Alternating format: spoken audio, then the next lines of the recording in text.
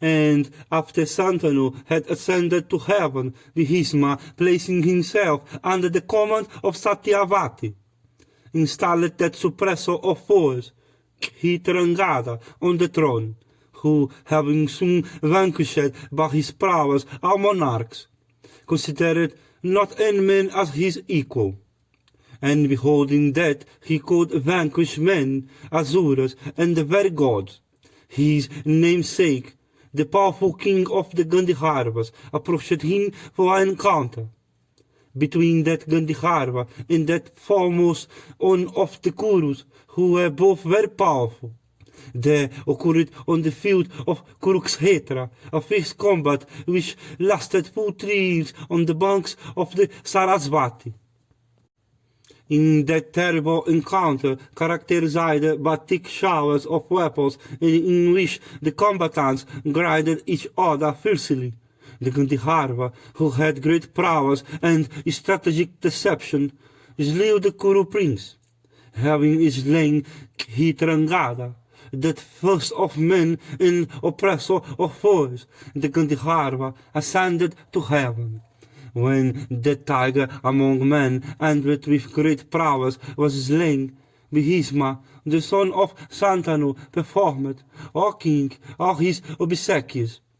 He then installed the boy Vikhitraviriya of mighty arms, still in his minority, on the throne of the Kurus.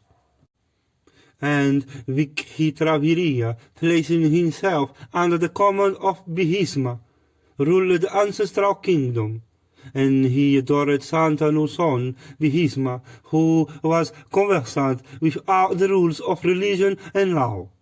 So, indeed, Bhisma also protected him that was so obedient to the dictates of Duri.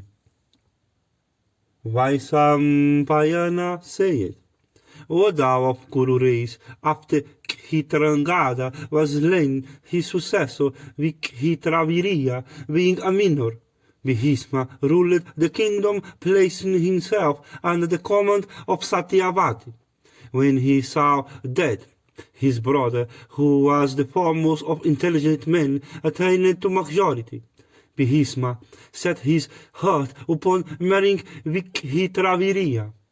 At this time he heard that the 3 daughters of the king of Kasi are equal in beauty to the Apsara themselves, would be married on the same occasion, selecting their husband at a self-choice ceremony. Then that foremost of warriors, that vanquisher of all foes, at the command of his mother, went to the city of Varanasi in a single chariot. There Bhisma, the son of Santanu, saw that innumerable monarchs had come from all directions, and there he saw those 3 maidens that would select their own husbands. And when the kings were each being mentioned by name, Bhisma chose those maidens, and taking them upon his chariot, Bhisma, that first of his meter in battle, addressed the kings, O monarch, and said in a voice deep as the roar of the clouds, The wise have directed that, when an accomplished person has been invited, a maiden may be bestowed on him, decked with ornaments, and along with many valuable presents. Others again may bestow their daughter by accepting a couple of kine. Some again bestow their daughters by taking a fixed son, and some take away maiden by force. Some wed with the consent of the maidens, some by drugging them into consent, and some by going into the maidens' parents and obtaining their sanction. Some again obtain wives as presents for assisting at sacrifice. Of these, the learned always applaud the egg form of marriage. Kings, however, speak highly of the Siviyamvara, and themselves wed according to it. But the sages have said that wife is dearly to be prized who is taken away by force, after the slaughter of opponents, from amidst the concourse of princes and kings, invited to a self-choice ceremony. Therefore, ye monarchs, bear away these maidens, hence by force. Strive ye to the best of your might, to vanquish me, or to be vanquished. Ye monarchs, I stand here, his over to fight. The Kuru prince, and with great energy, thus addressing the assembled monarchs, and the king of Kasi, took upon his car those maidens, and having taken them up, he sped his chariot away, challenging the invited kings to a fight. The challenged monarchs then all stood up, slapping their arms and beating their nether lips in wrath. And loud was the din produced, as in a great hurry. They began to cast off their ornaments and put on their armor, and the motion of their ornaments and armor, O Janamejaya, brilliant as these were assembled meteoric flashes in the sky. And with brows contracted, and eyes head with haze, the monarchs moved in patience, their armor and ornaments dazzling or waving with their agitated steps. The charioteers soon brought handsome cars with fine horses harnessed thereto. Those splendid warriors, then equipped with all kinds of weapons, rode on those cars, and with uplifted weapons pursued the retreating chief of the Kurus.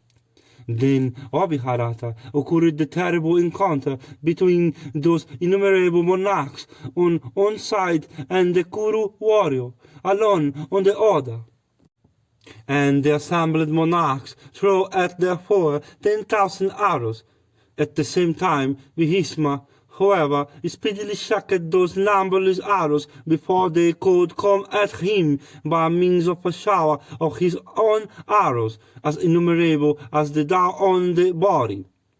Then those kings surrounded him from all sides, and rained arrows on him like masses of clouds, showering on the mountain breast. But Bhisma, resting with his shafts, the course of that iron downpour, pierced each of the monarchs with 3 shafts. The latter, on the other hand, pierced Bhisma, each with 5 shafts. But, O king, Bhisma checked those by his prowess and pierced each of the contending kings with 2 shafts.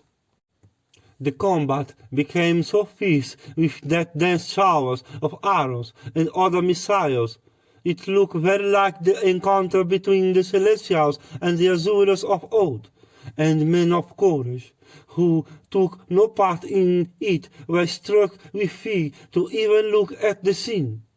Bhisma cut off with his arrows on the field of battle, bows and flagstaffs and coats of mail, and human heads by hundreds and thousands, and such was his terrible prowess and extraordinary lightness of hand, and such the skill with which he protected himself.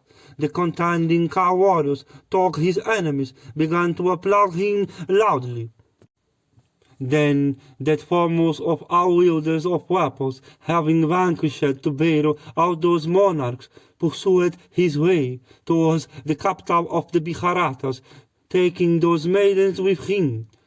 It was then, O king, that might car warriors, King Shalia of immeasurable prowess, from behind summoned Bhisma, the son of Santanu, to encounter, and desirous of obtaining the maidens. He came upon Bhisma like a mighty leader of a herd of elephants rushing upon another of his kind, and tearing with his tusk the leather hips at the sight of a female elephant in heat. And Shalia of mighty arms, moved by wrath, addressed Bhisma and said, "Stay, stay." Then Bhisma, that tiger among men, that grinder of hostility arms, provoked by these words, flamed up in wrath like a blazing fire. Bow in hand, he stayed on his car, in obedience to Kshatriya usages, having checked its course in expectation of the enemy. All the monarchs, seeing him stop, stood there to become a spectator of the coming encounter between him and Salia. The two then began to exhibit their prowess, like roaring bulls of great strength, at the sight of the cow en route. Then that foremost of men, King Salia, covered Vihisma, the son of Santanu, with hundreds and thousands of swift-winged shafts. And those monarchs, seeing Salia thus covering Vihisma, at the outset with immeasurable shafts, wondered much. Beholding his likeness of hand in combat, the crowd of eager spectators became very glad and applauded Salia greatly. That subjugator of hostility towns, Vihisma, then, on hearing those shots of the Kshatriyas, became very angry and said, "Stay, stay." In wrath he commanded his charioteer, saying, "Let thou my car to where Salia is, so that I may slay him instantly as Garuda slay a serpent."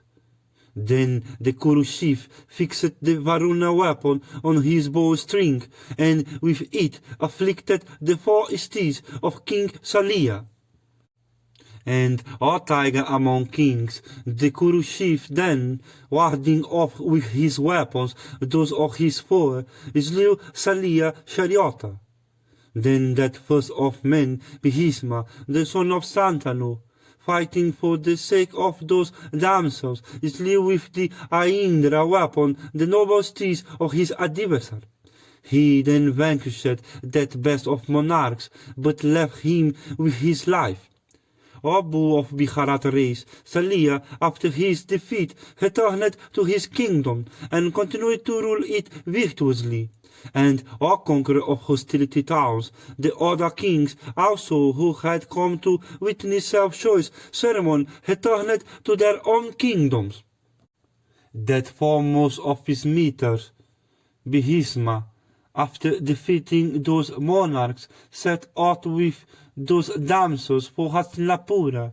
Hence the virtuous Kuru prince, Vikravirya, ruled the earth like that best of monarchs, his father Santanu.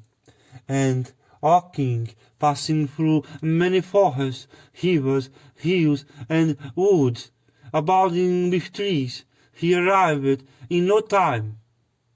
Of immeasurable prowess in battle, the son of the ocean, going Ganga, having slain numberless foes in battle without a scratch on his own person, brought the doctor of the king of Kasi unto the Kurus, astoundingly if they were his doctor-in-law, or younger sister, or doctors. And Vihisma, of mighty arms, impelled by the desire of benefiting his brother, having by his prowess brought them thus, then offered those maidens possessing every accomplishment unto Vikravirya, conversant with the dictates of virtue, the son of Santanu, having achieved such an extraordinary feat according to custom, then began to make preparations for his brother's wedding. And when everything about the wedding had been settled by Vihisma, in consultation with Satyavati, the eldest daughter of the king of Kasi, with a soft smile told him these words: "At heart I had chosen the king of Sambhava for my husband. He had in his heart accepted me for his wife. This was also approved by my father. At the self-choice ceremony, I would have chosen him as my lord. Thou art conversant with all the dictates of virtue. Knowing all these, do as thou likest." Thus addressed by that maiden in the presence of the Brahmanas, the heroic Bhishma began to reflect as to what should be done.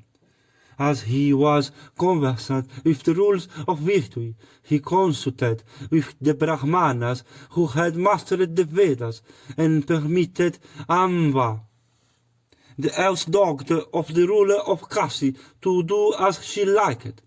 But he bestowed with direitos the two other daughters, Amvika and Amvalika, on his younger brother Vikhitraviriya. And Tog, Vikhitraviriya, was virtuous and abstemious, yet, proud of youth and beauty, he soon became lustful after his marriage. And both Amvika and Amvalika were of tall stature and of the complexion of moited gold, and their heads were covered with black cool hair, and their fingernails were high and head. Their hips were fat and round, and their breasts full and deep, and ended with every auspicious mark. The amiable young ladies considered themselves to be wedded to a husband who was every way worthy of themselves, and extremely loved and respected Vikhitraviriya. And Vikhitraviriya ended with the prowess of the celestials, and the beauty of the twin as wings could still the heart of any beautiful woman. And the prince passed several years uninterrupted in the company of his wives. He was attacked while yet in the prime of youth with phthisis. Friends and relatives in consultation with one another tried to effect a cure, but in spite of our efforts, the Kuru prince died, setting like the evening sun. The virtuous Bhishma then became plunged into anxiety and grief, and in consultation with Satyavati caused the obsequial rites of the deceased to be performed by learned priests and several of the Kuru race. Vaisampayana said, the unfortunate Satyavati then became plunged in grief on account of her son, and after performing with her daughters-in-law the funeral rites of the deceased, consoled as best she could her weeping daughters-in-law and Bhishma, that foremost of all wielders of weapons. And turning her eyes to religion and to the paternal and maternal lines, she addressed Bhishma and said, the funeral cake, the achievements and the perpetuation of the line of the virtuous and celebrated Santanu of Kuru race all now depend on thee, as the attainment of heaven is inseparable from good deeds, as long life is inseparable from truth and faith, so is virtue inseparable from thee. O virtuous one, thou art well acquainted in detail and in the abstract with the dictates of virtue, with various roots, and with all the branches of the Vedas. Know very well that thou art equal unto Sukra and Agiras, as regards firmness in virtue, knowledge of the particular customs of family, and readiness of invention under difficulties. Therefore, O foremost of virtuous men, relying on thee greatly, I shall appoint thee in a certain matter. Hearing me, it behoveth thee to do my bidding. Abu among men, my son and thy brother, and that with energy and dear unto thee, have gone shieldless to heaven while still a boy. These wives of thy brother, the amiable daughters of the ruler of Kasi, possessing beauty and youth, have become desirous of children. Therefore, O thou of mighty arms, at my command raise offspring on them for the perpetuation of our line. It behoveth thee to guard victory against loss. Install thyself on the throne and rule the kingdom of the Biharatas, whet thou dul a wife, plunge not thy ancestor into hell.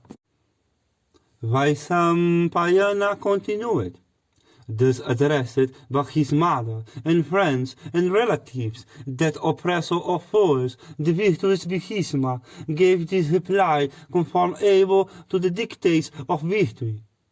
O mother, what thou sayest is certainly sanctioned by virtue, but thou knowest what my vow is in the matter of begetting children. Thou knowest how that transpired in connection with thy dower. O Satyavati, I repeat the pledge I once gave. I announce 3 words, the empire of heaven, or anything that may be greater than that, but truth I would never announce. Earth may announce its ascent, water may announce its moisture, light may announce its attribute of exhibiting forms, air may announce its attribute of touch, the sun may announce his glory, fire its heat, the moon his cooling rains, space its capacity of generating sound, the slayer of Vitra his prowess, the god of justice his impartiality, but I cannot announce truth. Thus addressed by her son, endowed with wealth of energy, Satyavati said unto Bhisma, O thou whose prowess is truth, I know thy firmness in truth. Thou canst, if so minded, create, by the help of thy energy, 3 worlds other than those that exist. I know what thy vow was on my account. But considering this emergence, bear thou the burden of the duty that oweth to his ancestor. O punisher of foes, act in such a way that the lineal link may not be broken and our friends and relatives may not grieve.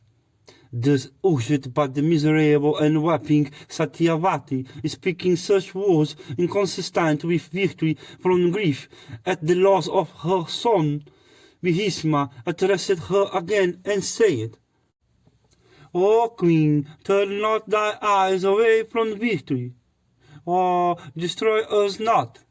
Breach of truth by a Kshatriya is never applauded in our treatises on religion. I shall soon tell thee, O queen, what the established Kshatriya uses is to which recourse may be had to prevent Santanu line becoming extinct on earth. Hearing me reflect on what should be done in consultation with learned priests and those that are acquainted with practices allowable in times of emergence and distress, forgetting not at the same time what the ordinary course of social conduct is. In olden days, Rama, the son of Jamadagni, in anger at the death of his father, slew with his better axe the king of the Haihyas. And Rama, by cutting off the 1,000 arms of Arjuna, achieved a most difficult feat in the world.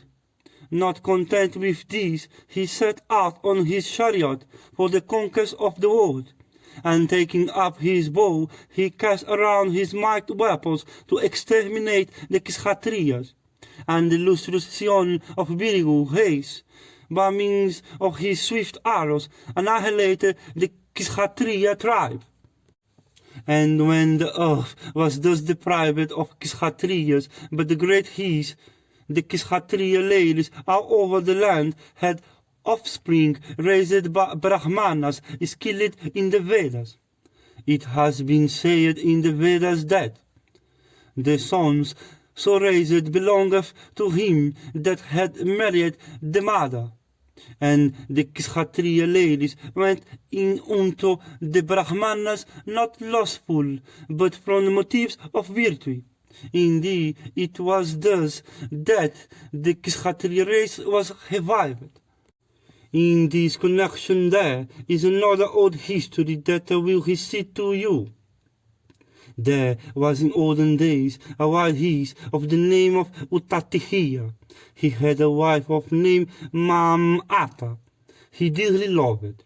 One day Utatihia younger brother, Vihihaspati, the priest of the celestial, who ended with great energy, approached Mamata. The lady, however, told her husband younger brother, that foremost of eloquent men, that she had conceived from her connection with his elder brother, and that, therefore, he should not then seek for the consummation of his wishes. O illustrious Vihihaspati, the child that I have conceived, have studied in his mother womb the Vedas with the 6 angas. Semen tuum frusta perdi non potesti. How can then this womb of mine afford whom for 2 children at a time? Therefore it behoveth thee not to seek for the consummation of thy desire at such a time. Thus addressed by her, Vihihaspati, Tog, possessed of great wisdom, succeeded not in suppressing his desire. Cum autem jam cum illa coiturus esseti. The child in the womb then addressed him and said, O father, cease from thy attempt. There is no space here for 2. O illustrious one, the womb is his mouth. I have occupied it first. Semen tuum perdi non potest. It behoveth thee not to afflict me. But Vihihaspati, without listening to what that child in the womb said, sought the embrace of Mamata, possessing the most beautiful pair of eyes. Ilitamen muni, qui inventori erat, punctum temporis, quo humor vitalis jam emissum, iret providens.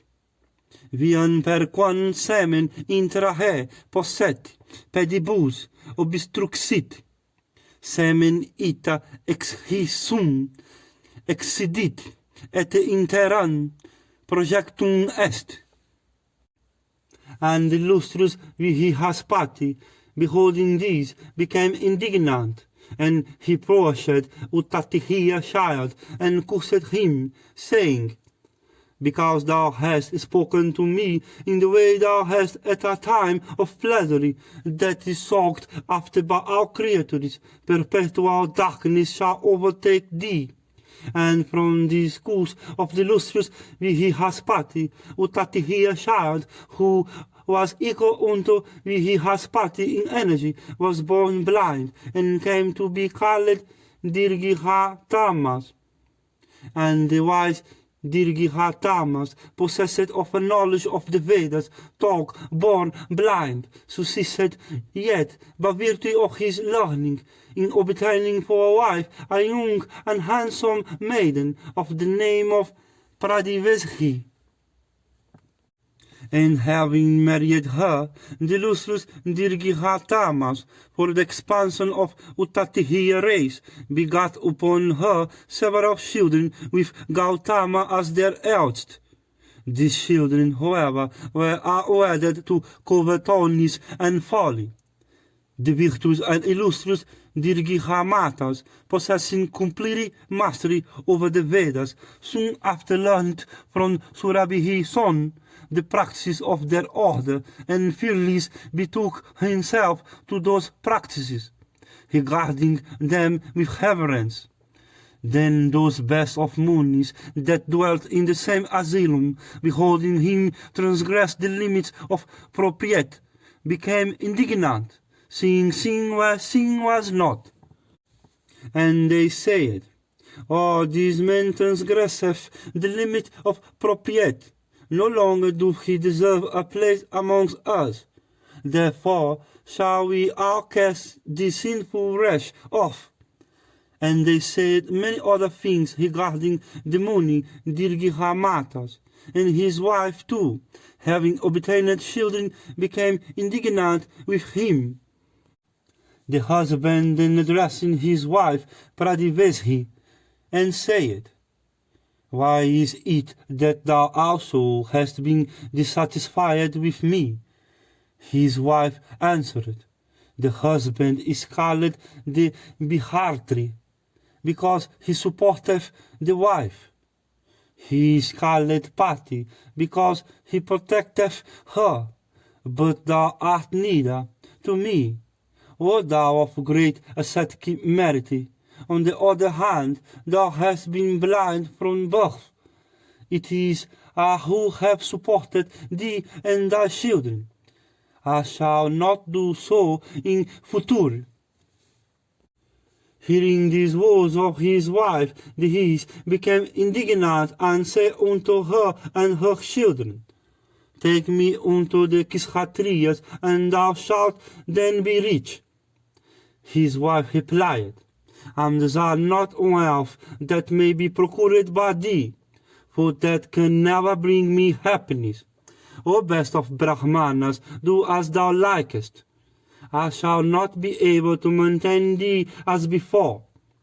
At these words of his wife, Dirghamatas said, I lay down from this day as a rule that every woman shall have to adhere to one husband for her life.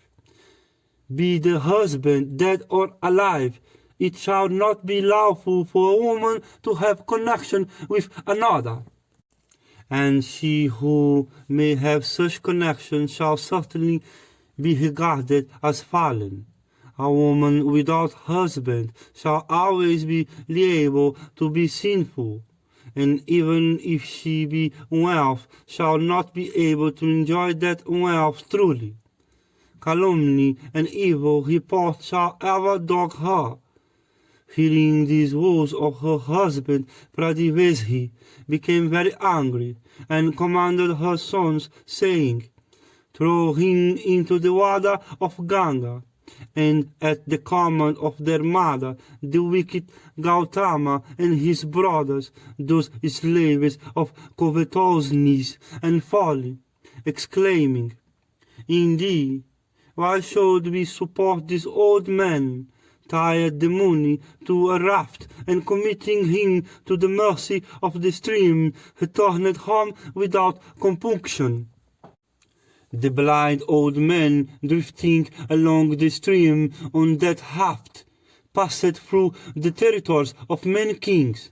One day a king named Vali, conversant with every duty, went to the Ganges to perform his ablutions. And as the monarch was thus engaged, the raft to which the Hish was tied approached him, and as it came, the king took the old man. The virtuous Vali, ever devoted to truth, then learning who the man was dead, was thus saved by him, chose him for raising up offspring.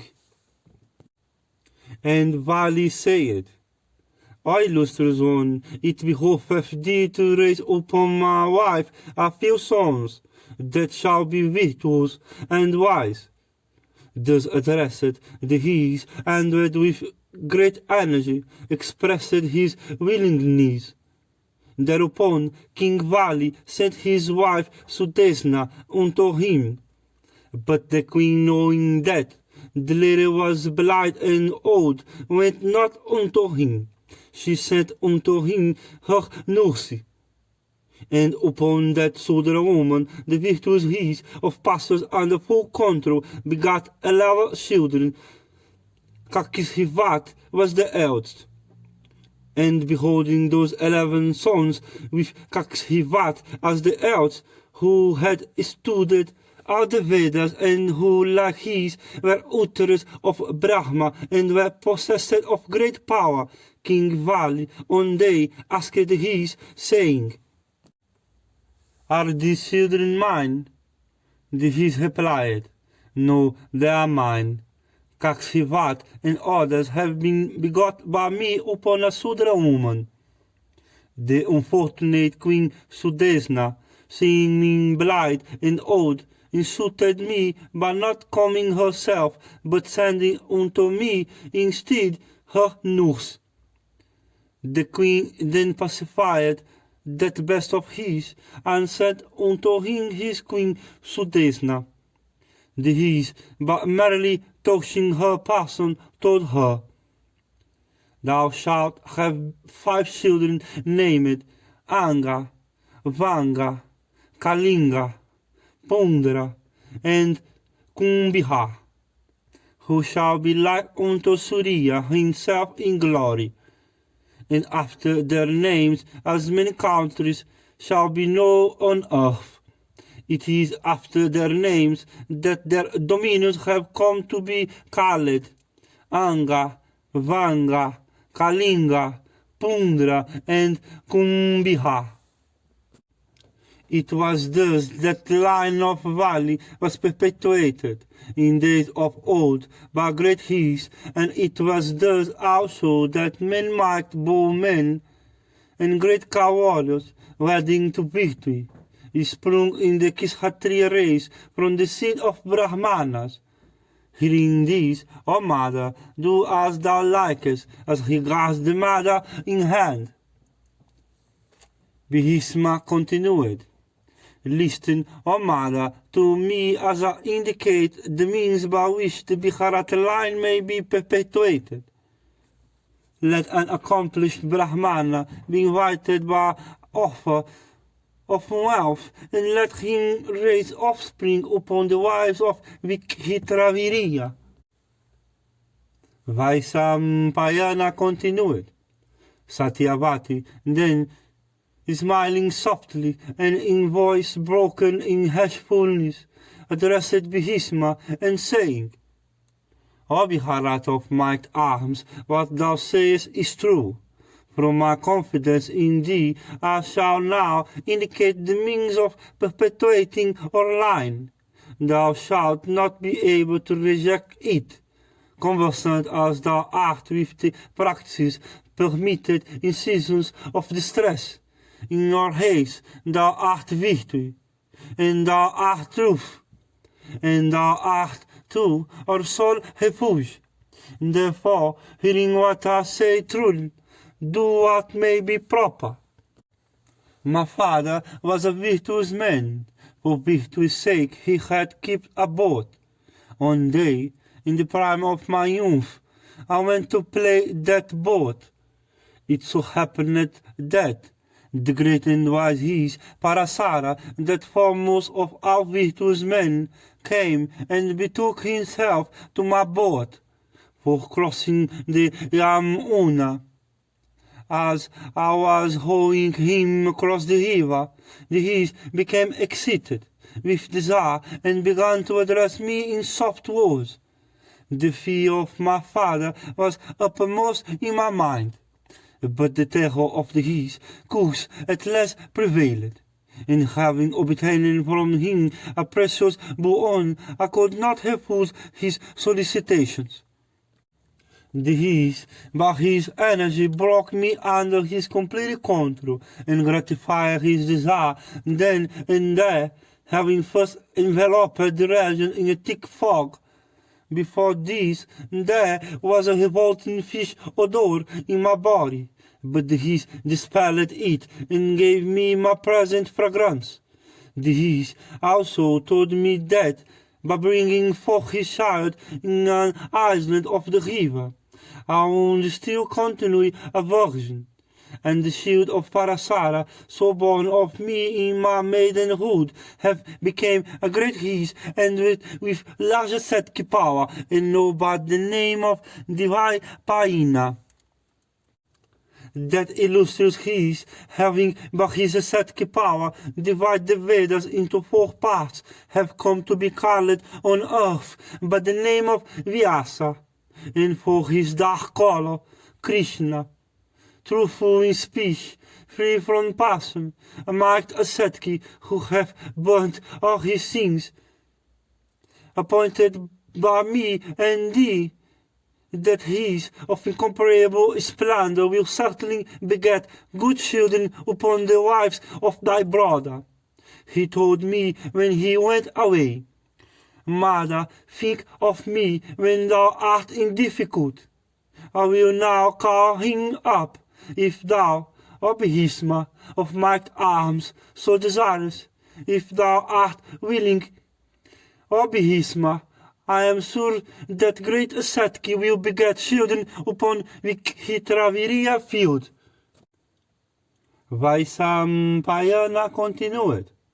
Mention being made of the great His, Behisma, with joined palms, said, that man is true intelligent who fixes his eyes judiciously on virtue, profit, and pleasure, and who, after reflecting with patience, acteth in such a way that virtue may lead to future virtue, profit to future profit, and pleasure to future pleasure.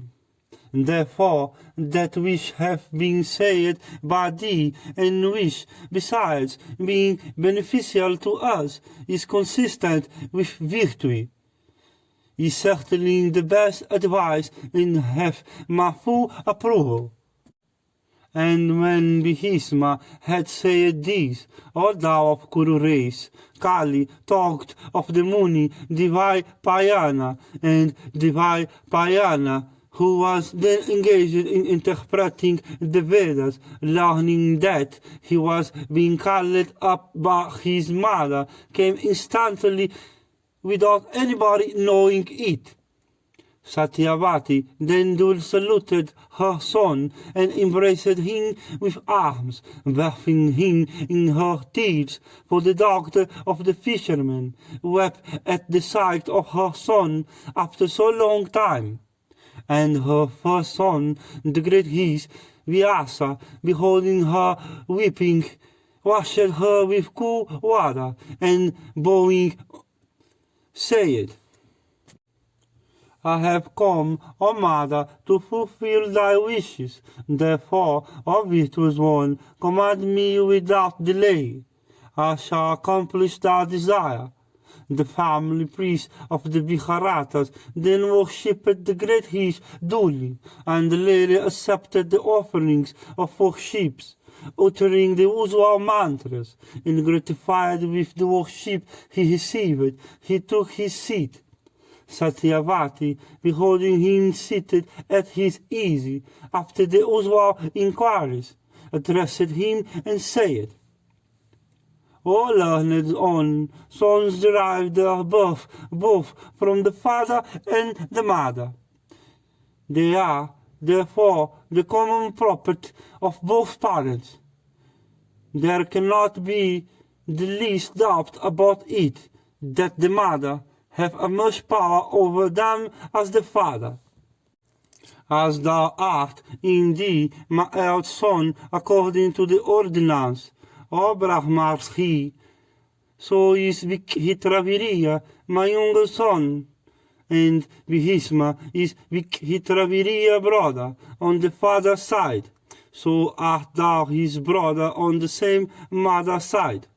I do not know what you may think, but this is what, O son, I think. This Behisma, the son of Santanu, devoted to truth, doth not, for the sake of truth, entertain the desire of either begetting children or ruling the kingdom. Therefore, from affection for thy brother Vikhitraviriya, for the perpetuation of our dynasty, for the sake of this Behisma request and my command, for kindness to our creatures, for the protection of the people, and from the liberality of thy heart, O King's one, it behoveth thee to do what I say. Thy younger brother hath left 2 windows like unto the doctors of the celestials themselves, and with youth and great beauty, for the sake of virtue and religion, they have become desirous of offspring. Thou art the fittest person to be appointed.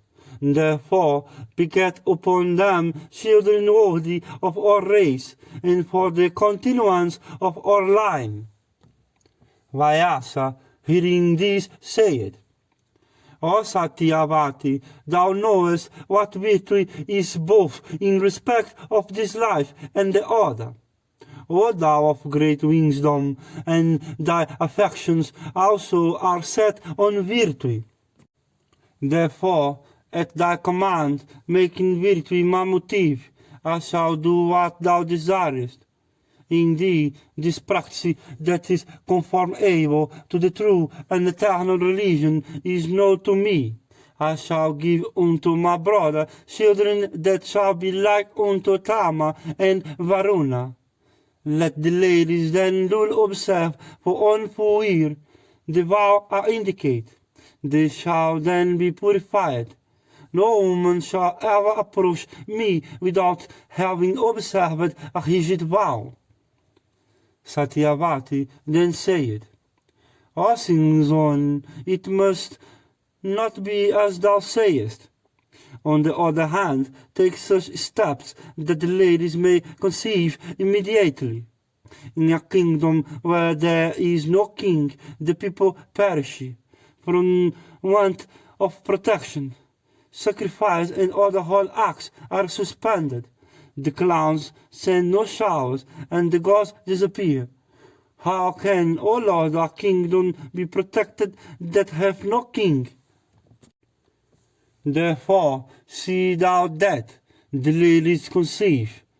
Bhisma will watch over the children as long as they are in their mother womb.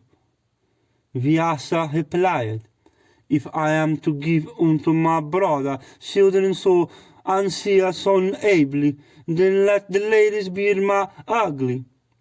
That in itself shall, in their case, be the austerities of penances.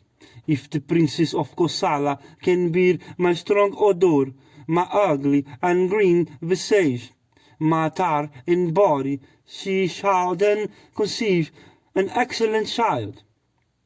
Vaisampayana continued. Having spoken thus unto Satyavati, Vyasa of great energy again addressed her and said, Let the princess of Kosala, clad in clean attire and decked with ornaments, wait for me in her bed chamber. Saying this, he disappeared. Satyavati then went to her daughter-in-law, and seeing her in private, spoke to her these words of beneficial and virtuous import. O Prince of Kosala, listen to what I say. It is consistent with virtue. The dynasty of the Maharatas have become extinct from my misfortune. Beholding my affliction and the extinction of his paternal line, the wise Bhisma, impelled also by the desire of perpetuating our race, have made me a suggestion, which suggestion, however, for its accomplishment is dependent on thee. Accomplish it, O doctor, and restore the lost line of the Maharatas. O thou of Egypt, bring thou forth a child equal in splendor unto the chief of the celestials. He shall bear the onerous burden of this our hereditary kingdom. Satyavati, having succeeded with great difficulty in procuring the assent of her virtuous daughter-in-law to her proposal, which was not inconsistent with virtue, then fed Brahmanas and his and numberless guests who arrived on the occasion. Vaisampayana said, Soon after the monthly season of the Prince of Kosala had been over, Satyavati, purifying her daughter-in-law with a bath, led her into a sleeping apartment. There, sitting her upon a luxurious bed, she addressed her, saying, O Prince of Kosala, thy husband have an elder brother who shall this day enter thy womb as thy child. Wait for him tonight without dropping off to sleep. Hearing these words of her mother-in-law, the amiable prince, as she lay on her bed, began to think of Bhisma, and the other elders of the Kuru race. Then the Hish of truthful speech, who had given his promise in respect of Amvika, in the first instance, entered her chamber while the lamp was burning. The prince, seeing his dark visage, his matted looks of copper hue, blazing eyes, his green beard, closed her eyes in fear. The Hish, from the desire of accomplishing his mother's wishes, however, knew her. But the latter, struck with fear, opened not her eyes even once to look at him. And when Vyasa came out, he was met by his mother, who asked him, "Shall the prince have an accomplished son?" Hearing her, he replied, "The son of the prince she will bring forth shall be equal in might unto 10,000 elephants. He will be an illustrious royal sage, possessed of great learning and intelligence and energy. The high-souled one shall have in a time a century of sons, but from the fault of his mother he shall be blind." At these words of her son, Satyavati said, "O thou of ascetic wealth, how can one that is blind become a monarch worthy of the Kurus? How can one that is blind become the protector of his relatives and family, and the glory of his father's race? It behoveth thee to give another king unto the Kurus," saying, "So be it." Vyasa went away, and the first prince of Kosala in due time brought a blind son.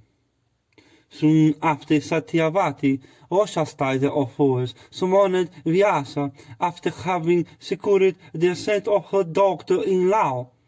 Vyasa came according to his promise and approached as before the second wife of his brother. And Ambalika, beholding the Rish, became pale with fear. And Abhiharata, beholding her so afflicted and pale with fear, Vyasa addressed her and said, "Because thou hast been pale with fear at the sight of my green visage, therefore thy child shall be pale in complexion. O thou of handsome face, the name also thy child shall be Pandu." Saying this, the lustrous and best of his came out of her chamber, and as he came out, he was met by his mother, who asked him about the would-be child. This told her that the child would be of pale complexion, and know by the name of Pandu. Satyavati again begged of the Hish another child, and the Hish told her in reply, "So be it."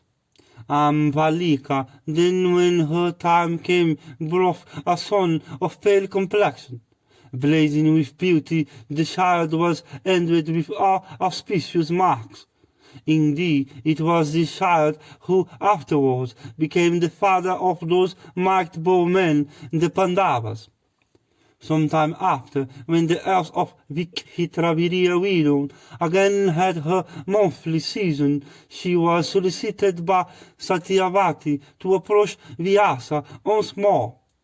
Possessed of beauty like a daughter of the celestials, the prince refused to do her mother-in-law bidding. Remembering the green visage and strong odor of the Hish, she, however, sent unto him a maid of her, endowed with the beauty of an Apsara, and decked with her own ornaments. And when the Vyasa arrived, the maid rose up and saluted him, and she waited upon him respectfully, and took her seat near him when asked.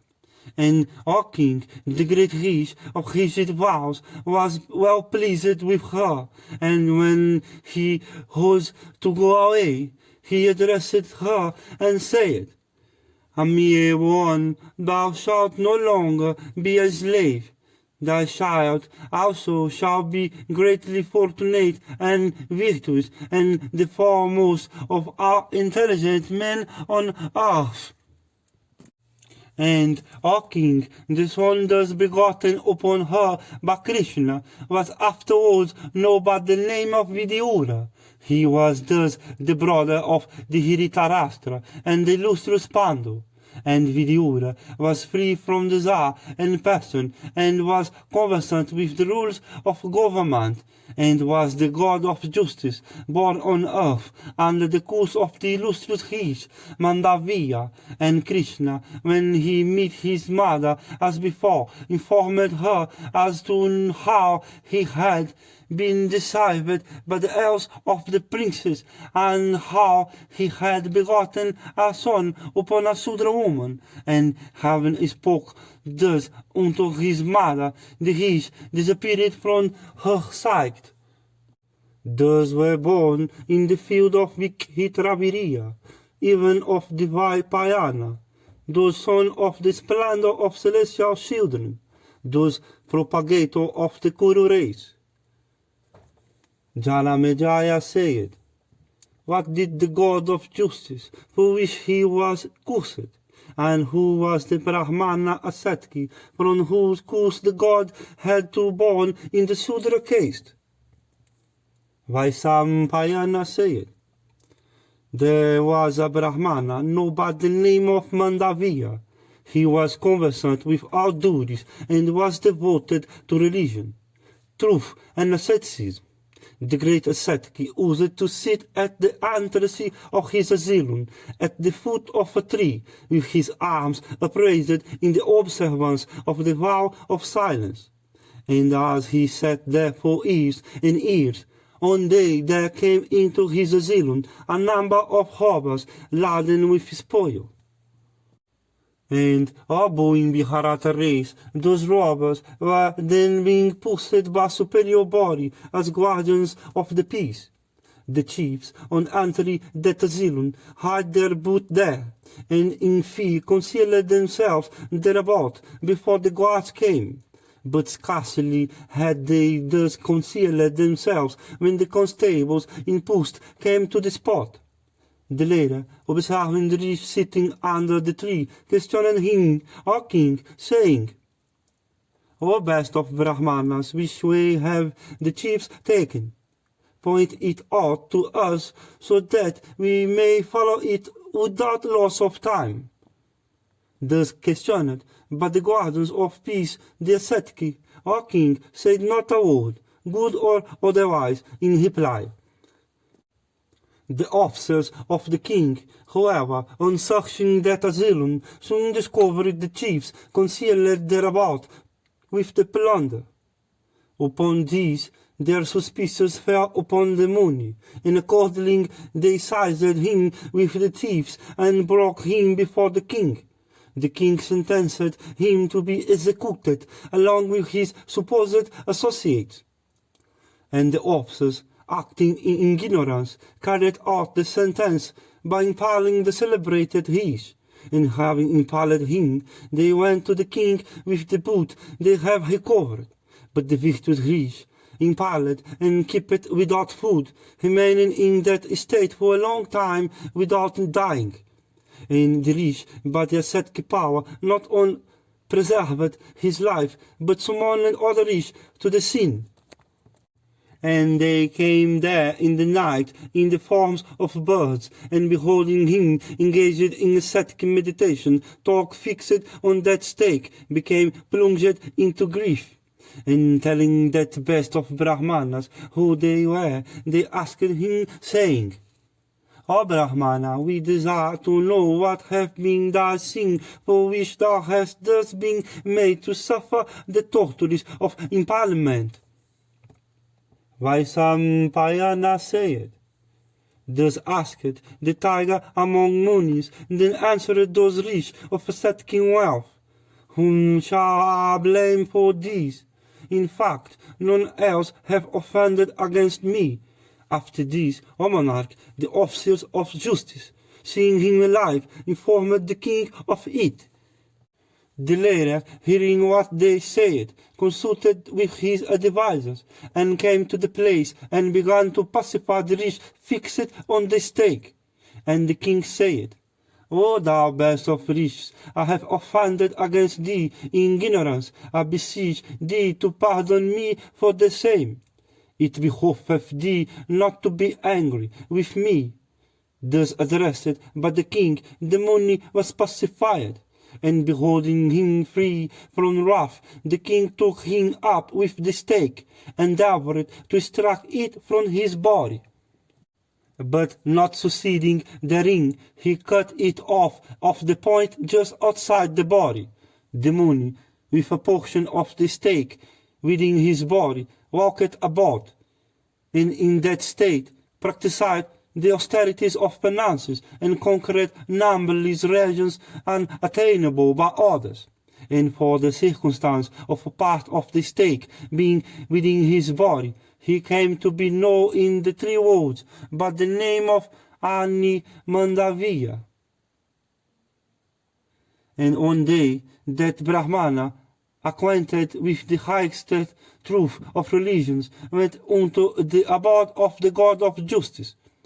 And beholding the God there, seated on his throne, the wretch approached him and said, What, pray, is that sinful act committed by me unconsciously, for which I am bearing this punishment? Oh, tell me soon, and behold the power of my asceticism. The God of justice, just questioned, replied, O thou of ascetic wealth, a little insect was once pierced by thee on a blade of grass. Thou bearest now the consequence of the act. Orish as a gift, however, is more multiplieth in respect of its religion's merits. So a sinful act multiplieth in respect of the war it bringeth in its train. On hearing this, Mandavia asked, O tell me truly when this act was committed by me. Told in reply by the God of justice that he had committed it when a child. That shall not be a sin which may be done by a child up the 12th year of his age from birth. The scriptures shall not recognize it as sin. The punishment thou hast inflicted on me for such a venial offense have been disproportionate in severity. The killing of a Brahmana involves a sin that is heavier than the killing of any other living being. Thou shalt, therefore, O God of justice, have to be born among men even in the Sudra order. And from this day establish this limit in respect of the consequence of the acts, that an act shall not be sinful when committed by one below the age of 14, but when committed by one above that age, it shall be regarded as sin. Vaisampayana continued. Cursed for this fault, but that illustrious Rish, the God of justice, had his birth as Vidyura in the Sudra order, and Vidyura was well posted up in the doctrines of morality and also politics and worldly profit. And he was entirely free from covetousness and wrath, possessed of great foresight and undisturbed tranquility of mind. Vidyura was ever devoted to the welfare of the Kurus. Vaisampayana said, upon the birth of those 3 children, Kuru, Jangala, Kurukshetra, and the Kurus grew in prosperity. The earth began to yield abundant harvest, and the crops also were of good flavor. And the clouds began to pour rain in season, and trees became full of fruits and flowers. And the drought cattle were all happy, and the birds and other animals rejoiced exceedingly. And the flowers became fragrant, and the fruit became sweet, The cities and towns became filled with merchants, artisans, traders, and artists of every description, and the people became brave, learned, honest, and happy. And there were no robbers then, or anybody who was sinful. And it seemed that the golden age had come upon every part of the kingdom, and the people devoted to virtuous acts, sacrifice, and truth, and regarding one another with love and affection, grew in prosperity, and free from pride, wrath, and covetousness.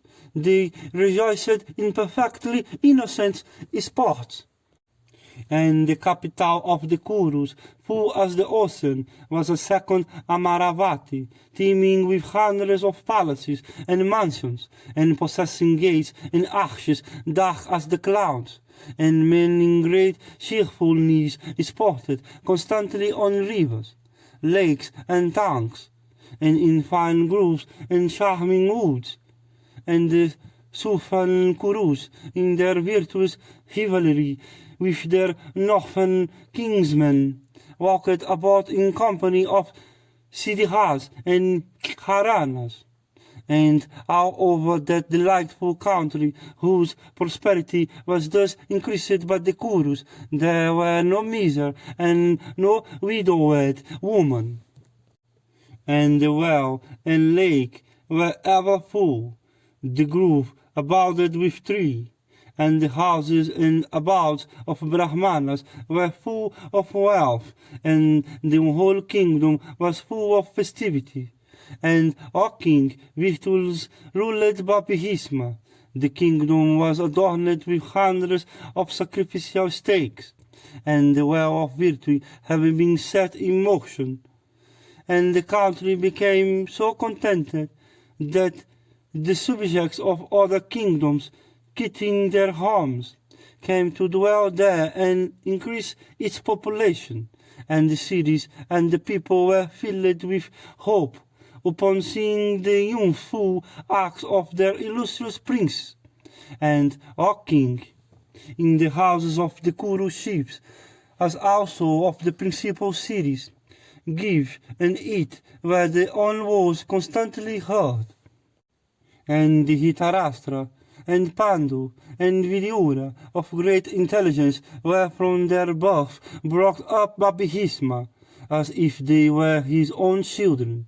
And the children, having passed through the usual rites of their order, devoted themselves to vows and study, and they grew up into fine skilled in the Vedas and all athletic sports, and they became well skilled in the practice of bow, in horse, in counter with mace, sword, and shield, in elephants, and in the science of morality, well read in history, and the Puranas, and various branches of learning, and acquainted with the truth of the Vedas and their branches, they acquired knowledge, which was versatile and deep.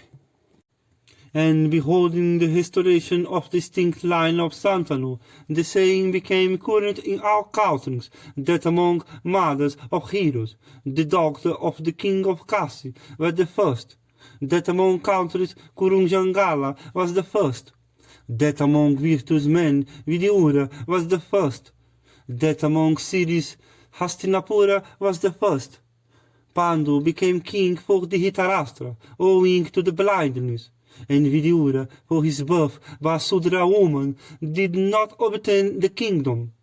One day, Bhisma, the foremost of those acquainted with the duties of a statesman and dictates of morality, properly addressing Vidyura, conversant with the truth of religion and virtue, said as follows: Bhisma said, "This our celebrated race, resplendent with every virtue and accomplishment, have our long sovereignty over all other monarchs on earth, its glory maintained and itself perpetuated by many virtuous and illustrious monarchs of old, the illustrious Krishna and Satyabhati, and myself have raised you up in order that it may not be extinct.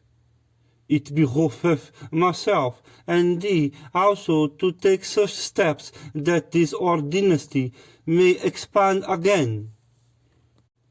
It hath been heard by me that there are 3 maidens worthy of being allied to our race. One is the daughter of the Yadava race, the other is the daughter of Suvala, and the third is the princess of Madra. O son, all these maidens are of course of blue blood, possessed of beauty and pure blood. They are eminently fit for an alliance with our family. O thou foremost of intelligent men, I think we should choose them for the growth of our race. Tell me what thou thinkest. Dus addressed, Vidura replied, Thou art our father, and thou art our mother, too. Thou art our respected spiritual instructor. Therefore, do thou what may be best for us in thy eyes. Vaisampayana continued. Soon after Bhishma heard from the Brahmanas that Gandhihari, the amiable doctor of Suvala, having worshipped Hara, had obtained from the deity the boon that she should have a century of sons. Bhishma, the grandfather of the Kurus, having heard this, sent messengers unto the king of Gandhihara. King Suvala at first hesitated on account of the blindness of the bridegroom, but taking into consideration the blood of the Kurus, their fame and behavior, he gave his virtuous daughter unto the Dhritarashtra, and the sage Gandhihari, hearing that the Dhritarashtra was blind and that her parents had consented to wed her with him from love and respect for her future husband, blindfolded her own eyes.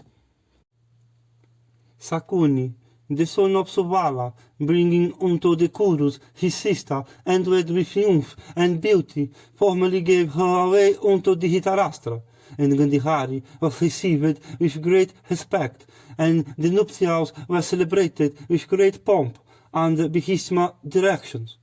And the heroic Sakuni, after having bestowed his sister along with many valuable robes, and having received Bhishma adorations, returned to his own city. And O thou of Mahabharata race, the beautiful Gandhihari gratified all the Kurus by her behavior and respectful attentions, and Gandhihari never devoted to her husband, gratified her superiors by her good conduct, and as she was chaste, she never refused even by vows to men other than her husband or such superiors. Vaisampayana continued. There was amongst the Yadavas a chief named Sura.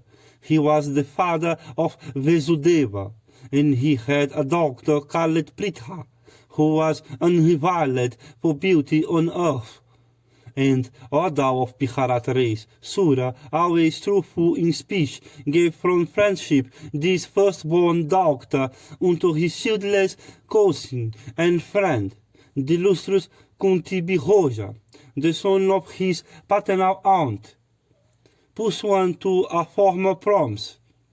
And Pritha, in the house of her adoptive father, was engaged in looking after the duties of hospitality to Brahmans and other guests.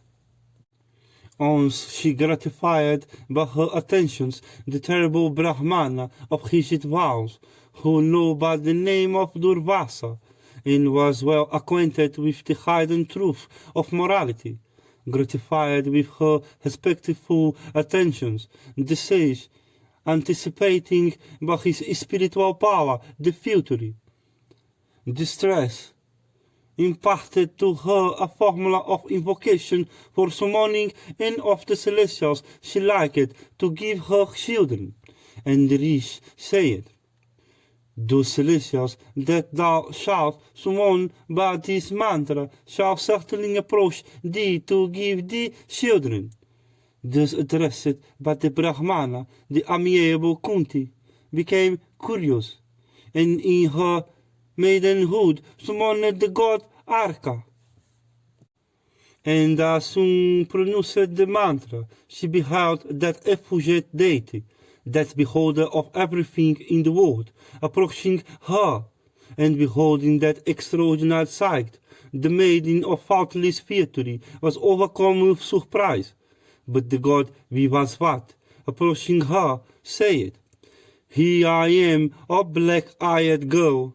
Tell me what I am to do for thee." Hearing this, Kunti said, "O slayer of foes, a certain Brahmana gave me this formula of invocation as a boon, and, O Lord, I have summoned thee only to test its efficacy.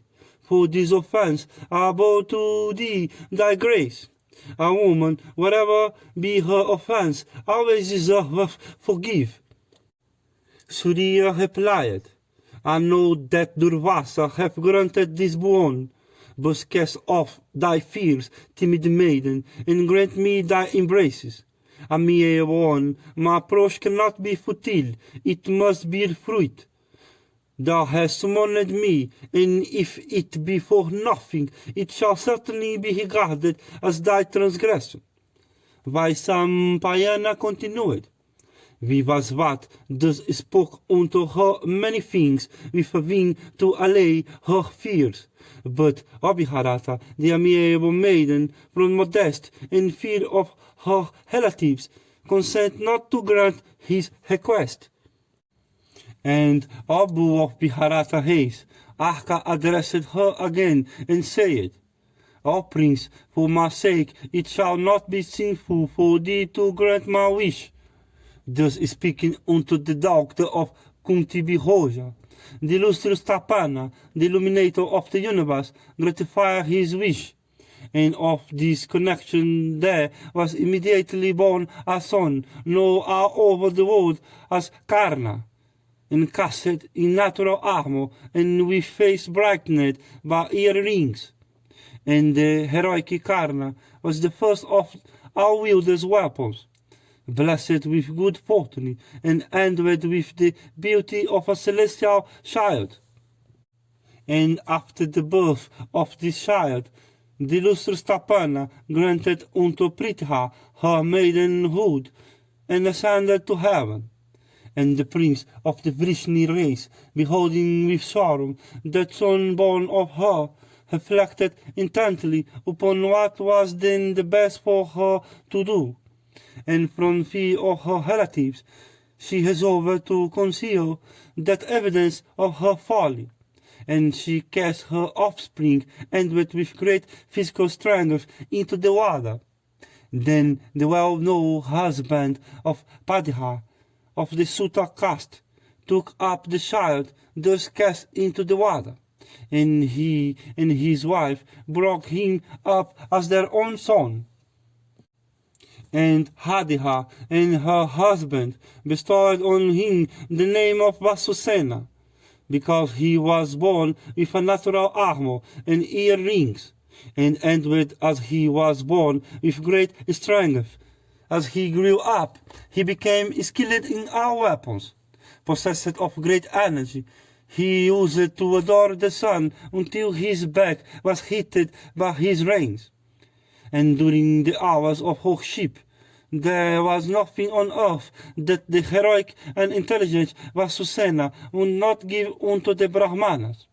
And Indra, desirous of benefiting his own son Vihalguni, assuming the form of a Brahmana, approached Vasusena on one occasion and begged of him his natural armor. Thus asked, Karna took off his natural armor, and joining his hands in reverence, gave it unto Indra, in the guise of a Brahmana. And the chief of the celestials accepted the gift, and was exceedingly gratified with Karna's liberality. He therefore gave unto him a fine dart, saying, that on among the celestials, the Asuras, men, the Gandharvas, the Nagas, and the Rakshasas, who thou desirest to conquer, shall be certainly slain with this dart. the son of Surya, was before this known by the name of Vasusena. But since he cut off his natural armor, he came to be called Karna. Vaisampayana said, the last-eyed daughter of Kunti Bihosha, Pritha, by name, was endowed with beauty and every accomplishment of his vows. She was devoted to virtue and possessed of every good quality. But Tog, endowed with beauty and youth and every woman attribute, yet so happened that no king asked for her hand. Her father, Kunti Bihosha, seeing this, invited, O best of monarchs, the prince and kings of other countries, and desired his daughter to select her husband from among her guests. The intelligent Kunti entered the amphitheatre, beheld Pandu, the foremost of the Mahabharata, the tiger among kings, in that concourse of crowned heads, proud as the lion, broad-chested, blue eyes, endowed with great strength, and outshining our other monarchs in splendor. He looked like another Indra in that royal assembly, the amiable daughter of Kunti Bihosha, of faultless virtues, beholding Pandu, that best of men, in that assembly, became very much agitated, and advancing with modesty, all the while, with emotion, she placed the nuptial garland about Pandu's neck. The other monarchs, seeing Kunti choosing Pandu for her lord, returned to their respective kingdoms on elephants, horses, and cars, as they came. Then, O king, the bright father caused the nuptial rite to be performed. The Kuru prince, blessed with great good fortune, and the daughter of Kunti Bihosha, formed a couple like Mahabharat and Paulomi. And, O best of Kuru monarchs, King Kunti Bihosha, after the nuptials were over, presented his son-in-law with much wealth and sent him back to his capital. Then the Kuru prince, Pandu, accompanied by large force, hearing various kinds of banners, and elogized by Brahmans and great rish, pronouncing benedictions, reached his capital, and after arriving at his own palace, he established his queen therein. Vaisampayana continued. Some time after, Bhisma, the intelligent son of Santanu, set his heart upon getting Pandu married to a second wife, accompanied by an army composed of 4 kinds of force, and also by aged councillors and Brahmanas. He went to the capital of the king of Madra, and that bull of the Valhikas, the king of Madra, hearing that Bhisma had arrived, went out to receive him, and having received him with respect, he got him to enter his palace. Arriving there, the king of Madra offered unto Bhisma a white carpet for a seat, water to wash his feet with, an usual oblation of various ingredients indicative of respect. And when he was seated at ease, the king asked him about the reason of his visit. Then Bhisma, the supporter of the dignity of the Kurus, addressed the king of Madra, and said, O oppressor of our foes, know that I have come for the hand of a maiden. It hath been heard by us that thou hast a sister named Madri, celebrated for her beauty and endowed with every virtue. I will choose her for Pandu. Thou art, O king, in every respect worthy of an alliance with us, and we also are worthy of thee. Reflecting upon all these, O king of Madra, accept us. The ruler of Madra, thus addressed by Bhisma, replied, To my mind, there is none else than one of thy family with I can enter into an alliance. But there is a custom in your family, acted upon by our ancestor, which, be it good or bad, I am incapable of transgressing. It is well known, and therefore is known to thee as well. I doubt not. Therefore, it is not proper for thee to tell me, bestow thy sister. The custom to which I allude is our family custom. With us, that is a victory and worthy of observance. It is for this only. O slayer of foes, I cannot give thee an assurance in the matter of thy request. On hearing this, Vítima answered the king of Madra, saying, O king, this, no doubt, is a victory. The self-creator himself hath said it. Thy ancestors were observant of custom. There is no fault to find with it. It is also well known, O Salia, that this custom in respect of family dignity hath the approval of the wise and the good. Saying this, Vítima of great energy gave unto Salia much gold, both coined and uncoined, and precious stones of various colors, but thousands, and elephants, and horses, and cars, and much cloth, and men ornaments, and gems, and pearls, and corals. And Salia, accepting with a cheerful heart those precious gifts, then gave away his sister decked in ornaments unto that bull of the Kuru race.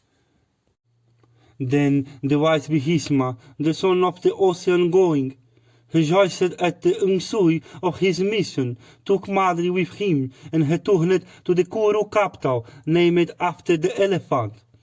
Then, selecting an auspicious day and moment as indicated by the wise for the ceremony, King Pandu was united with Madri.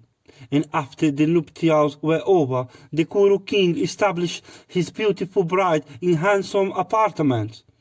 And, O King of Kings, that best of monarchs, then gave himself up to enjoyment in the company of his two wives, as best he liked, and to the limit of his desires. And after 30 days had elapsed, the Kuru king, or monarch, started from his capital for the conquest of the world.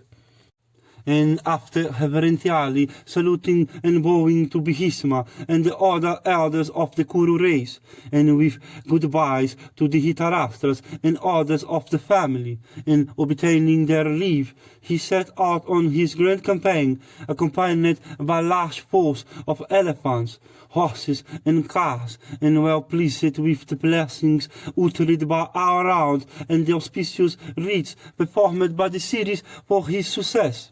And Pandu, accompanied by such a strong force, marched against various foes, and that tiger among men, that spreader of the fame of the Kurus, first subjugated the robbers' tribes of Pasarna.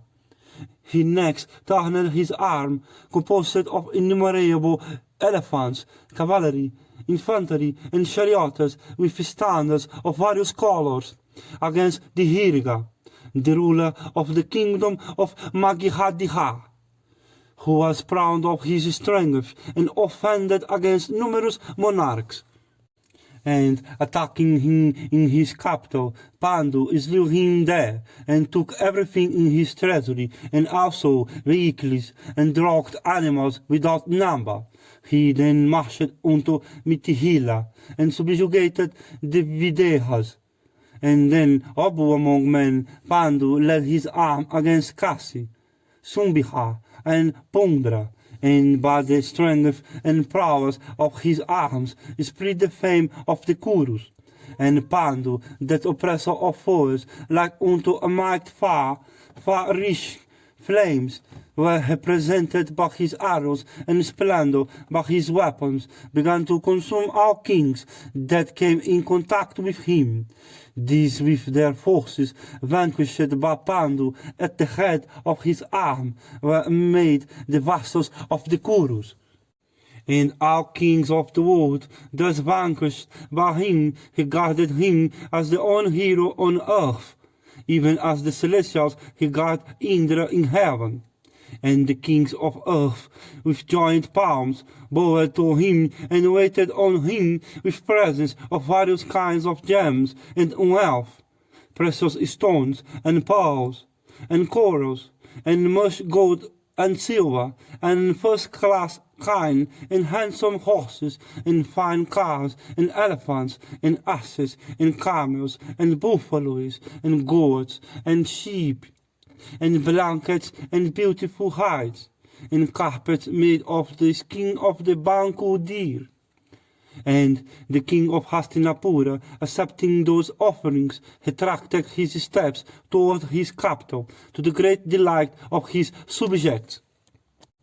And the citizens and others filled with joy, and kings and ministers all began to say, "Oh, the fame of the achievements of Santanu, the tiger among kings, and of the wise Mahabharata, which were about to die, have been revived by Pandu, they who hovered before the Kurus of both territory and wealth have been subjugated by Pandu, the tiger of Hastinapura, and made to pay tribute. And all the citizens with Bhisma at their head went out to receive the victorious king. They did not proceed far when they saw the attendants of king laden with much wealth, and the train of various conveyances laden with all kinds of wealth, and of elephants, horses, cars, kine, camels, and other animals, was so long that they saw not its end. Then Pandu, who was a father to him, saluted the citizens and others as each deserved, and Bhisma, embracing Pandu as his son, who had returned victorious after grinding many hostile kingdoms, wept tears of joy, and Pandu, instilling joy into the hearts of his people with flourishing of trumpets and conchs and carol drums, entered his capital. Vaisampayana said, Pandu then, at the command of the Dhritarashtra, offered the wealth he had acquired by the prowess of his arms to Bhisma, their grandmother Satyavati, and their mothers, the prince of Kosala, and he sent portion his wealth to Vidyura, and the virtuous Pandu gratified his other relatives with similar presents. Then Satyavati and Bhisma and the Kosala prince were all gratified with the presents Pandu made out of the acquisitions of his prowess. And Amvalika, in particular, upon embracing her son of incomparable prowess, became as glad as the Queen of Heaven upon embracing Jayanta, and with the wealth acquired by that hero, the Dhritarashtra performed 5 great sacrifices that were equal unto 100 great horse sacrifices, at all of which the offerings to Brahmanas were by hundreds and thousands.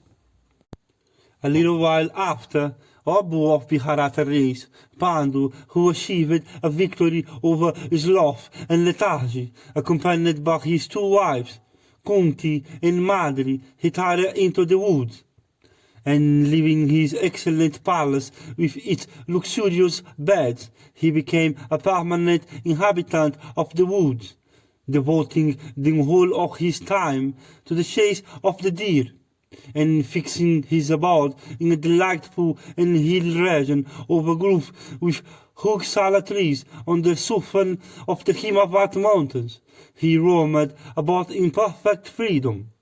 The handsome Pandu, in the midst of his 2 wives, wandered in those woods like Airavat in the midst of the 2 elephants, and the dwellers in those woods, beholding the heroic Mahabharata prince in the company of his wives, armed with swords, arrows, and bow, clad with his beautiful armor, and skilled in all excellent weapons, regarded him as the very god wandering among them. And at the command of the Dhritarashtra, people were busy in supplying Pandu in his retirement with every object of pleasure and enjoyment. Meanwhile, the son of the ocean heard that King Devaka had a daughter endowed with youth and beauty and begotten upon Sudra wife, bringing her from her father abode. Bhisma married her to Vidura of great wisdom, and the Kuru prince Vidura begot upon her many children like unto himself in accomplishment.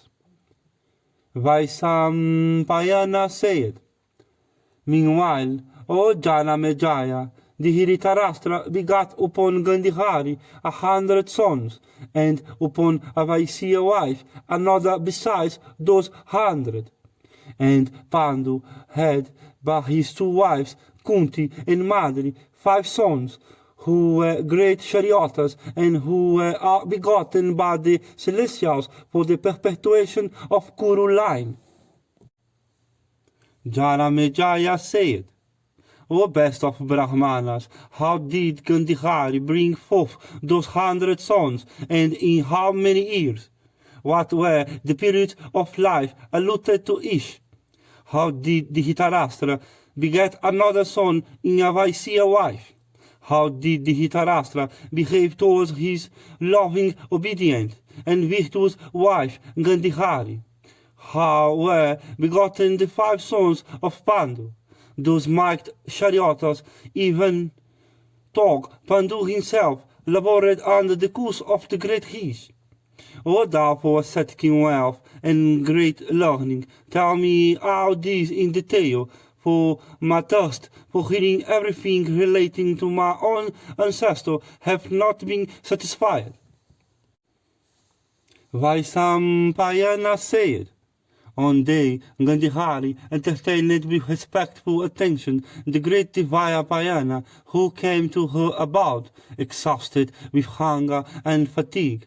Gratified with Gandhihari hospitality, the rishi gave her the boon she asked, that she should have a century of sons, each equal unto her lord in strength and accomplishments.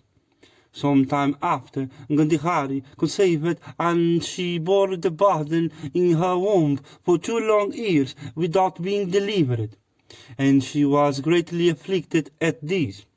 It was then that she heard that Kunti had brought forth a son whose splendor was like unto the morning sun. Impatient of the period of gestation which had prolonged so long her own case, and deprived of reason by grief, she struck her womb with great violence without the knowledge of her husband. And thereupon came out of her womb after 2 years grew a hard mass of flesh like unto an iron bow. When she was about to throw it away, Devayapayana, learning everything by his spiritual powers, promptly came there, and that first of ascetics, beholding that bow of flesh, addressed the doctor of Suvala thus, What hast thou done? Gandhihari, without endeavoring to disguise her feelings, addressed the rishi and said, Having heard that Kunti had brought forth a son like unto Surya, the sun god himself, in splendor, I struck in grief at my womb. Thou hadst, O rishi, granted me the boon that I should have 100 sons, but he is on a bow of flesh for those 100 sons. Vyasa then said, Doctor of Suvala, it is even so, but my words can never be futile. I have not spoken an untruth, even in jest. I need not speak of other occasions. Let 100 pots full of clarified butter be brought instantly, and let them be placed at a concealed spot. In the meantime, let Kuwada be sprinkled over this bowl of flesh. Vaisampayana continued. That bowl of flesh, then sprinkled over with water, became in time divided into 101 parts, each about the size of the thumb. These were then put into those pots full of clarified butter that had been placed at a concealed spot and were watched with care. The illustrious Vyasa then said unto the doctor of Suvala, that she should open the covers of the pots after 2 years. And having said this, and made this arrangement, the wise Devayapayana went to the Himavat mountains for devoting himself to asceticism. Then in time, King Duryodhana was born from among those pieces of the bow of flesh that had been deposited in those pots. According to the order of birth, King Yudhishthira was the eldest. The news of Duryodhana's birth was carried to Bhisma and the wise Vidura. The day that Duryodhana was born was also the birthday of Bhishma, of might arm and great prowess. As soon as Duryodhana was born, he began to cry and bray like an ass. And hearing that sound, the asses, vultures, jackals, and crows uttered their respective cries responsively. Violent winds began to blow, and there were fires in various directions. Then King Dhritarashtra, in great fear, summoning Bhisma and Vidura, and other well-wishers, and all the Kurus, and numberless Brahmans, addressed thee and said, "The else of them, Prince Yudhishthira, is the perpetuation of our line. By virtue of his birth he hath acquired the kingdom. We have nothing to say to this, but shall this my son, born after him, become king? Tell me truly what is lawful and right under this circumstance." As soon as these words were spoken, Mahabharata, jackals and other carnivorous animals began to howl ominously, and marking those frightful omens all around, the assembled Brahmanas and the wise Vidura replied, "O king, O among men, when these frightful omens are noticeable at the birth of thy eldest son, it is evident that he shall be the exterminator of thy race. The prosperity of all dependeth on his abandonment. Calamity there must be in keeping him. O king, if thou abandonest him, there remain yet to the 99 sons. If thou desirest the good of thy race, abandon him, O Mahabharata. O king, do good to the world and thy own race by casting off this own child of thine. It hath been said that an individual should be cast off for the sake of a family. That family should be cast off for the sake of a village. That village may be abandoned for the sake of the whole country, and that the earth itself may be abandoned for the sake of the soul." When Vidura and those Brahmanas had stated so, King Dhritarashtra, out of affection for his son, had not the heart to follow that advice. Then, O king, within a month were born 400 sons unto Dhritarashtra, and the doctor in excess of these 100. And during the time when Gandhari was in a state of advanced pregnancy, there was a maiden servant of the Vaisya class who used to attend on Dhritarashtra. During that year was begotten upon her by the illustrious Dhritarashtra, a son endowed with great intelligence, who was afterwards named Yuyutsu. And because he was begotten by Kshatriya upon a Vaisya woman, he came to be called Karna. Thus were born unto the wise Dhritarashtra 100 sons, who were all heroes in might Chariota, and a doctor, and another son, Yuyutsu, of great energy and prowess, begotten upon a Vaisya woman. Janamejaya said, "O son, thou hast narrated to me from the beginning about the birth of the Dhritarashtra 100 sons, owing to the boon granted by the rich. But thou hast not told me as yet in particular about the birth of the doctor. Thou hast merely said that, over and above the 100 sons, there was another son named Yuyutsu, begotten upon a Vaisya woman, and a doctor. The great Rish, Vyasa, of immeasurable energy, said unto the daughter of the king of Gandhara that she would become the mother of 100 sons. Illustrious one, how is that? Thou sayest Gandhari had a daughter over and above her 100 sons. If the bough of flesh was distributed but the great Rish all into 100 parts, and if Gandhari did not conceive on an other occasion, how was then Dusala born? Tell me this, O Rish, my curiosity have been great. Vaisampayana said, O descendant of the Pandavas, thy questions is just, and I will tell thee how it happened. The illustrious and great Rish himself, by sprinkling water over the bowl of flesh, began to divide it into parts. And as it was being divided into parts, the nurse began to take them up and put them one by one into those pots filled with clarified butter. While this process was going on, the beautiful and chaste Gandhari of rigid vows, realizing the affection that one feeleth for a doctor, began to think in her mind, there is no doubt that I shall have 100 sons, the Muni having said so. It can never be otherwise. But I should be very happy if a daughter were born of me and above these 100 sons and junior to them all. My husband then may attend to those woes that the possessions of a daughter's sons conferreth. Then again the affection the women feel for their sons-in-law is great. If therefore I obtain a daughter over and above my 100 sons, then surrounded by sons and daughter sons, I may feel supremely blessed. If I have ever practiced ascetic austerities, if I have ever given anything in charity, if I have ever performed the Homa, if I have over gratified my superiors by respectful attentions, then let a daughter be born unto me.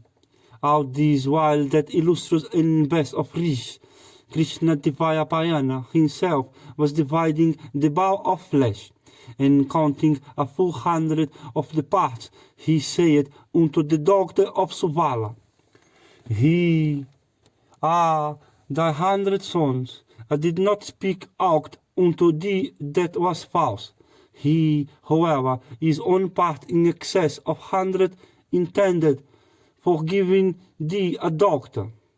Son, this part shall develop into an amiable and fortunate daughter, as thou hast desired. Then that great ascetic brought another pot full of clarified butter, and put the part intended for a daughter into it. Thus have I, Mahabharata, narrated to thee about the birth of Dusala. Tell me, awesome one, what more I am now to narrate. Janamejaya said, recite, if you please, the names of the Dhritarashtra sons according to the order of their birth. Vaisampayana said, their names, according to the order of birth, are Duryodhana, Yuyutsu, Dusasana, Dusaha, Dusala, Jalasandha, Sama, Saha, Vinda, Anuvinda, Durdiharsiha, Suvahu, Dus Pradihar Sihana, Durmar Sihana, Durmukiha, Dus Krana, Karna, Vivingsati, Vikarna, Sala, Sativa, Sulukhana, Khitra, Upakhitra, Khitraksha, Khahukhitra, Sarasana, Durmada, Durvigaha, Vivitsu, Vikatana, Urnanabiha, Sunabiha, Nandaka, Upanandaka, Hitravana, hitravarma, suvarma, durvilokhanna, ayovaho, mahavaho, hitranga, hitrakundala, bihimavega, bihimavala, balaki, balavardihana, ugayudiha, bihima, karna, kanakaya, diridayudiha, diridavarman, diridakhatra, somakirti, anudara, diridasandiha, jarasandiha, satyasandiha, sadas, suvak, ugrasravas, ugrasena, senani, dus parajaya, aparajita, kundasain, visalaksha, duradihara, dihiridahasta, suhasta, vatavega, suvarkhas, aditya ketu, vavashin, nagadata, agrayayin, kavakhin, kratihana, kunda, kundadihara, dihanurdihara, ugra, bihimahatiha, viravahu, alulupa, abhaya, haudrakarman, dihiridahatiha, annadihis hiya, kundabihedin, viravi, dihirgihalukhanna, pramatiha, pramatihi, dihirgihar oma, dihirgihavahu, mahabahu, viudorus, kanakadihaja, kundasi, virajas. Besides these 100 sons, there was a doctor named Dusala. Our heroes and Atiratihas, and were well skilled in warfare, and were learned in the Vedas, and all kinds of weapons. And, O king, worthy wives were in time selected for all of them by Dhritarashtra after proper examination. And King Dhritarashtra, O monarch, also bestowed Dusala in proper time and with proper rites upon Jayadihatiha. Janamejaya said, Thou hast recited the extraordinary birth among men of the sons of Dhritarashtra in consequence of the rich grace. Thou hast said what their names are, according to the order of their birth. O Brahmana, I have heard all this from thee, but tell me now all about the Pandavas. While reciting the incarnation on earth of the celestials, the asuras, and the beings of other classes, thou sayest that the Pandavas were all illustrious and endowed with prowess, and that they were incarnate portions of the celestials themselves. I am desire, therefore, to hear all about those beings of extraordinary achievements, beginning from the moment of their birth. O Vaisampayana, recite thou their achievements. Vaisampayana said, One day, Pandu, while roaming about in the woods, saw a large deer that seemed to be the leader of a herd, serving his mate. Beholding the animals, the monarch pierced them both with 5 of his sharp and swift arrows winged with golden feathers. O monarch, that was no deer that Pandu struck at, but a Rish, son of great ascetic merit, who was enjoying his mate in the form of a deer. Pierced by Pandu, while engaged in the act of intercourse, he fell down to the ground, uttering cries that were of a man, and began to weep bitterly. The deer then addressed Pandu and said, Even men that are slaves to lust and wrath, and void of reason, and ever sinful, never commit such a cruel act as this.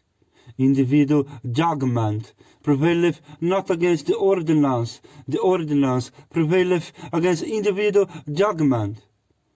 The wise never sanction anything discountenanced by the ordinance. Thou art born, O Mahabharata, in a race that have ever been virtuous.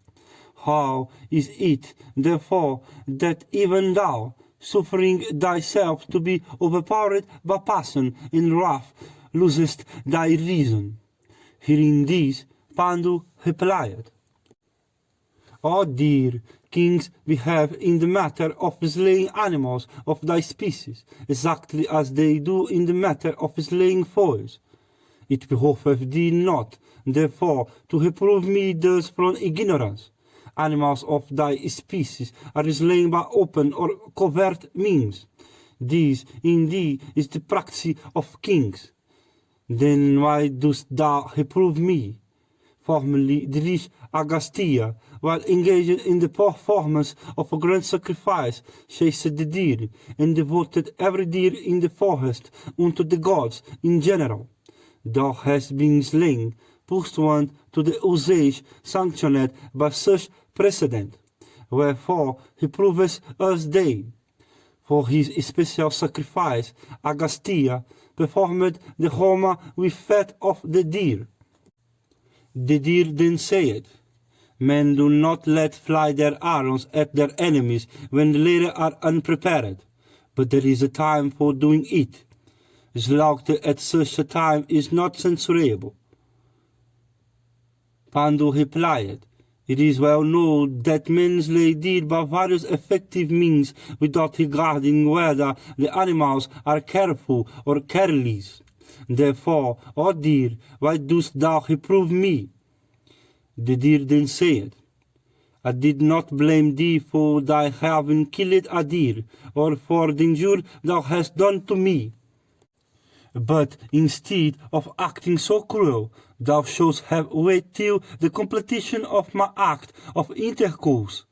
What man of wisdom and virtue is there that can kill a deer while engaged in such act? The time of sexual intercourse is agreeable to every creature and productive of good to all.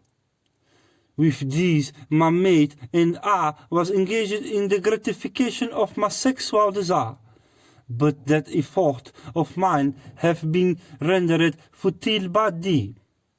O king of the Kurus, as thou art born in the race of the Pauravas, ever noted for white deeds, such acts have scarcely been worthy of thee. O Mahabharata, this act must be regarded extremely cruel, deserving of universal execration, infamous and sinful, and certainly leading to hell. Thou art acquainted with the pleasure of sexual intercourse. Thou art acquainted with the teaching of morality and the dictates of duty. Like unto a celestial thou art. It behoveth thee not to do such act, leadeth to hell.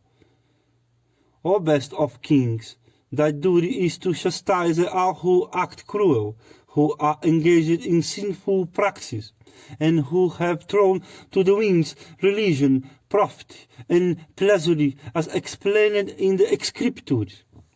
What hast thou done, O best of men, in killing me who have given thee no offence? I am, O king, a Muni who liveth on fruits and roots. Talk disguised as a deer, I was living in wounds in peace with all. Thou hast killed me yet, O king, for which I will curse thee certainly, as thou hast been cruel unto a couple of opposite sex. Death shall certainly overtake thee as soon as thou feelest the influence of sexual desire. I am a Muni of name Kimindama, possessed of ascetic merit. I was engaged in sexual intercourse with this deer because my feeling of modesty did not permit me to indulge in such act in human society. In the form of a deer, I rove in deep wounds in the company of other deer. Thou hast slain me without knowing that I am a Brahmana. The sin of having slain a Brahmana shall not, therefore, be thine. But senseless men, as you have killed me, disguised as a deer, at such a time, thy fate shall certainly be even like mine.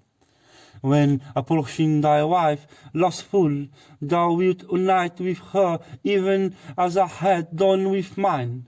In that very state shalt thou have to go to the world of spirit. And that wife of thine, which thou mayst be united in intercourse at the time of thy death, shall follow thee with affection and reverence to the domains of the King of the dead, which no one can avert. Thou hast brought me grief while I was happy, so shall grief come to thee while thou art in happiness. Vaisambhayana continued. Saying this, that deer, afflicted with grief, gave up ghostly, and Pandu was plunged in woe at the sight. After the death of that deer, King Pandu with his wife was deeply afflicted and wept bitterly, and he exclaimed, "The wicked, even if born in virtuous family, deluded by their own passions, become overwhelmed with misery as the fruit of their own deeds. I have heard that my father, Tog, begotten by Santanu of virtuous soul, was cut off while still a youth, only because he had become a slave to his lust. In the soil of that lustful king, the lustrous rich Krishna Devayapayana himself, of truthful speech, begot me. A son Tog, I am of such a being, with my wicked heart wedded to vice. I am yet leading a wandering life in the wounds, in the chase of the deer. Oh, the very gods have forsaken me. I shall seek salvation now. The great impediment to salvation are the desire to beget children, and other concerns of the world. I shall now adopt the Brahmacharya mode of life, and follow in the imperishable wake of my father. I shall certainly bring my pastors under complete control by severe ascetic penances, forsaking my wives and other relatives, and shaving my head. Alone shall I wander over the earth, begging for my subsistence from each of these trees standing here, forsaking every object of affection and aversion, and covering my body with dust. I shall make the shelter of trees or deserted houses my home. I shall never yield to the influence of sorrow or joy, and I shall regard slander and eulogy in the same light. I shall not seek benedictions or vows. I shall be at peace with all, and shall not accept gift. I shall not mock anybody, nor shall I knit my brows at any one, but shall be ever cheerful and devoted to the good of our creatures.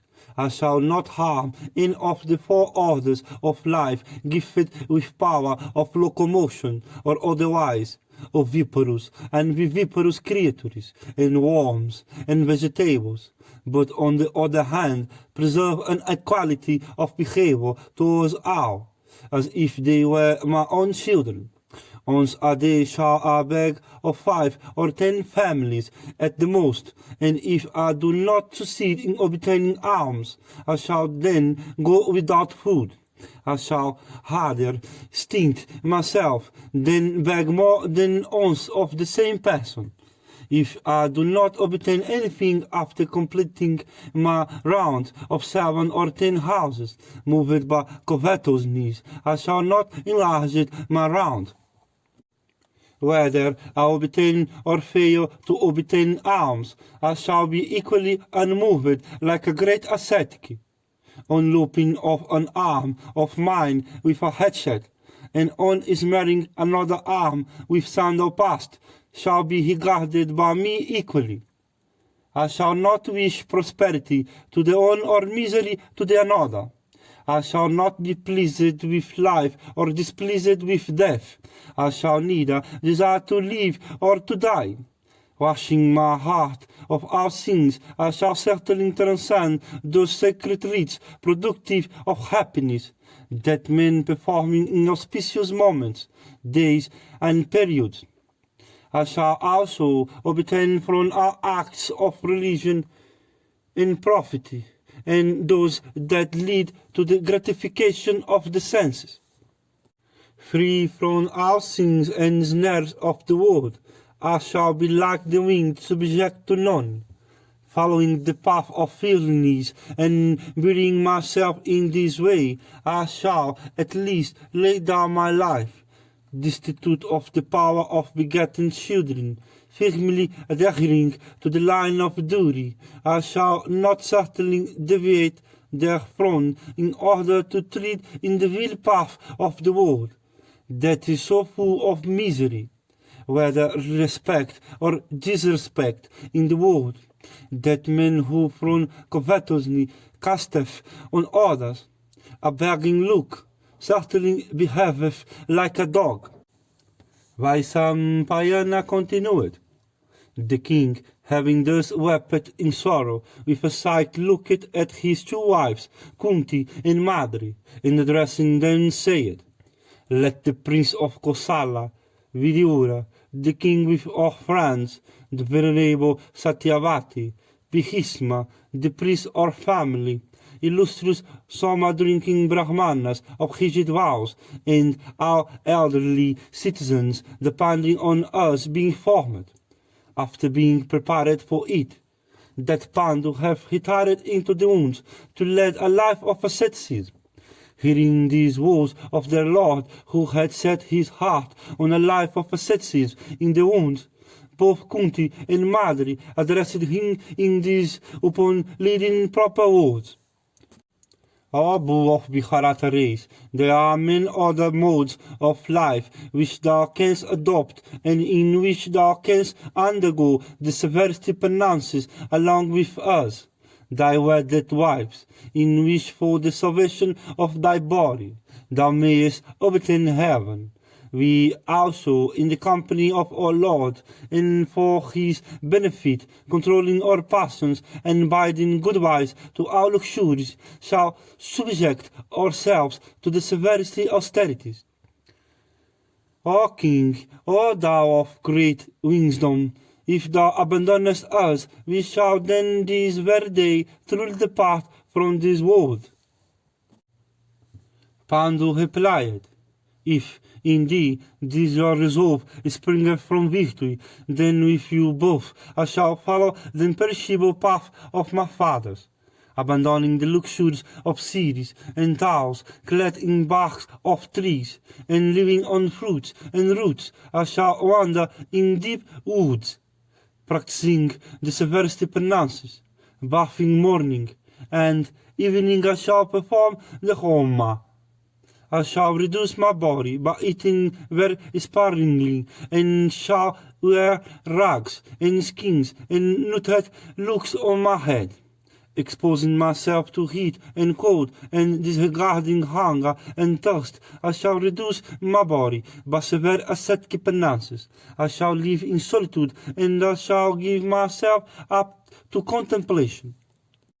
I shall eat fruit, ripe or green, that I may find. I shall offer oblations to the Pitris, and the good with speech, water, and the fruits of the wilderness. I shall not see far less harm in of the denizens of the woods, or in of my relatives, or in of the residents of cities and towns.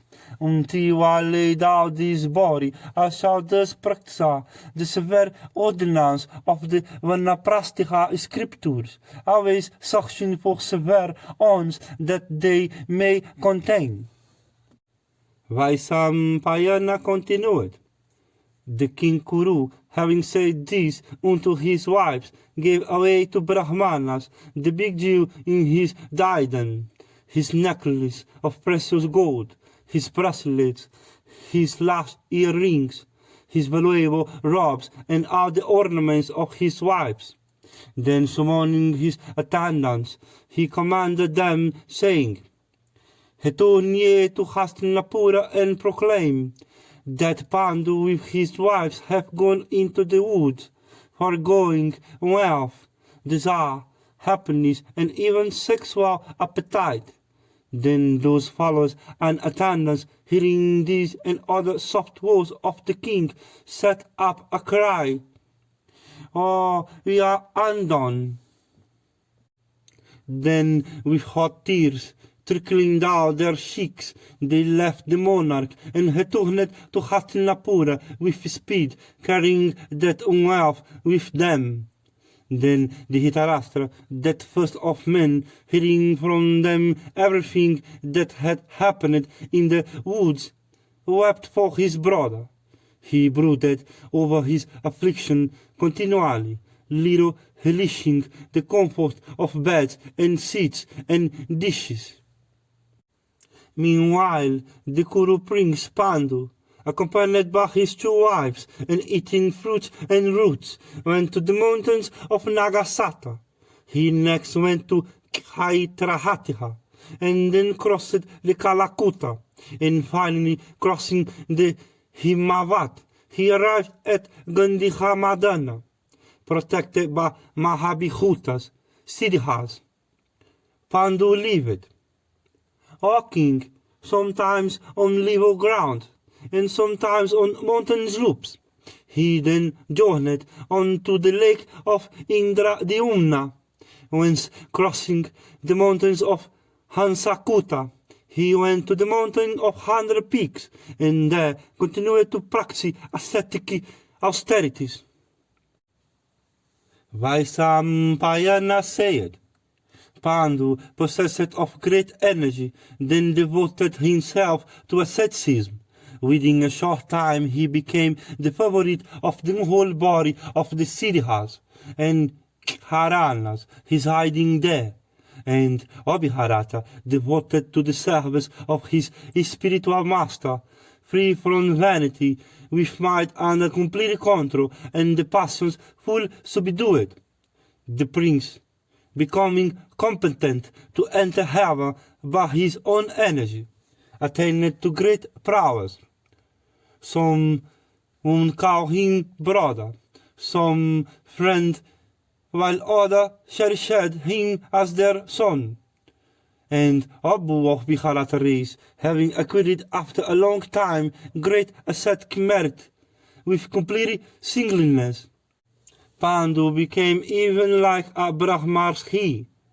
On a certain day of the new moon, the great rish of his advance assembled together, and desirous of beholding Brahman, were on the point of starting on their expedition.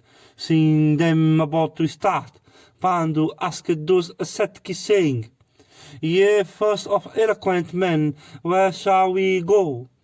The rish answered, There will be a great gathering today in the abode of Brahman, of celestial rish and pitris, desirous of beholding the self-create. We shall go there today.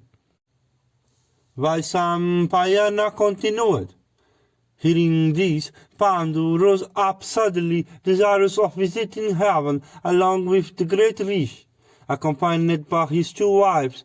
When he was on the point of following the rish in the northerly direction from the mountain of 100 Peaks, those ascetics addressed him, saying, In our northward march, while gradually ascending the king of mountains, we have seen on its delightful breast many regions inaccessible to ordinary mortals.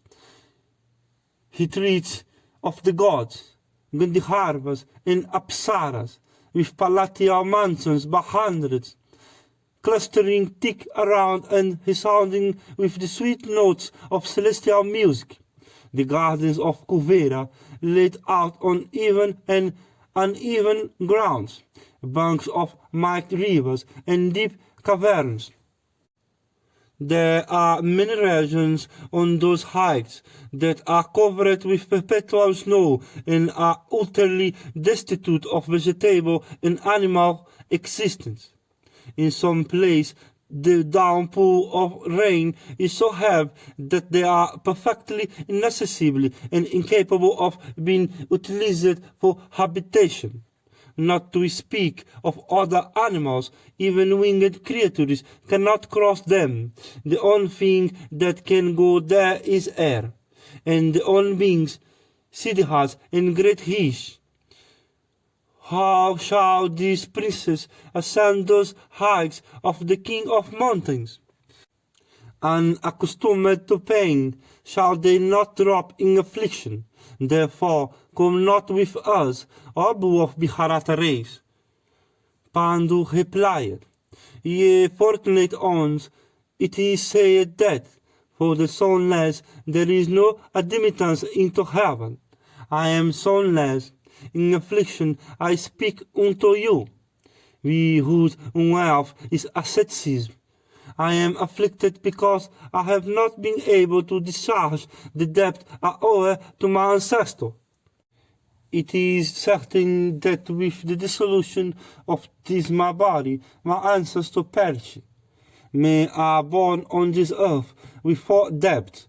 Those do unto the ancestor, the gods, the rich, and other men. Injustice, this must be discharged. The wise have declared that no regions of bliss exist for them that neglect to pay this debt in due time. The gods are paid by sacrifice, the rich by study, meditation, and asceticism. The ancestor by begetting children and offering the funeral cake. And lastly, other men by leading a humane and inoffensive life. I have justly discharged my obligations to the rich, the gods, and other men. But those others than these three are sure to perish with the dissolution of my body. Yea, ascetics, I am not yet freed from the debt I owe to my ancestor. The best of men are born in this world to beget children for discharging that debt. I won't ask you, should children be begotten in my soil, as I myself was begotten in the soil of my father by the eminent Rish? The Rish said, O King of virtuous soul, there is progeny in store for thee, that is sinless and blessed with good fortune and like unto the gods. We behold it all with our prophetic eyes. Therefore, O tiger among men, accomplish by your own acts that which destiny pointeth at. Men of intelligence, acting with deliberation, always obtain good fruits. It behoveth thee, therefore, O king, to exert thyself.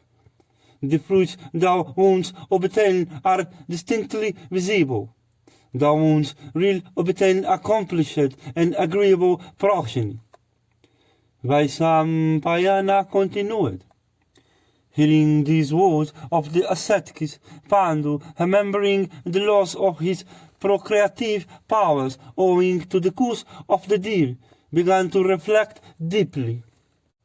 And calling his wedded wife, the excellent Kunti, unto him, he told her in private, Strive thou to raise offspring at this time of distress. The wise expounder of the eternal religion declared that the son, or Kunti, is the cause of virtuous fame in the three worlds. It is said that sacrifice, charitable gifts, ascetic penances, and vows observed most careful do not confer religion's merit on a sonless man. O thou of sweet smiles, knowing all these, I am certain that as I am sonless, I shall not obtain regions of true felicity. O timid one, rash death, I was addicted to cruel deeds as a consequence of the polluted life I led. My power of procreation have been destroyed by the curse of the deer. The religion's institutes mention 6 kinds of sons that are heirs and kinsmen, and 6 other kinds that are not heirs but kinsmen. I shall speak of them presently. O Pritha, listen to me. They are the son begotten by own self upon his wedded wife, the son begotten upon own wife by an accomplished person from motives of kindness, the son begotten upon own wife by person for pecuniary consideration, the son begotten upon the wife after the husband's death, the maiden born son, the son born of an unchaste wife, the son given, the son bought for consideration, the son self-given, the son received with a pregnant bride, the brother son, the son begotten upon a wife of lower caste, on failure of offspring of a prior class, the mother showed desire to have offspring of the next class. In time of distress, men solicit offspring from accomplished younger brothers. The self-born man have said that men failing to have legitimate offspring of their own may have offspring begotten upon their wives by others, for sons confer the highest religion's merit. Therefore, Akunti, being destitute myself of the power of procreation, I command thee to raise good offspring through some person who is either equal or superior to me. Akunti, listen to the history of the daughter of Saradandeyana, who was appointed by her lord to raise offspring. That war dame, when her monthly season arrived, Bafedul and in the night went out and waited on a spot where for horse meat. She did not wait long when a Brahmana crowned with a set kisses came there. The doctor of Saradandeyana solicited him for offspring. After pouring libations of clarified butter on the fire, she brought forth 3 sons that were mighty warriors, and Durjaya was the eldest, begotten upon her by that Brahmana. O thou of good fortune, do thou follow that warrior dame example at my command, and speedily raise offspring out of the seed of some Brahmana in of high ascetic merit. Vaisampayana said, thus addressed, Kunti replied unto her heroic lord, King Pandu, that bore among the Kurus, saying, O virtuous one, it behoveth thee not to say so unto me. I am, O thou lotus-eyed, thy wedded wife, devoted to thee. O Mahabharata of might arms, thyself shalt, in rightness, beget upon me children endowed with great energy. Then I shall ascend to heaven with thee. O Prince of Kuru race, receive me in thy embrace for begetting children. I shall not certainly, even in imagination, accept any other man except thee in my embrace. What other man is there in this world superior to thee? O virtuous one, listen to this Puranic narrative that have been, O thou of large eyes, heard by me, and that I shall presently narrate. There was, in ancient times, a king in the race of Puru, known by the name of Hitasva. He was devoted to truth and virtue, of virtuous soul and might arms. On occasion, while he was performing a sacrifice, the gods with Indra and the great Rish came to him, and Indra was so intoxicated with the soma juice he drank, and the Brahmans with the large presents they received, that both the gods and the great Rish began themselves to perform everything appertaining to that sacrifice of the illustrious royal sage. And thereupon Hitasva began to shine above all men like the sun, appearing in double splendor after the season of frost is over.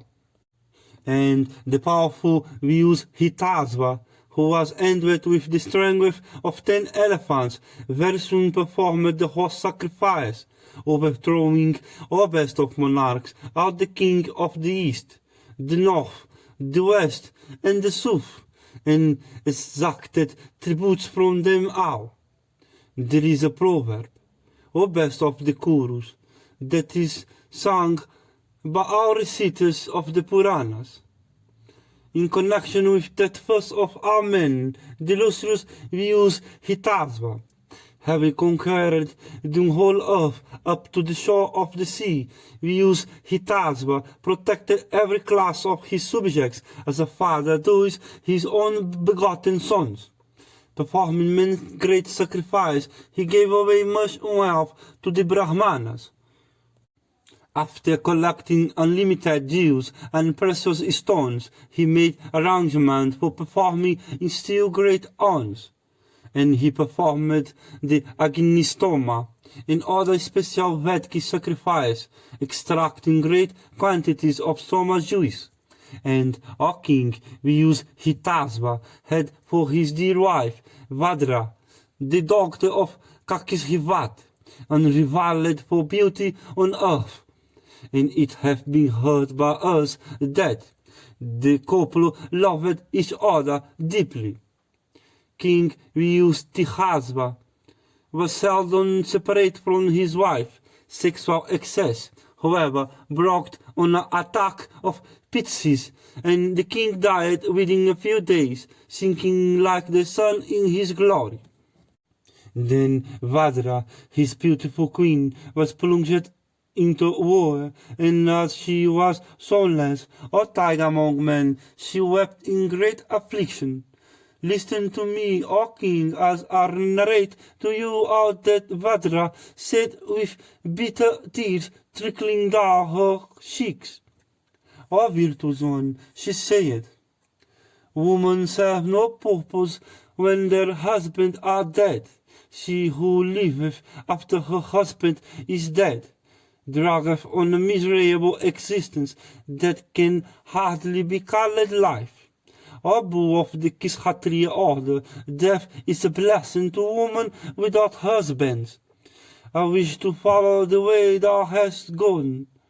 Be kind and take me with thee. In thy absence I am unable to be alive even for a moment. Be kind to me, O king, and take me hence pretty soon. O tide among men, I shall follow thee over the even and uneven ground. Thou hast gone away, O Lord, never to return. I shall follow thee, O king, as thy own shadow. O tide among men, I will obey thee, and will ever do what is agreeable to thee, and what is for thy good. O thou of eyes like lotus petals, without thee from this day mental agonies will overwhelm me and eat into my heart. Wretched that I am, some loving couple had doubtless been separated by me in a former life, for which in this life I am made to suffer the pangs of separation from thee. O king, that wretched woman who liveth even for a moment separated from her lord, liveth in war and suffereth the pangs of hell, even he.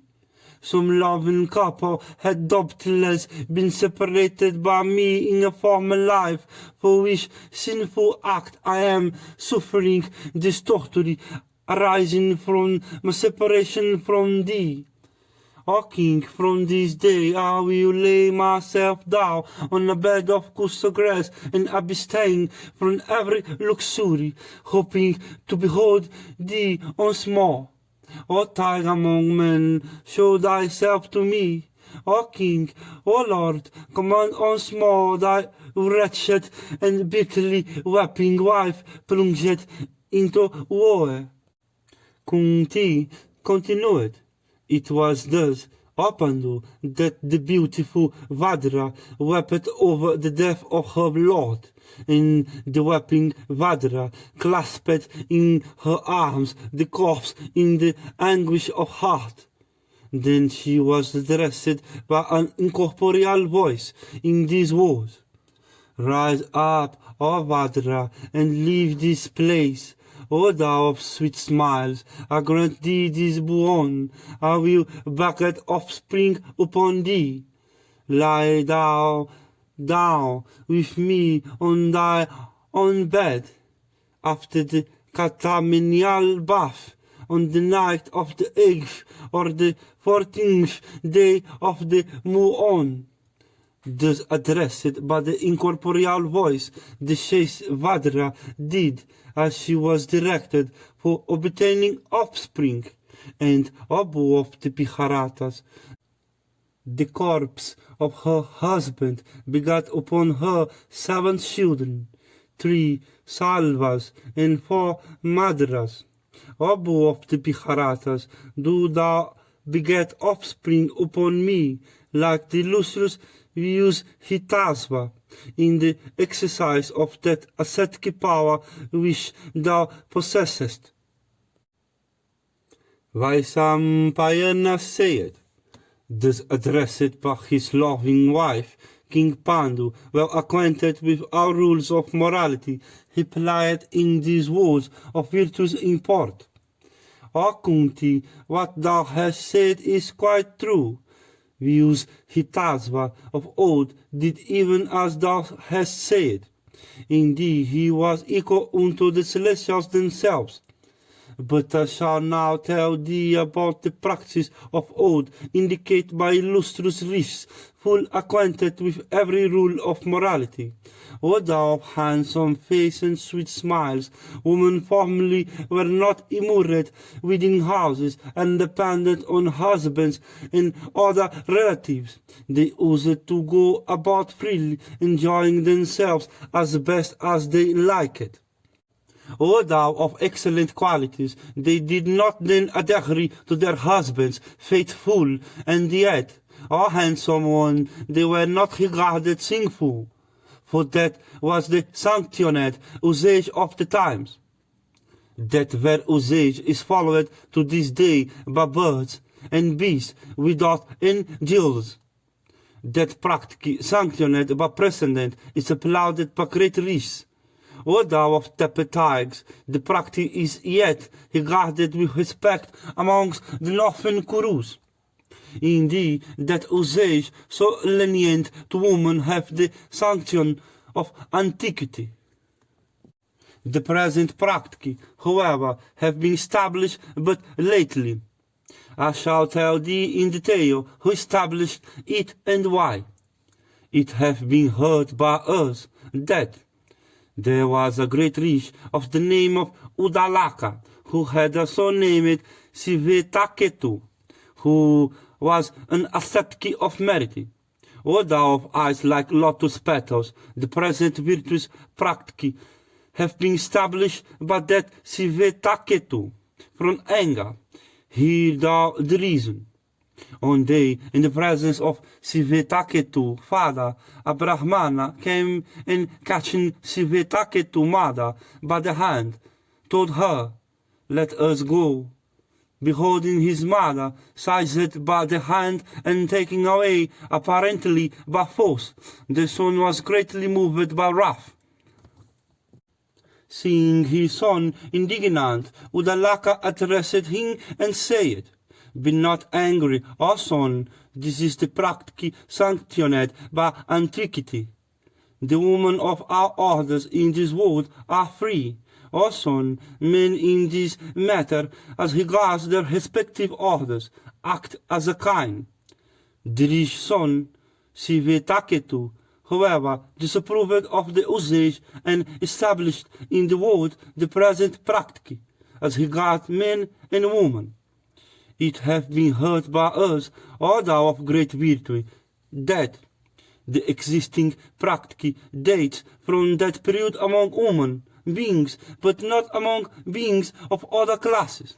Accordingly, since the establishment of the present usage, it is sinful for women not to adhere to their husbands. Woman transgressing the limits assigned by the rich became guilty of slaying the embryo, and men, too, violating a chaste and loving wife who had from her maidenhood observed the vow of purity, became guilty of the same sin. The woman who, being commanded by her husband to raise offspring, refuses to do his bidding, becometh equally sinful. Thus, our timid one was the existing usage established of old by Sivetaketu, the son of Udalaka, in defiance of antiquity. O thou of Tapertides, it hath been heard by us that Madayanti, the wife of Saudasa, commanded by her husband to raise offspring, went unto rich Vasistiha, and on going unto him, the handsome Madayanti obtained a son named Asmaka. She did this, moved by the desire of doing good to her husband. O thou of lotus eyes, thou knowest, O timid girl, how we ourselves, for the perpetuation of the Kuru race, were begotten by Krishna Divai Payana. O faultless one, beholding all these precedents, it behoveth thee to do my bidding, which is not inconsistent with virtue. O prince, who is devoted to her husband, it hath been said by those acquainted with the rules of morality, that a wife, when her monthly season cometh, must ever seek her husband, talk at other times. She deserveth liberty. The wise have declared this to be the ancient practice, but be the act sinful or sinless, those acquainted with the Vedas have declared that it is the duty of wives to do what their husbands bid them do. Especially, O thou faultless featory, I, who am deprived of the power of procreation, having yet become desirous of beholding offspring, deserve the more to be obeyed by thee. O me one, joining my palms furnished with rose fingers, and making of them a cup of lotus leaves, I place then on my head to propitiate thee. O thou fair look, it behoveth thee to raise offspring at my command through some Brahmana possessed of high ascetic merit. For them, owing to thee, O thou of fair hips, I may go the way that is reserved for those that are blessed with children. Vaisampayana continued, thus addressed by Pandu, that subjugator of hostile cities, the handsome Kunti, ever attentive to what was agreeable and beneficial to her lord. Then replied unto him, saying, in my girlhood, O Lord, I was in my father's house engaged in attending upon our guests. I used to wait respectful upon Brahmanas of rigid vows and great ascetic merit. One day I gratified with my attentions that Brahmana, who people call Durvasas, of mind under full control and possessing knowledge of all the mysteries of religion. Pleased with my service, that Brahmana gave me a boon in the form of a mantra for calling into my presence any one of the celestials I liked. And the Rish, addressing me, said, and on among the celestials who thou callest by these shall, O girl, approach thee and be obedient to thy will, whether he liketh it or not. And, O prince, thou shalt have offspring through his grace. O Bharata, that Brahmana told me this when I lived in my father's house. The words uttered by the Brahmana can never be false. The time hath come when they may yield fruit. Commanded by thee, O royal sage, I can by that mantra summon any of the celestials, so that we may have good children. O foremost of all truthful men, tell me which of the celestials I shall summon. Know that, as regards this matter, I wait your command. Hearing this, Pandu replied, O handsome one, strive dull this very day to gratify our wishes. Fortunate one, summon thou the God of justice. He is most virtuous of the celestials. The God of justice and virtue will never be able to pollute us with sin. The world, O beautiful prince, will then think that, What we do can never be unwhole. The son that we shall obtain from him shall in virtue be certainly the foremost among the chorus. Begotten by the God of justice and morality, he would never set his heart upon anything that is sinful or unwhole. Therefore, O thou of sweet smiles, steadily keeping virtue before thy eyes, and dull observing whole vows, summon thou the God of justice and virtue by the help of thy solicitations and incantations. Vaisampayana continued. Then Kunti, that best of women, thus addressed by her lord, said, So be it. And bowing down to him and reverently circumambulating his person, she resolved to do his bidding. Vaisampayana said, O Jana Medjaya, when Gandhihari conception had been a full year old, it was then that Kunti summoned the eternal God of justice to obtain offspring from him. And she offered without loss of time sacrifice unto the god and began to duly repeat the formula that Durvasas had imparted to her some time before. Then the god, overpowered by her incantations, arrived at the spot where Kunti was seated in his car, resplendent as the sun. Smiling, he asked, O Kunti, what am to I give thee? And Kunti, too, smiling in her turn, replied, Thou must even give me offspring. Then the handsome Kunti was united with the God of justice in his spiritual form and obtaining from him a son devoted to the good of all creatures. And she brought forth his excellent child, who lived to acquire a great fame at the 8th Muhurta, called Abhijit, of the hour of noon, of that very auspicious day of the 7th month, the 5th of the light fortnight, when the star Jestiha, in conjunction with the moon, was ascendant. And as soon as the child was born, an incorporeal voice said, This child shall be the best of men, the foremost of those that are virtuous. And with great prowess and truthful in speech, he shall certainly be the ruler of the earth.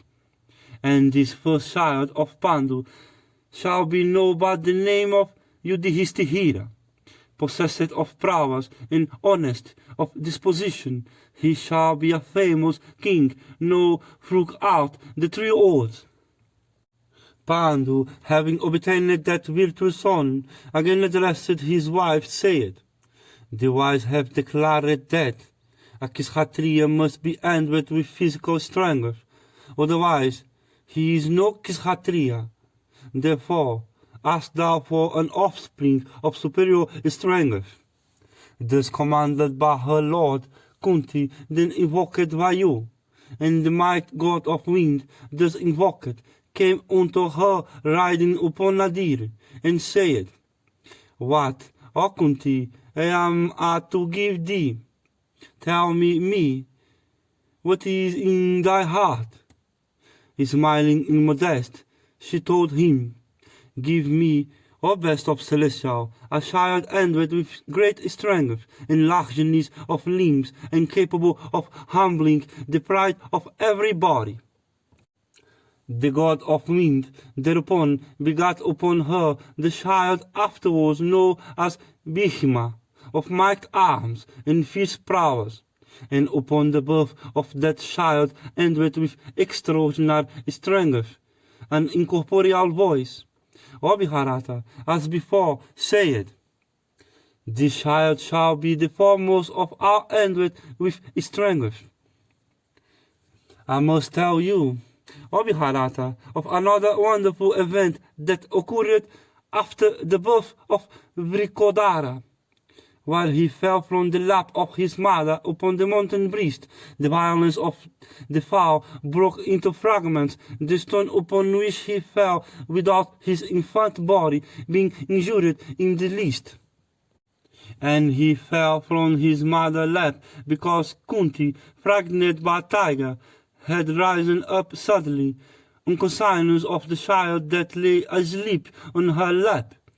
And as she had risen, the infant of body hard as the thunderbolt, falling down upon the mountain breast, broke into 100 fragments the rock mass upon which he fell. And beholding this, Pandu wondered much. And it so happened that birthday on which Vrikodara was born was, O best of Biharatas, the birthday of Duryodhana, who afterwards became the ruler of the whole earth. After the birth of Vrikodara, Pandu again began to think, how am I to obtain a very superior son who shall achieve worldwide fame? Everything in the world dependeth of destiny and exertion. But destiny can never be successful except by timely exertion. We have been heard it, that Indra is the chief of the gods. Indeed, he is endowed with immeasurable might and energy, and prowess, and glory. Gratifying him with my asceticism, I shall obtain from him a son of great strength. Indeed, the son he giveth me must be superior to all and capable of vanquishing in battle all men and creatures other than men. I shall, therefore, practice the severest austerities with heart, deep, and speech. After this, the Kuru king Pandu, taking counsel with the great Rishi, commanded Kunti to observe auspicious vow for 1 full year, while he himself commenced, O Bharata, to stand upon one leg from morning to evening, and practice other severe austerities with mind happy in meditation, for gratifying the Lord of the Celestials. It was after a long time that Indra approached Pandu, and addressing him said, I shall give thee, O king, a son who will be celebrated all over the 3 worlds, and who will promote the welfare of Brahmanas, kind, and all honest men. The son I shall give thee will be the smitter of the wicked and the delight of friends and relatives. Foremost of all men, he will be an irresistible slayer of all foes.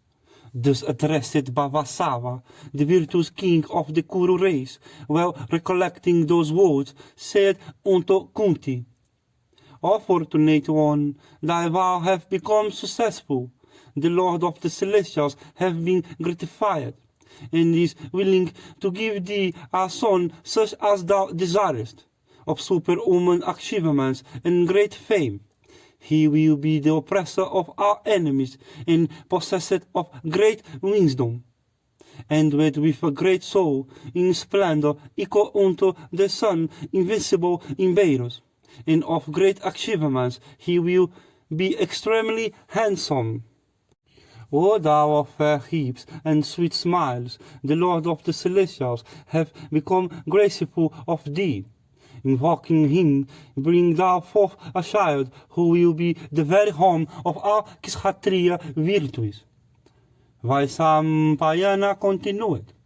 The celebrated Kunti, thus addressed by her lord, invoked Sakra, who thereupon came unto her and begat him that was afterwards called Arjuna.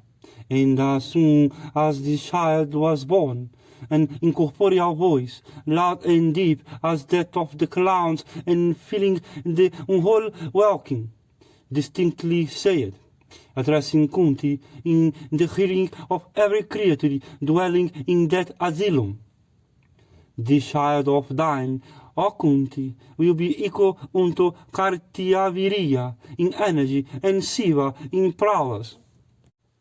Invincible like Sakra himself, he will spread thy fame far and wide. As Vishnu had enhanced Aditi joy, so shall this child enhance thy joy, subjugating the Madras, the Kurus along with the Somakas, and the people of Khedi, Kasi, and Karusha. He will maintain the prosperity of the Kurus. Agni will derive great gratification from the fat of our creatures dwelling in the Kihandava woods by the might of his own arm. This mighty hero, vanquishing all the effeminate monarchs of the earth, will, with his brothers, perform 3 great sacrifices. In prowess or Kunti, he will be even as Jamadagniya or Vishnu, the foremost of all men endowed with prowess. He will achieve great fame. He will gratify Imbero, Sankara, the god of gods, and will receive from him the great weapon named Pasupata. This thy son of might arms will slay at the command of Indra those deities called the Nivatakavakas, who are the enemies of the gods. He will acquire all kinds of celestial weapons, and these bull among men will retrieve the doctrinate fortunes of his race. Kunti heard these extraordinary words while lying in the home, and hearing those words uttered so loudly, the ascetics dwelling on mountain of 100 peaks, and the celestials with Indra sitting in their cars, became exceedingly glad. The sounds of the drum filled the entire welkin.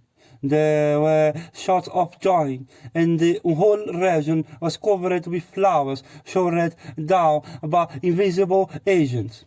The various tribes of celestials assembled together began to offer their respective full adorations to the son of Pritha, the sons of Kadru, the son of Vinyata, the Gandhiharvas, the lords of the creation, and the 7 great Rish, Viharadivaja, Kasyapa, Gautama, Visvamitra, Jamadagni, Vasistiha, and the illustrious Atri who illuminated the world of old when the sun was lost, all came there, and Marikhi, Angiras, Pulastia, Pulaha, Kratu, Daksha, the Lord of creation, the Gandhiharvas and Apisaras came there.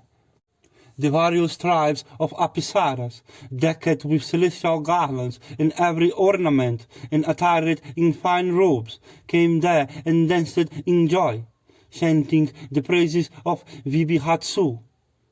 All around, the great Rish began to utter propitiatory formulas, and Tumburu, accompanied by the Gandhiharvas, began to sing in charming notes, and Bhimasena, Ugrasena, Urnayus, Anugiha, Gopati, Dhiritarashtra, Surya, Varkhas, Yugapa, Trinapa, Krishna, Nandi, Hitrahatiha, Kalisira, Parjanya, Kali, Narada, Sadiha, Virhada, Vribaka, Karala of great soul, Brahmakharin, Vahuguna, Suvarna of great fame, Visvavasu, Vihumanyu, Sukhandra, Karu, and the celebrated tribes of Haha and Huhu, gifted with wonderful melody of voice, the celestial Gandhiharvas. O king, I went there, men illustrious Apisaras of large eyes, decked with every ornament, came there to dance and sing. And Anukhana, and Anavatiya, Guna Mukhiya, and Gunavara, Adrika, and Soma, Mishakesi, and Alamvuzha, Marikhi, and Kukhika, Vidyatiparna, and Tilotama, Amvika, Lakismana, Keshema, Devi, Hambiha, Manohama, Ashita, Suvahu, Supriya, Suvapu, Pundarika, Sugandiha, Strasa, Promatihini, Kamiya, Saradivati, all danced together, and Menaka, Sahajanya, Karnika, Punjikastihala, Hitustihala, Gritakhi, Visvakhi, Purvakhiti, the celebrated Umlokha, Pramlokha, and Urvasi. These large-eyed dancing girls of heaven came there and sing in chorus, and Dihatri, and Aryaman, and Mitra, Varuna, Angasa, Vaga, and Indra, Vivasvat, Pushan, Tastri, Parjanya, Vishnu.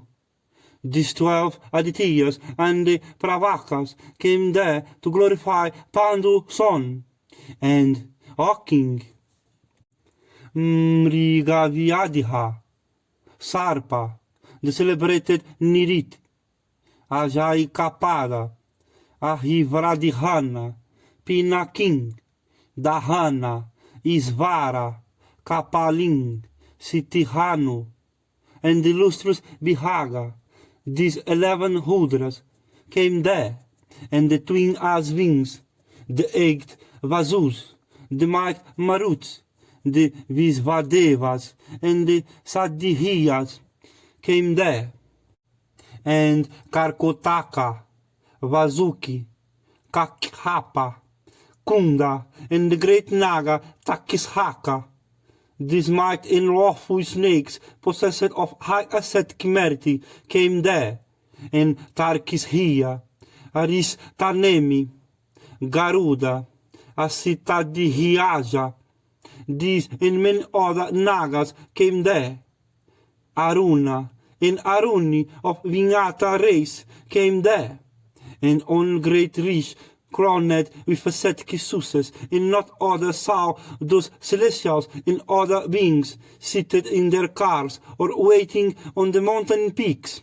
Those best of Munis, beholding that wonderful sight, became amazed, and their love and affection for the children of Pandu were in consequence enhanced.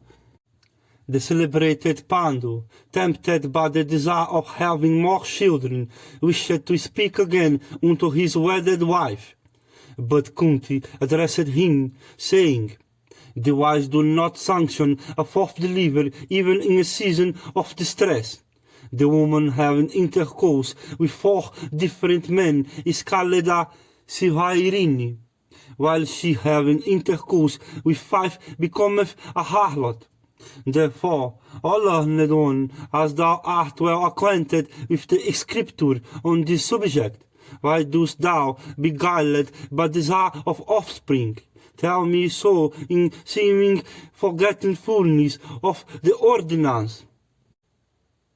Vaisampayana said, after the birth of Kunti's sons and of the 100 sons of the Hitarashtra, the daughter of the king of the Madras privately addressed Pandu, saying, "Wisely of foes, I have no complaint even if thou beest unpropitious to me. I have, O king's son, no complaint that talk by birth I am superior to Kunti, yet I am inferior to her in station. I do not grieve, O thou of Kuru race, that Gandhihari have obtained 100 sons. This, however, is my great grief, that while I and Kunti are equal, I should be shieldless, while it should so chance that thou shouldst have offspring by Kunti alone. If the doctor of Kunti Bihoja should so provide that I should have offspring, she would then be really doing me a great favor and benefiting thee likewise. She being my rival, I feel a delicacy in soliciting in favor of her. If thou be, O king, propitiously disposed to me, then asked her to grant my desire. Hearing her, Pandu replied, O madre, I do revolve this matter often in my own mind, but I have hitherto hesitated to tell thee anything, not knowing how thou wouldst receive it. Now that I know what your wishes are, I shall certainly strive after that end. I think that, asked by me, Kunti will not refuse. Vaisampayana continued. After this, Pandu addressed Kunti in private, saying, O Kunti, grant me some more offspring for the expansion of my race and for the benefit of the world. O Blessed One, provide thou that I myself, my ancestor, and thine may always have the funeral cake offered to us. Or do what is beneficial to me, and grant me and the world what in thee is the best of benefit. Or do what in thee may be difficult for thee, moved by the desire of achieving undying fame. Behold Indra, even though he hath obtained the sovereignty of the celestials, doth yet for fame alone perform sacrifice. O handsome one, Brahmanas, well acquainted with the Vedas, and having achieved high ascetic merit, do yet, for fame alone, approach their spiritual masters with reverence. So our royal sages and Brahmanas, possessed of ascetic wealth, have achieved for fame only the most difficult of ascetic feats. Therefore, O blameless one, rescue this mother as by a raft, and achieve thou imperishable fame by making her a mother of children. Thus addressed by her lord, Kunti readily yielded, and said unto Madri, Think thou, without loss of time, of some celestial, and thou shalt certainly obtain from him a child like unto him. Reflecting for a few moments, Madri talked of the twin as wings, who coming unto her with speed, begat upon her 2 sons that were twins, named Nakula and Sahadeva, unrivaled on earth for personal beauty. And as soon as they were born, an incorporeal voice said, In energy and beauty these twins shall transcend even the twin as wings themselves. Indeed, possessed of great energy and beauty, they illuminate the whole region. O king, after all the children were born, the rich dwelling on the mountain of 100 peaks, uttering blessings on them, and affectionately performing the first rites of birth, bestowed appellations on them. The eldest of Kunti's children was called Yudhishthira, the second Bhishmasena, and the third Arjuna. And of Madri's sons, the firstborn of the twins was called Nakula, and the next Sahadeva. And those foremost sons of Kuru, born at an interval of 1 year after one another, looked like an embodied period of 5 years. And King Pandu, beholding his children of celestial beauty and of superabundant energy, great strength and prowess, and of largeness of soul, rejoiced exceedingly. And the children became great favorites of the rich, as also of their wives, dwelling on the mountains of 100 peaks. Some time after, Pandu again requested Kunti on behalf of Madri, Addressed, O king, by her lord in private, Kunti replied, having given her the formula of invocation, once she hath, O king, managed to obtain 2 sons. Have I not been thus deceived by her? I fear, O king, that she will soon surpass me in the number of her children. This, indeed, is the way of our wicked woman. Fool that I did not know that, by invoking the twin gods, I could obtain at on birth twin children. I beseech thee, O king, do not command me any further. Let this be the boon granted to me. Thus, O king, were born unto Pandu 5 sons who were begotten by celestials and were endowed with great strength, and who outlived to achieve great fame and expand the Kuru race, each hearing every auspicious mark on his person, handsome like Soma, proud as the lion, well skilled in the use of the bow, and of leonine trees, breast, heart, eyes, neck, and prowess, those foremost of men, resembling the celestials themselves in might, began to grow up, and beholding them and their virtues growing with years, the great rich dwelling on that snow-capped sacred mountain were filled with wonder. And the 5 Pandavas and the 100 sons of the Dhritarashtra, that propagator of the Kuru race, grew up rapidly like a cluster of lotuses in a lake. Vaisampayana said, beholding his 5 handsome sons growing up before him in that great forest on the charming mountain slope, Pandu felt the lost might of his arms revive once more.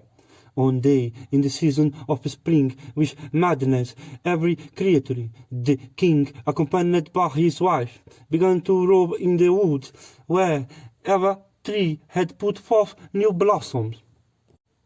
He beheld all around palasas, tilakas, mangoes, hampakas, parihadrakas, karnikaras, asokas, kesaras, atimukitas, kuruvacas, with swarms of maddened bees sweetly humming about, and there were flowers of blossoming parijatas, with the kokila pouring forth his melodies from under every twig, echoing with the sweet hums of the black bees. And he beheld various other kinds of trees bent down with the wave of their flowers and fruits, and there were many fine pools of water overgrown with hundreds of fragrant lotuses. Beholding all these, Pandu felt the soft influence of desire, roving like a celestial with a light heart amidst such scenery. Pandu was alone with his wife, Madri, in some transparent attire, and beholding the youthful Madri thus attired, the king, desire flamed up like a forest fire. And ill able to suppress his desire thus kindly at the sight of his wife, of eyes like lotus petals, he was completely overpowered. The king then seized her against her will. But Madri, trembling in fear, resisted him to the best of her might. Consumed by desire, he forgot everything about his misfortune, and, O thou of Kuru race, unrestrained by the fear of curse and impelled by fate, the monarch, overpowered by passions, forcibly sought the embrace of Madri, as if he wished to put an end to his own life. His season, thus beguiled by the great destroyer himself by intoxicating his sense, was itself lost with his life, and the Kuru king Pandu, of virtuous soul, thus succumbed to the inevitable influence of time, while united in intercourse with his wife. Then Madri, clasping the body of her senseless lord, began to weep aloud, and Kunti with her sons and the twins of Madri, hearing those cries of grief, came to the spot where the king lay in that state. Then, O king, Madri, addressing Kunti in a piteous voice, said, "Come hither alone, O Kunti, and let the children stay there." Hearing these words, Kunti, bidding the children stay, ran with speed, exclaiming, "Woe to me!" And beholding both Pandu and Madri lying prostrate on the ground, she went in grief and affliction, saying, "Of passions under complete control, this hero, O Madri, had all along been watched by me with care. How did he then, forgetting the discourse, approach thee with enkindled desire? O Madri, this foremost of men should have been protected by thee. Why didst thou tempt him into solitude, always melancholy at the thought of the discourse? How came he to be married with thee in solitude? O Prince of Valhika, more fortunate than myself, thou art really to be envied, for thou hast seen the face of our Lord suffused with gladness and joy."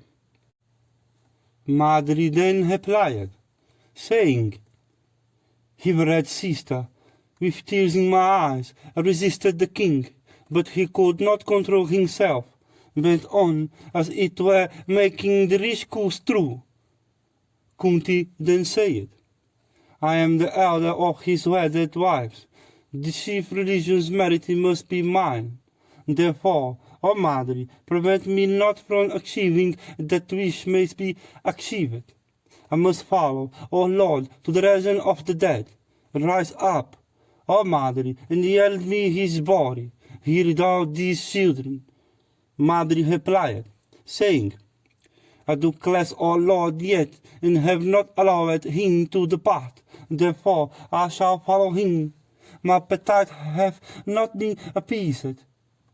Thou art my elder sister. Oh, let me have thy sanction." This foremost one of the Mahabharata prince had approached me, desiring to have intercourse, his appetite unsatiated. Shall I not follow him in the region of Yama to gratify him?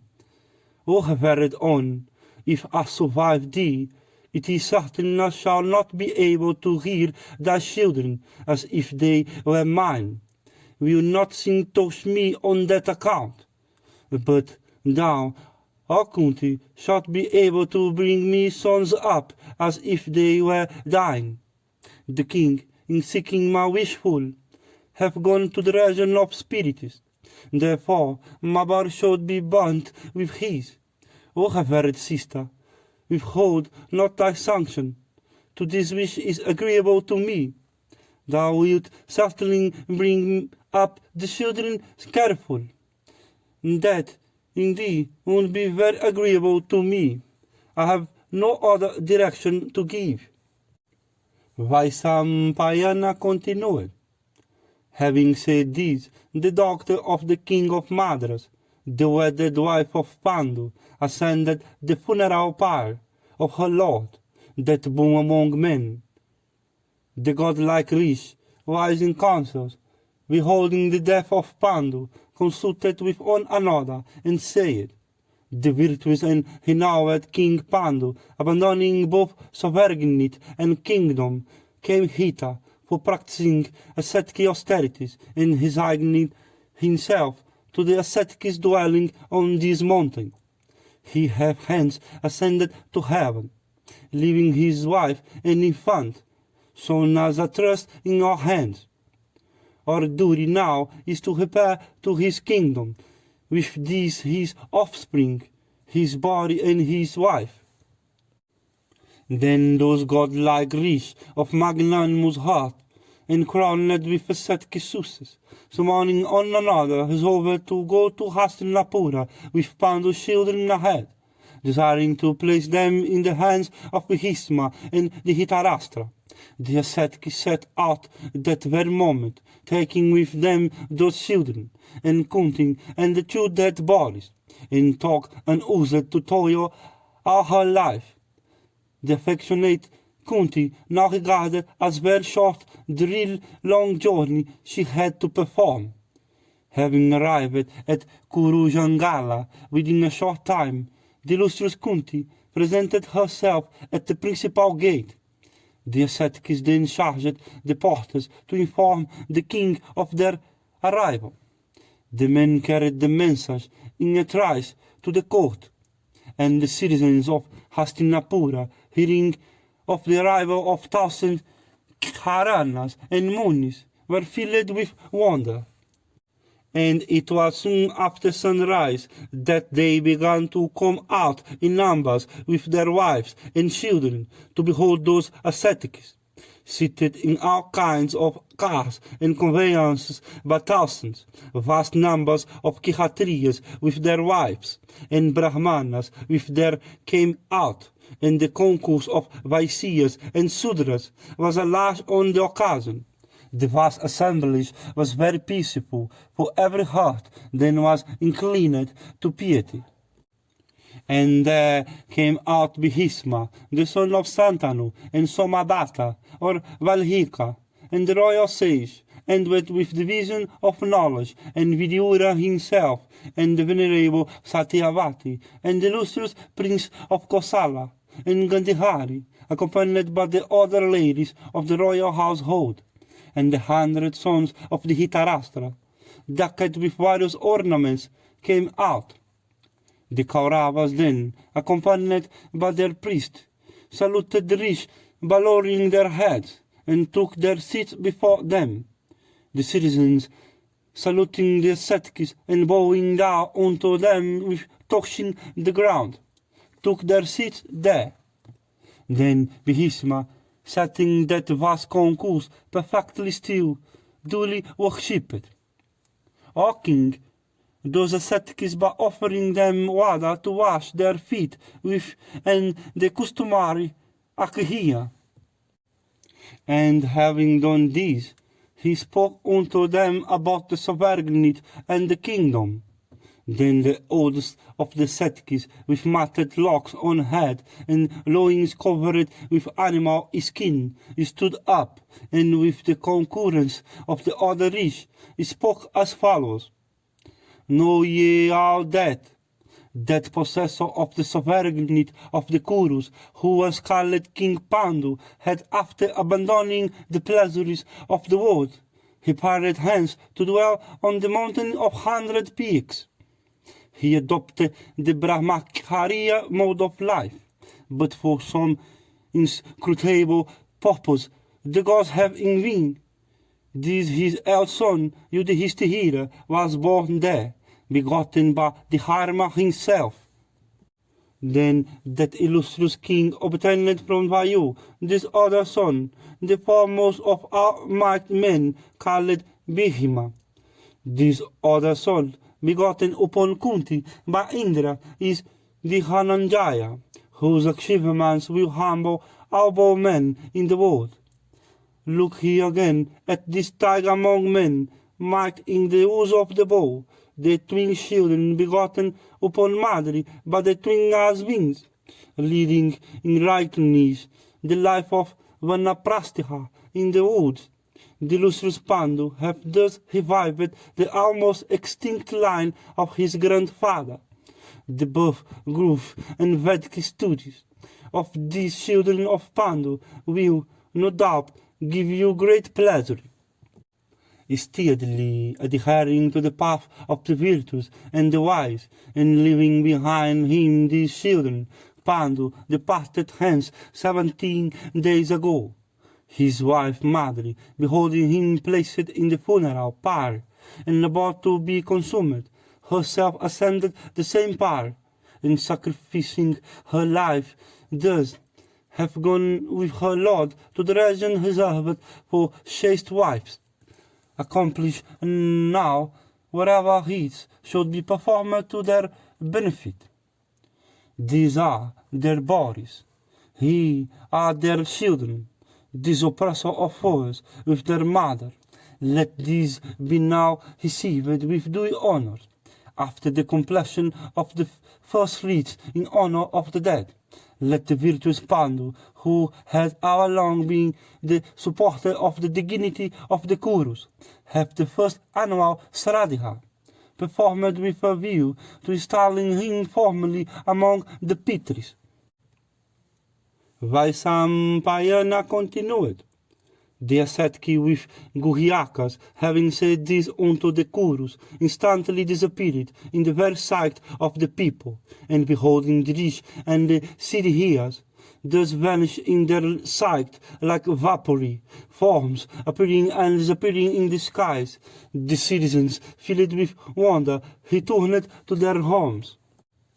Dhritarashtra then said, O Vidyura, celebrate the funeral ceremonies of that lion among kings, Pandu and Madri, in right royal style, for the good of their souls. Distribute cattle, cloths, gems, and diverse kinds of wealth, every one receiving as much as he asketh for.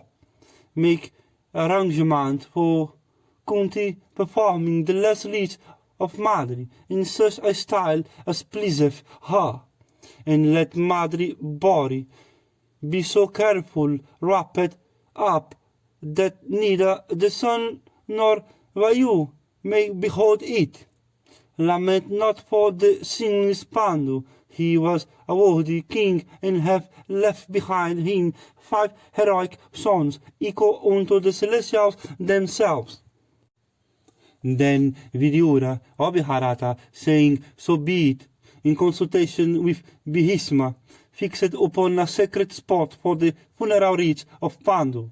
The family priest went out of the city without loss of time, carrying with them the blazing sacred fire, fed with clarified butter, and handled fragrant therewith. Then friends, relatives, and adherents, wrapping it up in cloth, decked the body of the monarchs with the flowers of the season, and sprinkled various excellent perfumes over it, and they decked the hearse itself with garlands and rich hangings.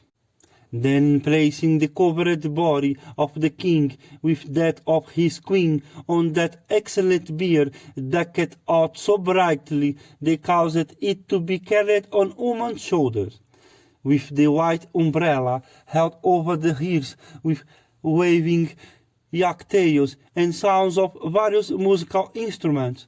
The whole scene looked bright and grand. Hundreds of people began to distribute jams among the crowd on the occasion of the funeral rites of the king. At length some beautiful robes and white umbrellas and large yak-tails were brought for the great deed. The priest, clad in white, walked in the van of the procession, pouring libation of clarified butter on the sacred fire blazing in an ornamented vessel. And Brahmanas, and Kshatriyas, and Vaisyas, and Sudras by thousands followed the deceased king, loudly wailing in these accents. O Prince, where dost thou go, leaving us behind, and making us forlorn and wretched forever? And Bhisma, and Vidyura, and the Pandavas all wept aloud. At last they came to a romantic wood on the banks of the Ganges. There they laid down the hearse on which the truthful and lion-hearted prince and his spouse lay. Then they brought water in many golden vessels, washed the prince's body, besmeared before with several kinds of fragrant paste, and again smeared it over with sandal paste. They then dressed it in a white dress made of national fabrics, and with the new suit on, the king seemed as if he was living and on sleeping on a costly bed. When the other funeral ceremonies were finished in consonance with the directions of the priest, the Kauravas set fire to the dead bodies of the king and the queen, bringing lotuses, sandal paste, and other fragrant substance to the pyre. Then, seeing the bodies aflame, Kausalya burst out, "Oh, my son, and fell down senseless on the ground. And seeing her down, the citizens and the inhabitants of the province began to wail from grief and affection for their king. And the birds of the air and the beasts of the field were touched by the lamentations of Kunti. And Bhisma, the son of Santanu, and the wise Vidyura, and the others that were there became disconsolate. Thus weeping, Bhisma, Vidyura, Dhritarashtra, the Pandavas, and the Kuru ladies all performed the watery ceremony of the king. And when all this over, the people, themselves filled with sorrow, began to console the bereaved sons of Pandu. And the Pandavas with their friends began to sleep on the ground. Seeing this, the Brahmanas and the other citizens announced their beds, young and old. All the citizens grieved on account of the sons of King Pandu, and passed 12 days in mourning with the weeping Pandavas. Vaisampayana said, then Bhisma and Kunti with their friends celebrated the Sradha of the deceased monarch and offered the Pinda.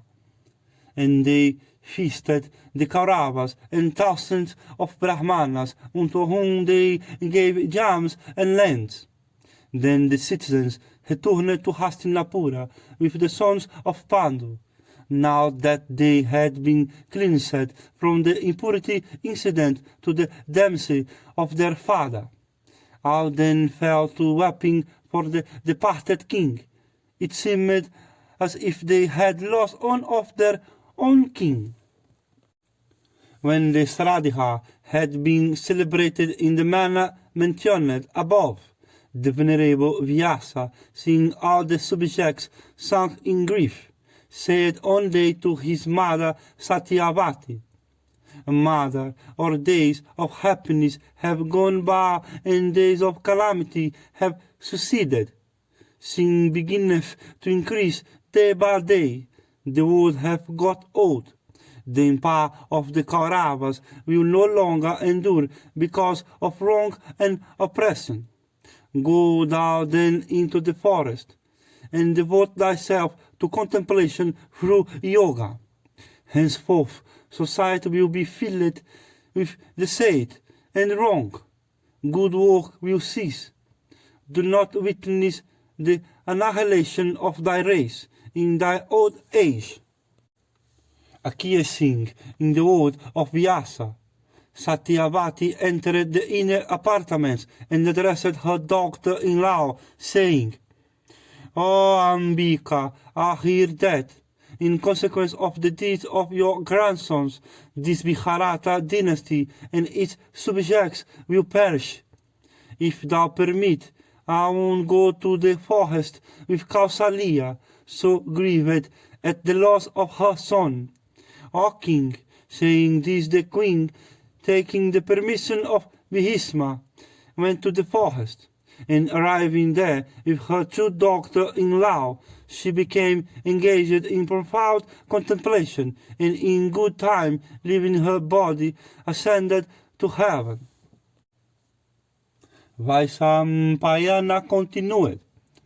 Then the sons of King Pandu, having gone through all the purifying rites prescribed in the Vedas, began to grow up in princely style in the home of their father. Whenever they were engaged in play with the sons of Dhritarashtra, their superiority of strength became marked.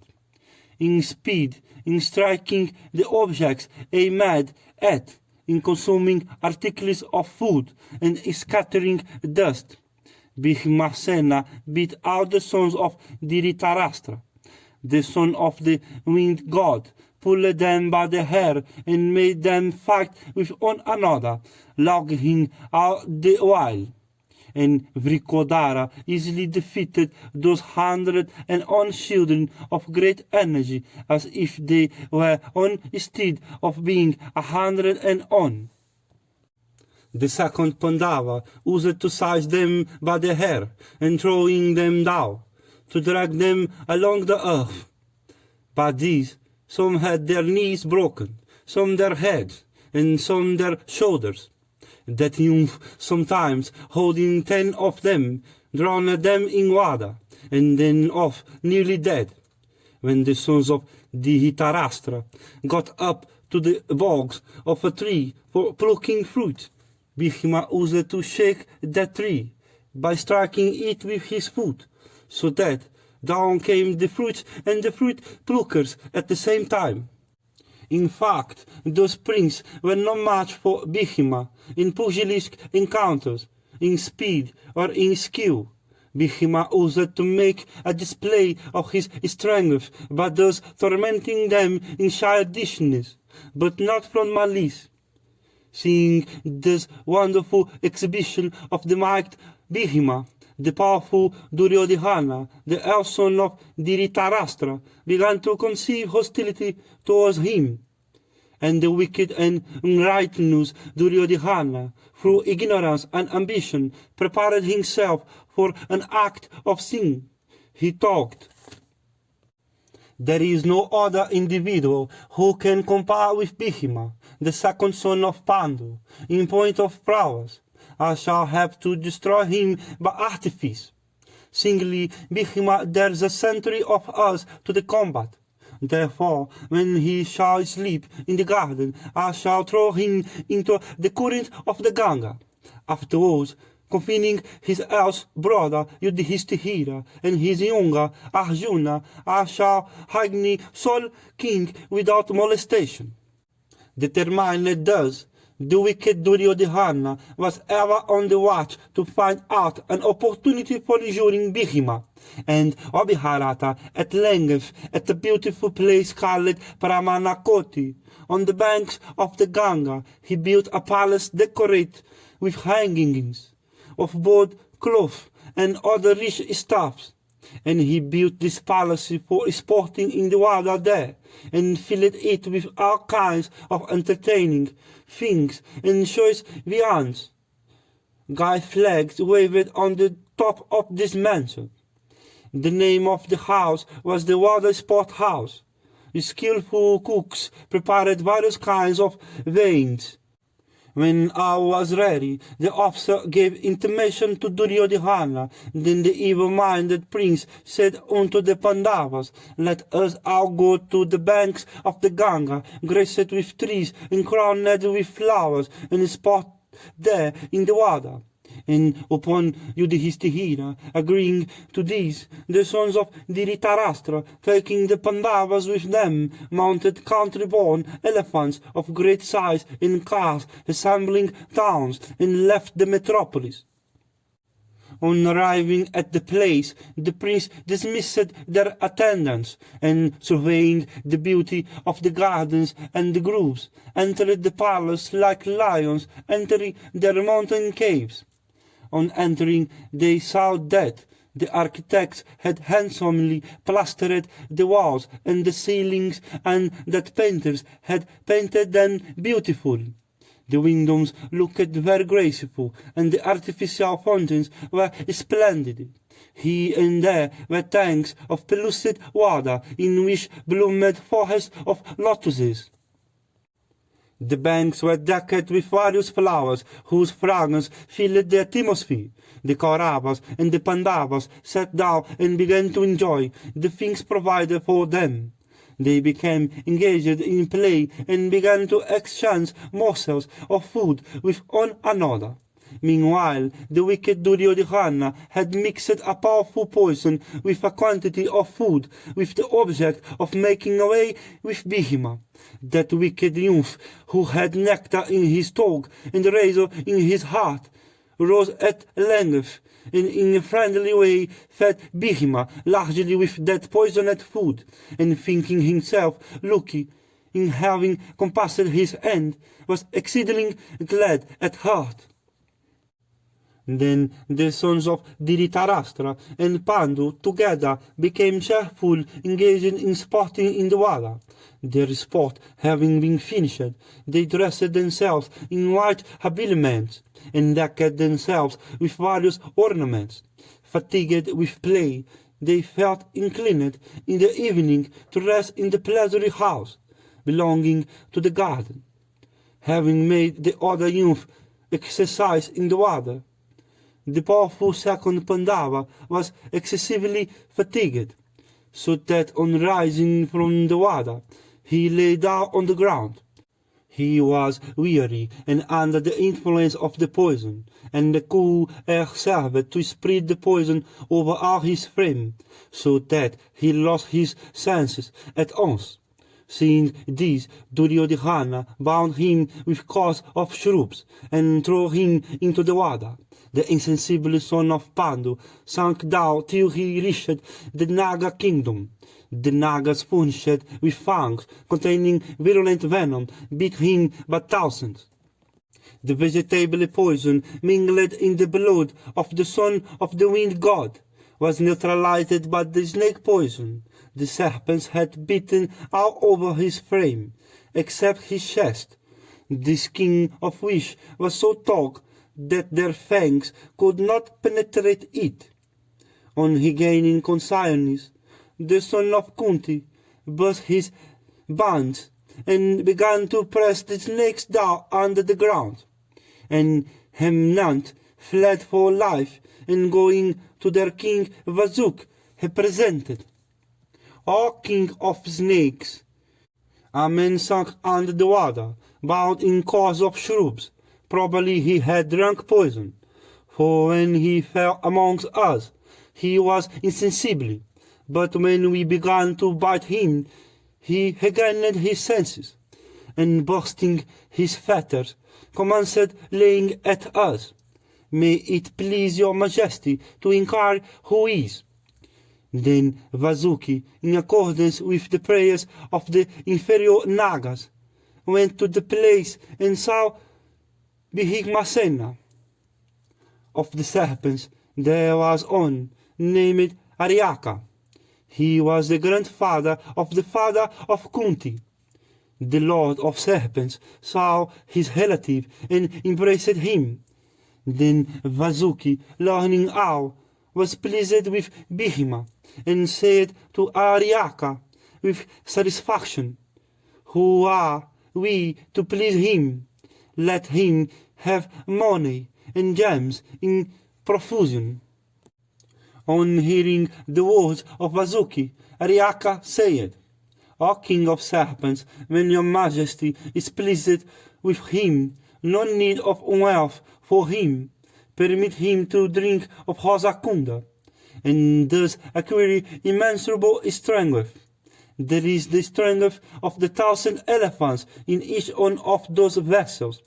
Let this prince drink as much as he can." The king of serpents gave his consent, and the serpents thereupon began auspicious rites. Then, purifying himself careful, Bhigmasena, facing the east, began to drink nectar. At one breath he quaffed off a whole vessel, and in this manner drained off 8 successive jars, till he was full. At length the serpents prepared an excellent bed for him, on which he lay down at ease. Vaisampayana said, "Meanwhile the Kauravas and the Pandavas, after having thus sported there, set out, without Bhima, for Hastinapura, some on horses, some on elephants, while others preferred cars and others conveyances. And on their way they said to one another, 'Perhaps Bhima hath gone before us.' And the wicked Duryodhana was glad at heart to miss Bhima, and entered the city with his brothers in joy. The virtuous Yudhishthira himself, unacquainted with vice and wickedness, he guarded others to be as honest as himself. The eldest son Pritha, filled with fraternal love, going unto his mother, said, after making obeisance to her, O mother, have Bhishma come? O good mother, I don't find him here. Where can he have gone? We long sought for him everywhere, in the gardens and the beautiful woods, but found him nowhere. At length we thought that the heroic Bhishma preceded us all. O illustrious dame, we come hither in great anxiety. Arrived he, where have he gone? Have you sent him anywhere? Oh, tell me, I am full of doubt respecting the mighty Bhishma. He had been asleep and hath not come. I conclude he is no more. Hearing these words of the highly intelligent Yudhishthira, Kunti shrieked in alarm and said, Dear son, I have not seen Bhishma. He did not come to me. Oh, return in haste, and with your brothers seek for him. Having said this in affliction to her eldest son, she summoned Vidyura and said, O illustrious Kishatri, Bhimasena is missing. Where has he gone? The other brothers have all come back from the gardens. Only Bhishma of mighty arms do not come home. Duryodhana likes him not. The Kaurava is crooked and malicious and low-minded and imprudent. He coveteth the throne openly. I am afraid he may have in a fit of anger slain my darling. This afflicts me sorely, indeed burns my heart.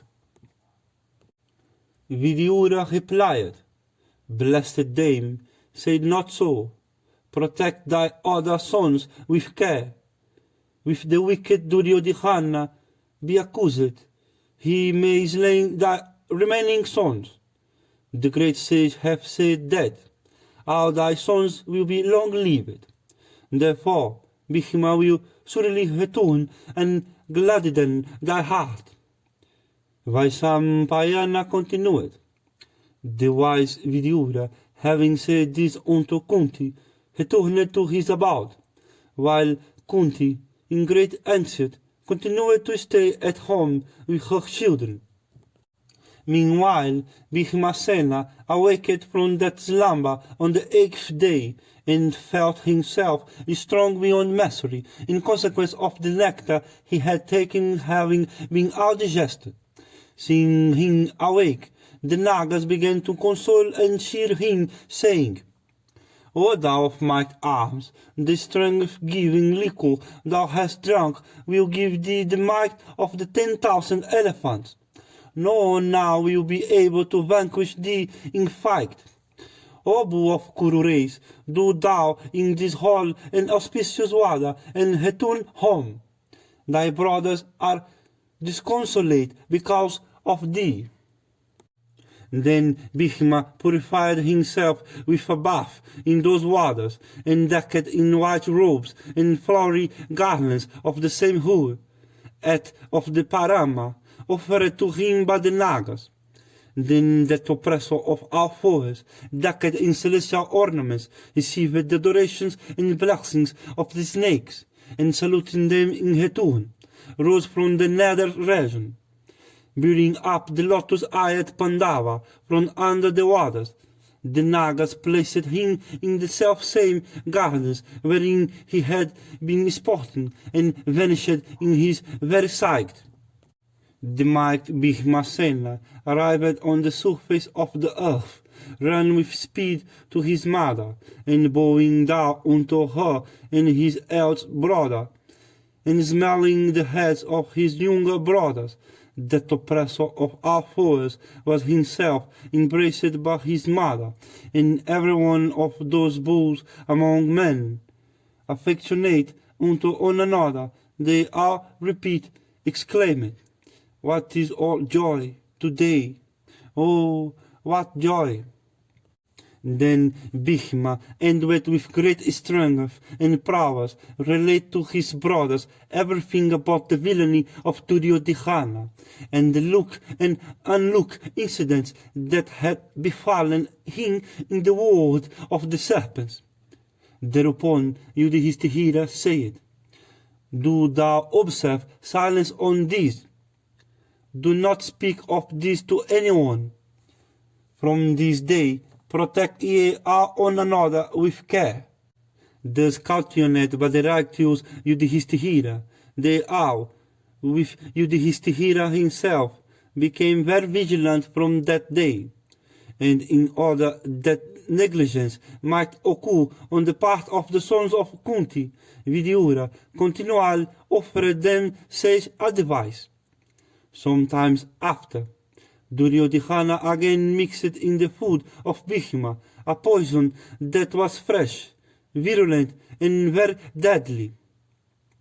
But Yuyutsu, moved by his friendship for the Pandavas, informed them of this. Vrikodara, however, swallowed it without any hesitation, and digested it completely. And though virulent, the poison produced no effects on Bhishma.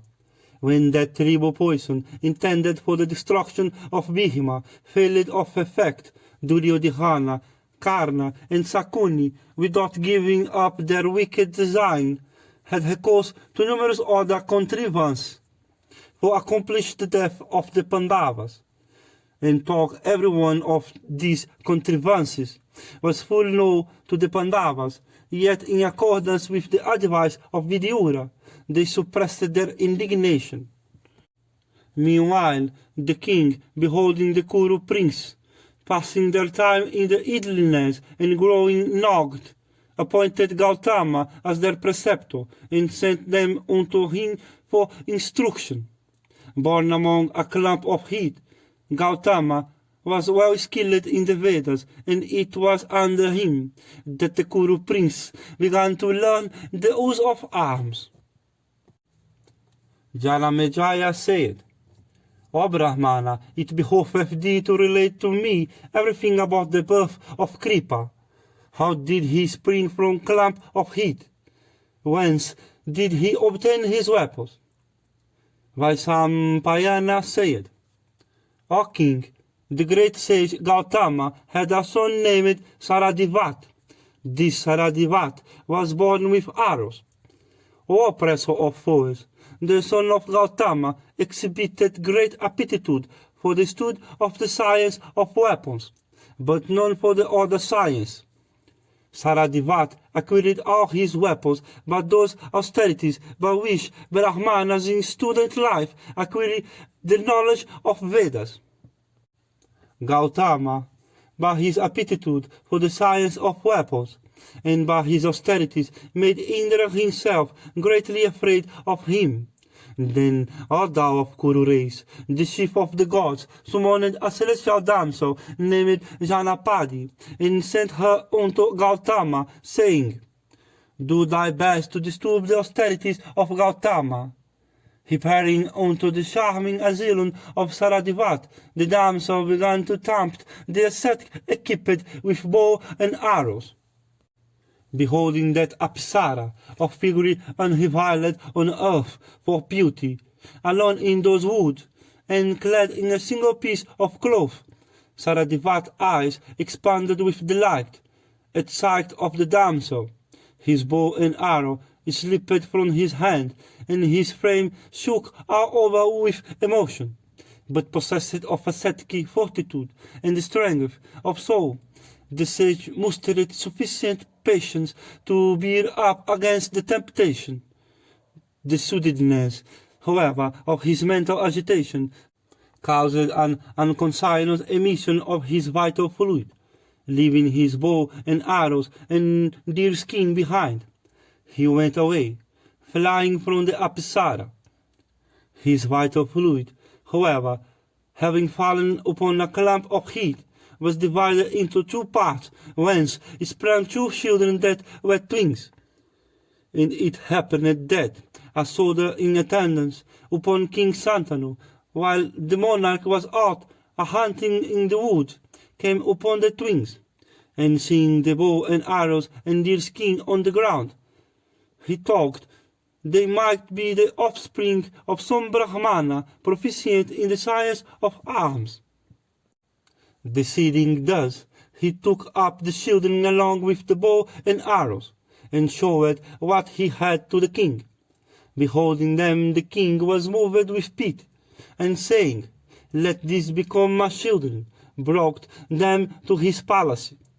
Then that first of men, Santanu, the son of Pratipa, having brought Gautama twins into his house, performed in respect of them the usual rites of religion, and he began to bring them up and called them Kripa and Kripi, in allusion to the fact that he brought them up from motives of pity.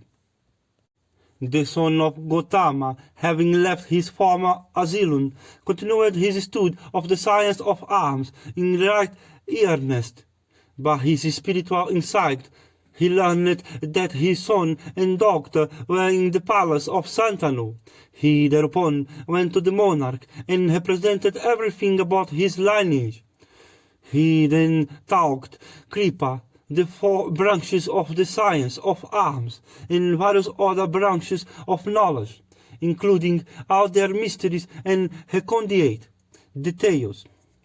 In a short time, Kripa became an eminent professor of the science, and the 100 sons of Dhritarashtra and the Pandavas, along with the Yadavas and the Vrishnis and many other princes from various lands, began to receive lessons from him in that science. Vaisampayana said, desirous of giving his grandsons a superior education, Bhishma was on the lookout for a teacher, endowed with energy and well skilled in the science of arms, deciding a chief of the Bharatas that none who was not possessed of great intelligence, none who was not illustrious or a perfect master of the science of arms, none who was not of godlike might, should be the instructor of the Kuru, the son of Ganga, or tiger among men, placed the Pandavas and the Kauravas under the tuition of the Bharadvaja son, the intelligent Drona, skilled in all the Vedas. Pleased with the reception given him by the great Bhishma, that foremost of all men skilled in arms, illustrious Drona of world-wide fame, accepted the princes as his pupils, and Drona taught them the science of arms in all its branches. And, O monarch, both the Kauravas and the Pandavas, and with immeasurable strength, in a short time became proficient in the use of all kinds of arms. Janamejaya asked, O Brahmana, how was Drona born? How and whence did he acquire his arms? How and why came he unto the Kurus? Whose son was he endowed with such energy? Again, who was born his son as Bhattihaman, the foremost of all skilled in arms? I wish to hear all these. Please recite them in detail. Vaisampayana said, there dwelt at the source of the Ganges a great sage named Bharadvaja, ceaselessly observing the most rigid vows. On day of old, intending to celebrate the Agnihotra sacrifice, he went along with many great rishis to the Ganges to perform his ablutions. Arrived at the bank of the stream, he saw Giritakhi herself, that Apsara endowed with youth and beauty, who had gone there a little before, with an expression of pride in her countenance mixed with a voluptuous languor of attitude. The damsel rose from the water after her ablutions were over, and as she was gently treading on the bank, her attire, which was loose, became disordered. Seeing her attire disordered, the sage was smitten with burning desire. The next moment his vital fluid came out, in consequence of the violence of his emotion. The rich immediately held it in a vessel, called a drona.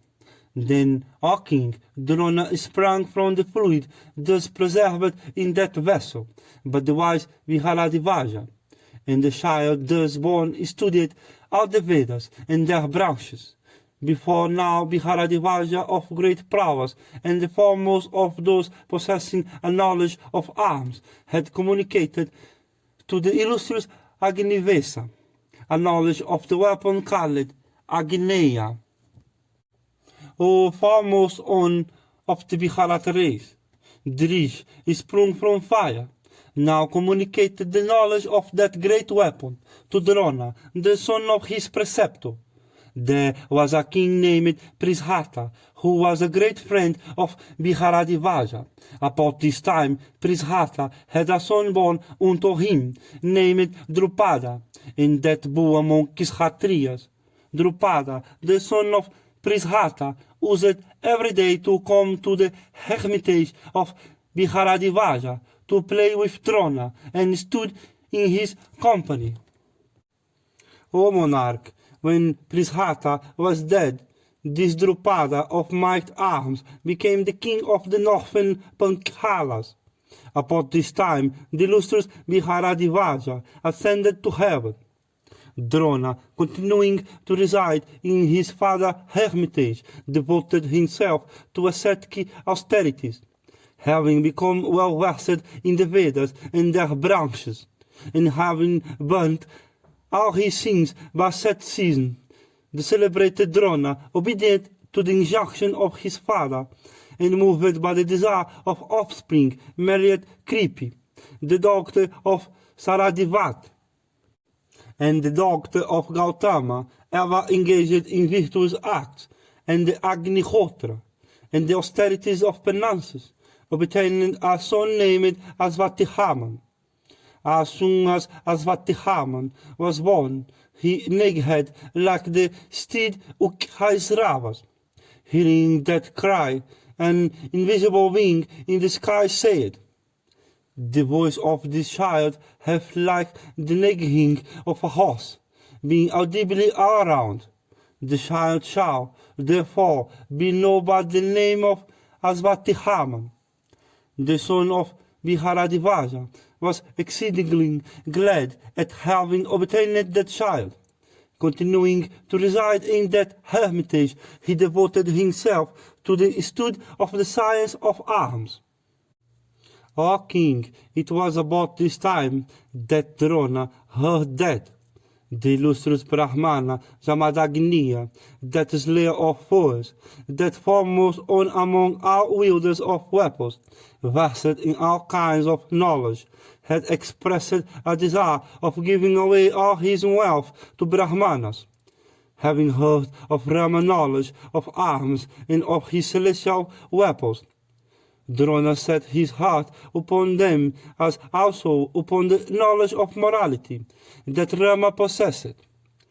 Then Drona of might arms endowed with high ascetic virtues, accompanied by disciples who were all devoted to vows and ascetic austerities, set out for the Mahendra mountains.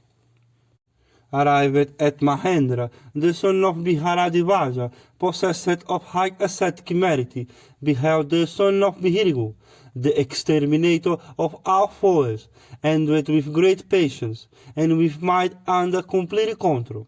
Then, approaching with his disciples that son of the Vihirigu race, Drona, giving him his name, told him of his birth in the line of Angiras, and touching the ground with his head, he worshipped Rama's feet, and beholding the illustrious son of Jamadagni, intent upon retiring into the woods, after having given away all his wealth, Drona said, "Know me to have sprung from Viharadvaja, but not in any woman womb. I am a Brahmana of high birth, Drona by name, come to thee with the desire of obtaining thy wealth." On hearing him, that illustrious grinder of the Kshatriya race replied, "Thou art welcome, O best of regenerate ones. Tell me what thou desirest." Thus addressed by Rama, the son of Viharadvaja, replied unto that foremost of all Smithas, desirous of giving away the whole of his wealth. "O thou of multifarious vows, I am a candidate for thy eternal wealth. O thou of ascetic wealth, returned Rama, my gold and whatever other wealth I had have all been given away unto Brahmanas. This earth, to the verge of the sea, decked with towns and cities, as with a garland of flowers, I have given unto Kasyapa. I have now my body only, and my various valuable weapons left. I am prepared to give either my body or my weapons. Say which thou wouldst have, I will give it thee. Say quickly." Drona answered, "O son of Vihirigu, it behoveth thee to give me all thy weapons, together with the mysteries of hurling and recalling them." Saying, "So be it," the son of Vihirigu gave away all his weapons unto Drona. Indeed, the whole science of arms with its rules and mysteries, accepting them all and thinking himself amply rewarded, that best of Brahmanas then, glad at heart, set out for his friend Drupada. Vaisampayana said, "Then, O king, the mighty son of Viharadvaja presented himself before Drupada, and addressing that monarch, said, 'Know me for thy friend.' Thus addressed by his friend, the son of Viharadvaja, with a joyous heart, the lord of the Pankhalas was ill able to bear that speech. The king, intoxicated with the pride of wealth, contracted his brows in wrath, and with had-damned eyes spake these words unto Drona.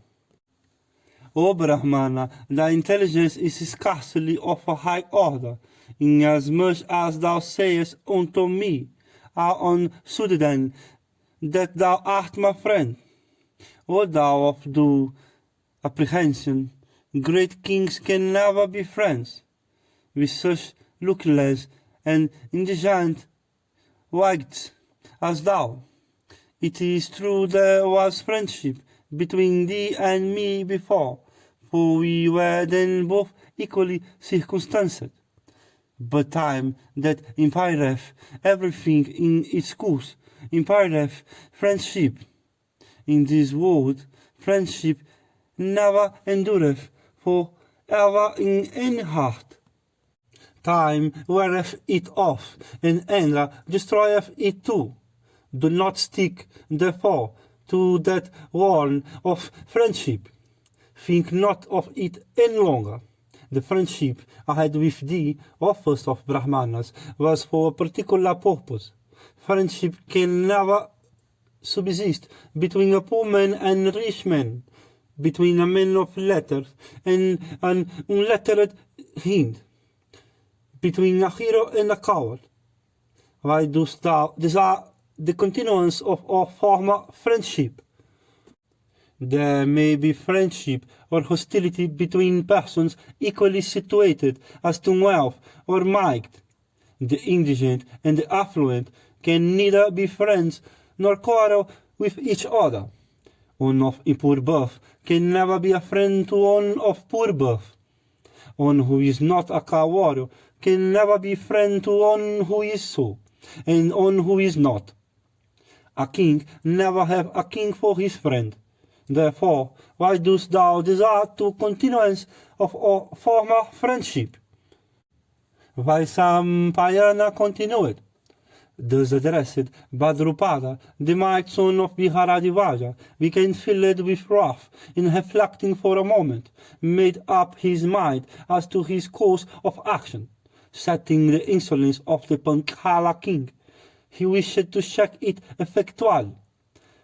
Hastily leaving the Panchala capital, Drona bent his steps towards the capital of the Kurus, named after the elephant. Arrived at Hastinapura, that best of Brahmanas, the son of Viharadhivaja, continued to live privately in the house of Gautama. His mighty son, at intervals of Kripa teaching, used to give the sons of Kunti lessons in the use of arms, but as yet none knew of Asvatihaman prowess. Drona had thus lived privately for some time in the house of Kripa, when one day the heroic prince, in company, came out of Hastinapura, and coming out of the city, they began to play with a bow and roam about in gladness of heart. And it so happened that the bow with which they had been playing fell into a well, and thereupon the prince strove their best to recover it from the well. But all the efforts the prince made to recover it proved futile. They then began to eye on another, bashful, and not knowing how to recover it. Their anxiety became great. Just at this time they beheld a Brahmana near enough unto them, of Daksh Hui, decrepit and lean, sanctified by the performance of the Agnihotra, and who had finished his daily rites of worship. And beholding that illustrious Brahmana, the prince who had despaired of success surrounded him immediately. Drona, seeing the prince unsuccessful and conscious of his own skill, smiled a little, and addressing them said, "Shame on your Kshatriya might, and shame on your skill in arms. You have been born in the race of Viharata. How is it that ye cannot recover the bow? If ye promise me a dinner today, I will, with these blades of grass, bring up not only the bow, have lost, but this ring, that I now thrown down." Thus saying, Drona, that oppressor of foes, taking off his ring, threw it down into the dry well. Then Yudhishthira, the son of Kunti, addressing Drona, said, "O Brahmana, do thou with Kripa permission obtain of us that which would last thee for life." Thus addressed, Drona, with smiles, replied unto the Viharata prince, saying, "This handful of long grass I would invest by my mantras with the virtue of weapons. Behold, this blade possesses virtues that other weapons have not. I will, with one of these blades, pierce the bow, and then pierce that blade with another, and that another with a third, and thus shall I, by shame, bring up the bow." Then Drona did exactly what he had said, and the prince were all amazed, and their eyes expanded with delight. And regarding what they had witnessed to be very extraordinary, they said, "O learned Brahmana, do thou bring up the ring without loss of time." Then the illustrious Drona, taking a bow with an arrow, pierced the ring with that arrow, and brought it up at once. And taking the ring thus brought up from the well, he still pierced with his arrow. He coolly gave it to the astonished prince.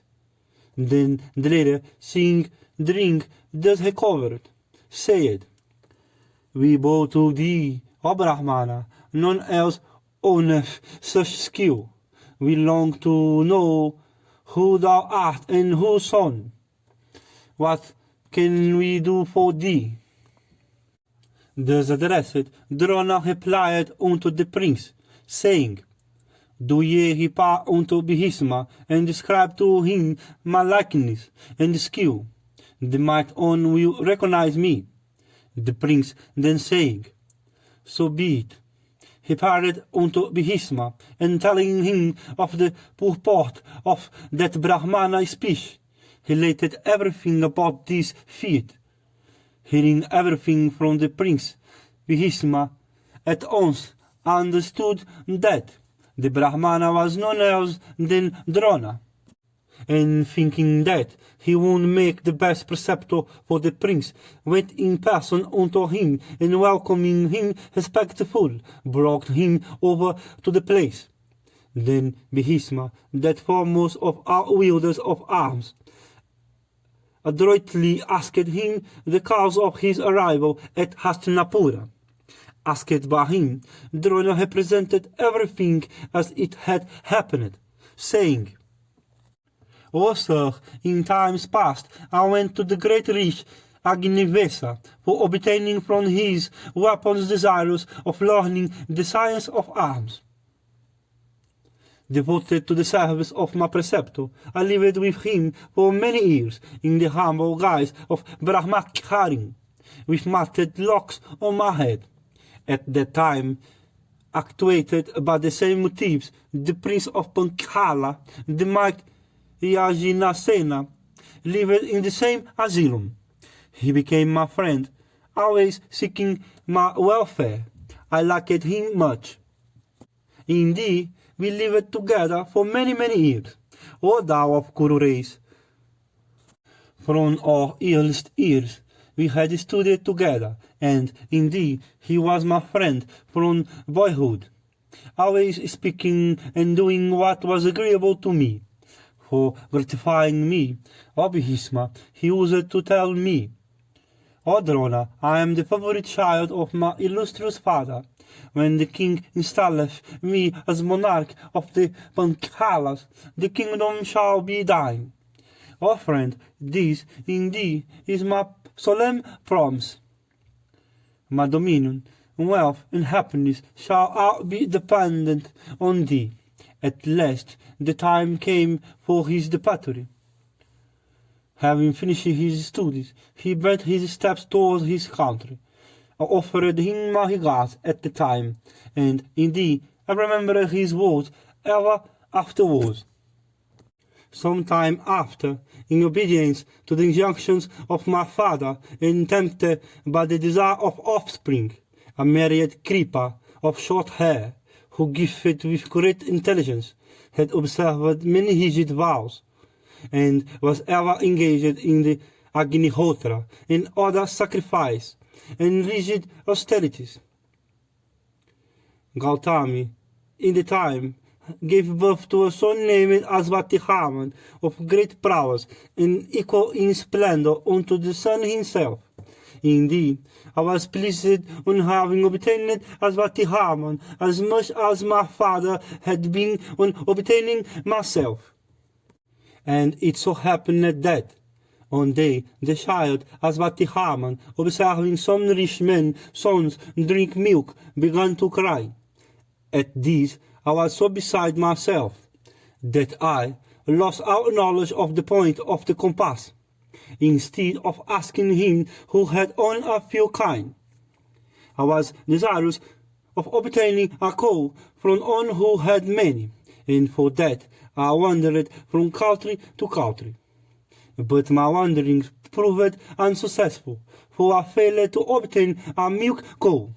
After I had come back unsuccessful, some of my son's playmates gave him water mixed with powdered rice.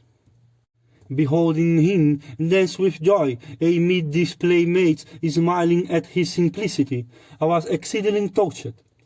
Hearing the derisive speech of busybodies, who said, Fear upon the indigent Drona, who strives not to earn wealth, whose son drinking water mixed with powdered red rice, mistaketh it for milk, and danceth with joy, saying, I have taken milk, I have taken milk.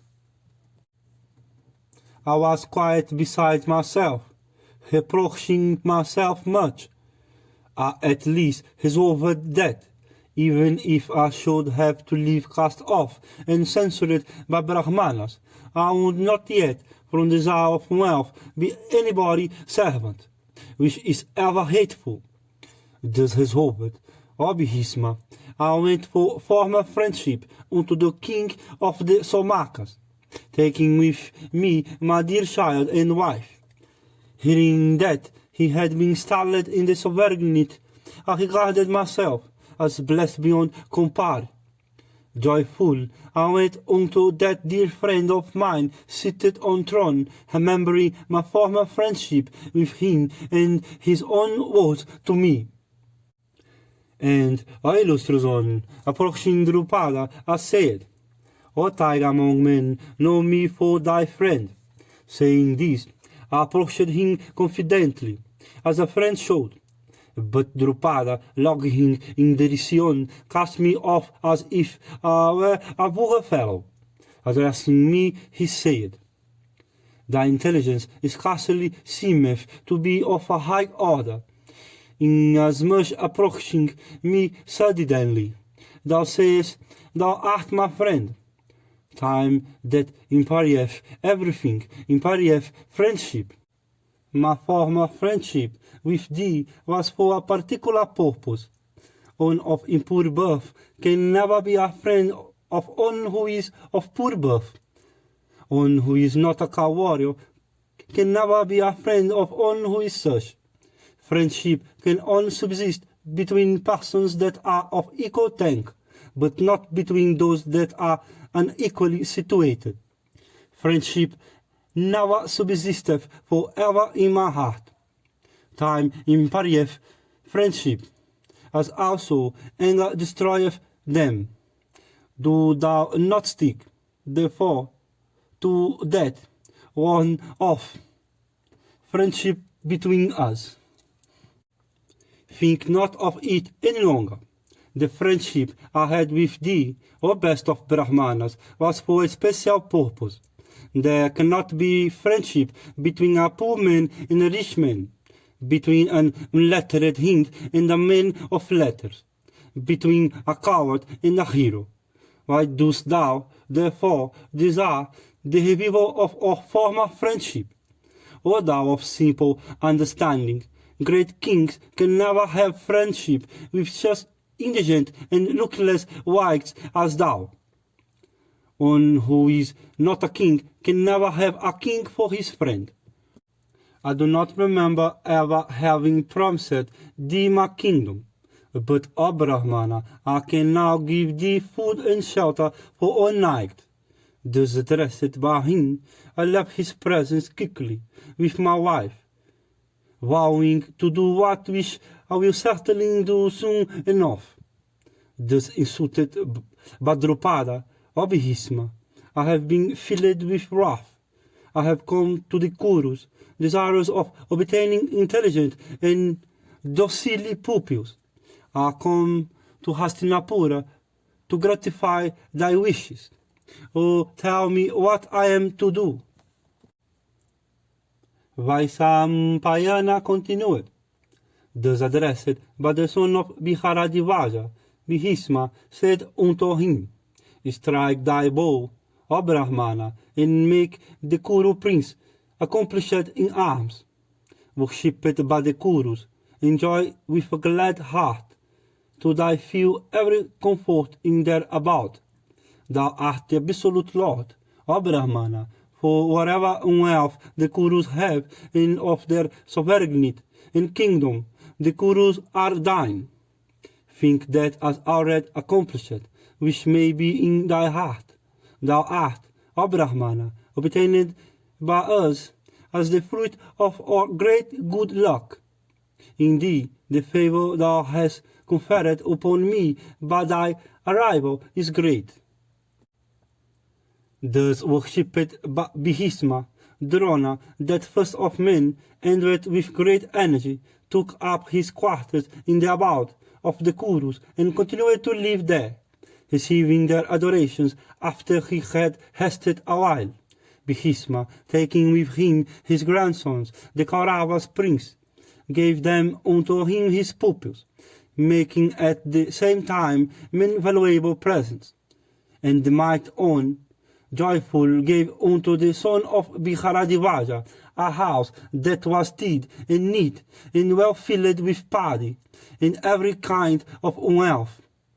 And that first of bowmen, Drona, thereupon joyful accepted the Kauravas, the sons of Pandu and the Dhritarashtra, as his pupils. And having accepted them all as his pupils, one day Drona called them apart, and making them touch his feet, told them with a swelling heart, I have in my heart a particular purpose. Promise me truly, ye son, that when ye have become skilled in arms, ye will accomplish it. Vaisampayana continued. Hearing these words, the Kuru prince remained silent, but Arjuna, O king, vowed to accomplish it, whatever it was. Drona then cheerful clasped Arjuna to his bosom, and took the scent of his head repeatedly, shedding tears of joy all the while. Then Drona, ended with great prowess, taught the sons of Pandu many weapons, both celestial and humans. And above the Bharata race, many other princes flocked to that best of Brahmanas for instruction in arms.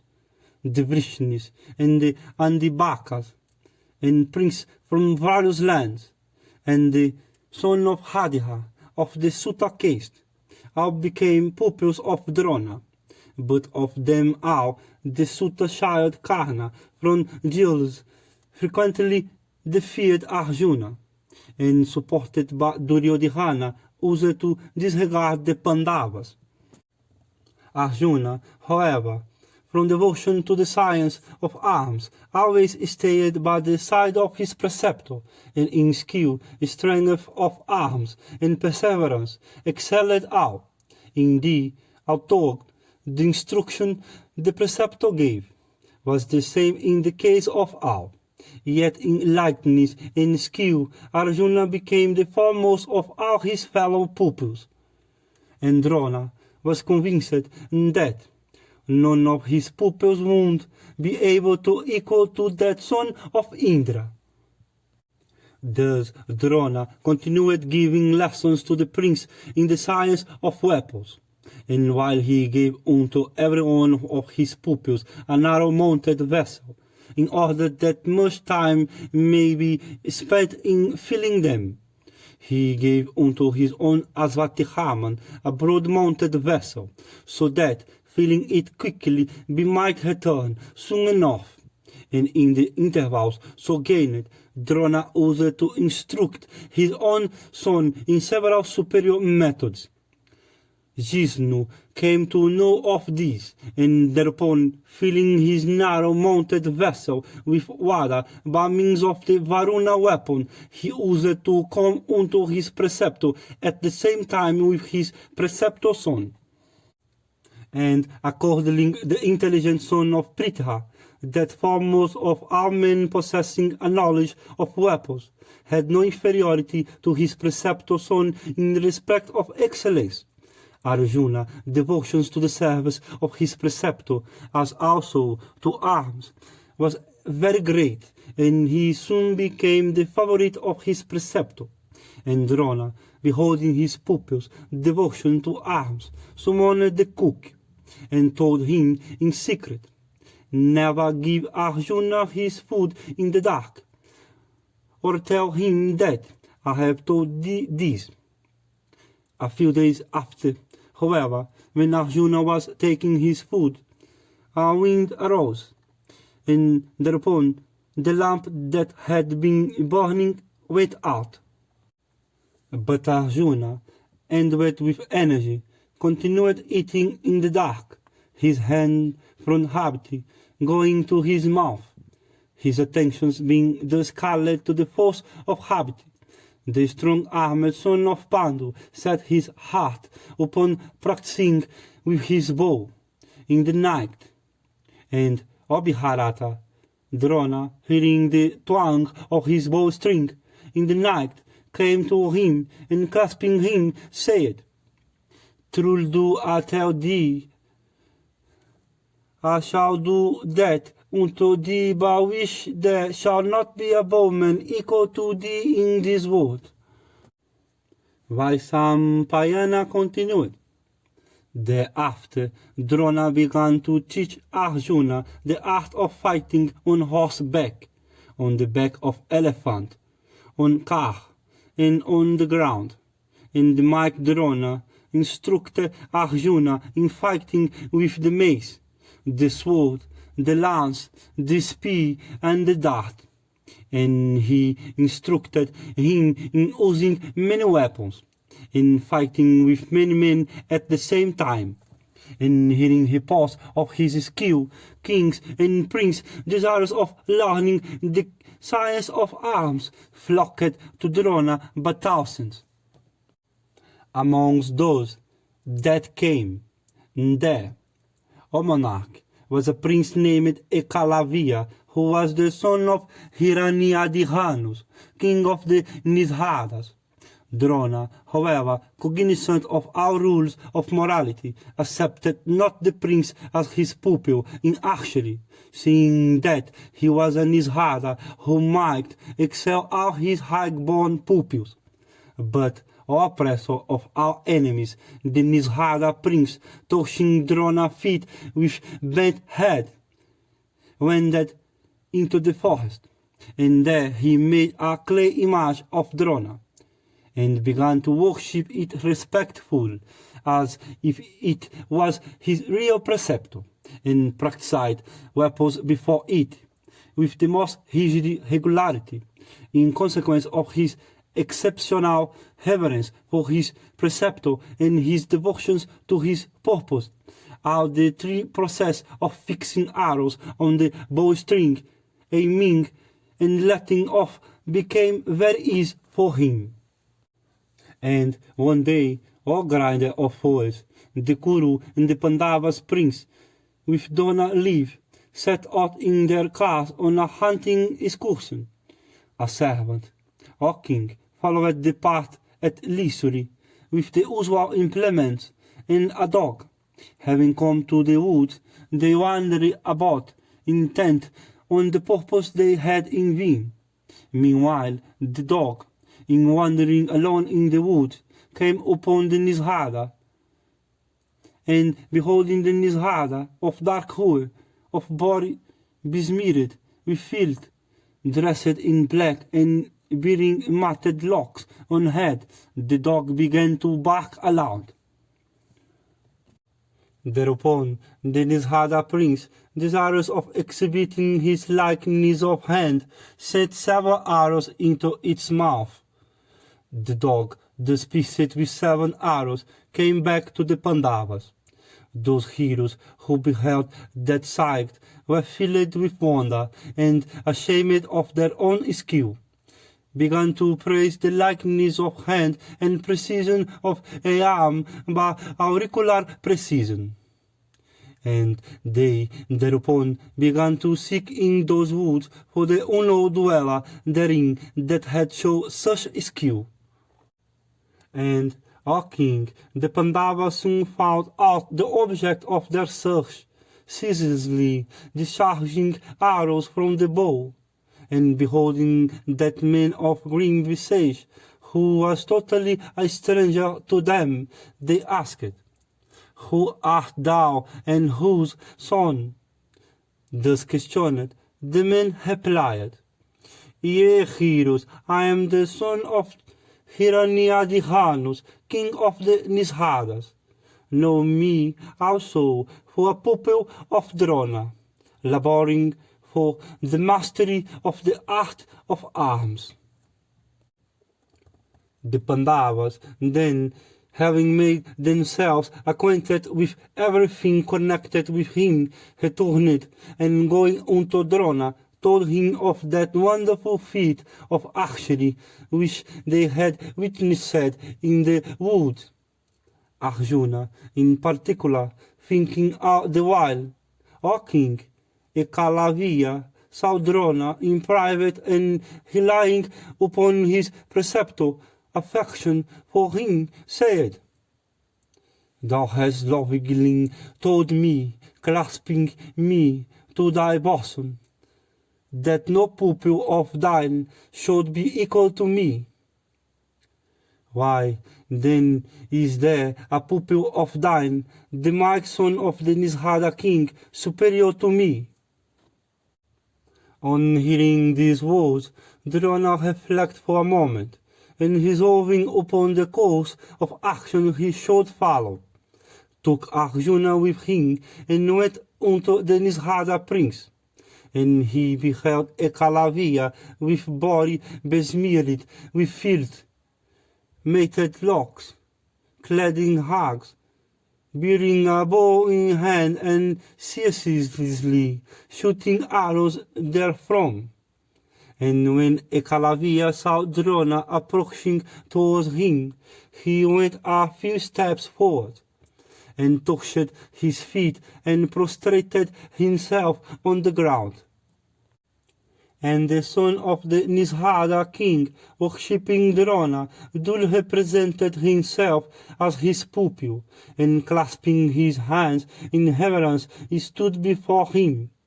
Then Drona, O king, addressed Ekalavya, saying, If, O hero, thou art really my pupil, give me then my fees.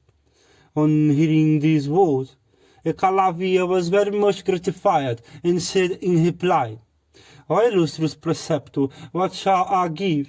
Command me, for there is nothing. O foremost of all persons conversant with the Vedas, I may not give unto my preceptor. Drona answered, O Ekalavya, if thou art really intent on making me a gift, I should like then to have the thumb of thy right hand. Vaisampayana continued. Hearing these cruel words of Drona, who had asked of him his thumb as tuition fee, Ekalavya, ever devoted to truth and desirous of keeping his promise, with a cheerful face and an afflicted heart, cut off without aid his thumb, and gave it unto Drona. After this, when the Nishada prince began once more to shoot with the help of his remaining fingers, he found, O king, that he had lost his former lightness of hand. And at this Arjuna became happy, the fever having left him. Two of Drona's pupils became very much accomplished in the use of mace. These were Duryodhana and Bhima, who were, however, always jealous of each other. As Vatihaman excelled everyone, the twins excelled everybody in handling the sword. Yudhishthira surpassed everybody as a car warrior, but Arjuna, however, outdistanced everyone in every respect. In intelligence, resourcefulness, strength, and perseverance. Accomplished in all weapons, Arjuna became the foremost of even the foremost of car warriors, and his fame is spread all over the earth to the verge of the sea. And although the instruction was the same, the mighty Arjuna excelled all, indeed in weapons as in devotion, to his preceptor. He became the foremost of them all, and amongst all the princes, Arjuna alone became Atihatha. And the wicked son of Dhritarashtra, beholding Bhimasena, endowed with great strength, and Arjuna, accomplished in all arms, became very jealous of them. Obu among men, one day, Drona, desirous of testing the comparative excellence of all his pupils in the use of arms, collected them all together after their education had been completed. And before assembling them together, he had caused an artificial bird, as the would be a arm to be placed on the top of a neighboring tree. And when they were all together, Drona said unto them, Take up your bows quickly and stand ye aiming at that bird on the tree, with arrows fixed on your bowstrings. Shoot and cut off the bird's head, as soon as I give the order. I shall give each of you a turn, one by one, my children. Then Drona, that foremost of our Angira sons, first addressed Yudhishthira, saying, O irrepressible, I am with thy arrow, and shoot as soon as I give the order. Yudhishthira took up the bow first, as desired, O king, by his preceptor, and stood aiming at the bird. But Abu of Bharat race, Drona, in an instant, addressing the Kuru prince, standing with bow in hand, said, Behold, O prince, that bird on the top of the tree. Yudhishthira replied unto his preceptor, saying, I do. But the instant after, Drona again asked him, What dost thou see now, O prince? Seest thou the tree, myself, or thy brothers? Yudhishthira answered, I see the tree, myself, my brothers, and the bird. Drona repeated his question, but was answered as often in the same words. Drona then, vexed with Yudhishthira, approaching told him, Stand thou apart. It is not for thee to strike the arm. Then Drona repeated the experiment with Duryodhana and the other sons of Dhritarashtra, one after another, as also with his other pupils, Bhishma and the rest, including the prince that had come unto him from other lands. But the answer in every case was the same as Yudhishthira. And approached by their preceptor, they were all ordered one after another to stand apart. Vaisampayana said, when everyone had failed, Drona smiling called Arjuna and said unto him, By thee the arm must be shot, therefore turn thy eyes to it. Thou must let fly the arrow as soon as I give the order. Therefore, O son, stand here, with bow and arrow for an instant. Thus addressed, Arjuna stood aiming at the bird, as desired by his preceptor, with his bow bent. An instant after, Drona asked him, in the case of others, Seest thou, O Arjuna, the bird there, the tree, and myself? Arjuna replied, I see the bird only, but not the tree, or thyself. Then the irrepressible Drona, well pleased with Arjuna, the instant after, again said unto that mighty car warrior amongst the Pandavas, If thou seest the vulture, then describe it to me. Arjuna said, I see on the head of the vulture, not its body. At these words of Arjuna, the hair stood on end from the light.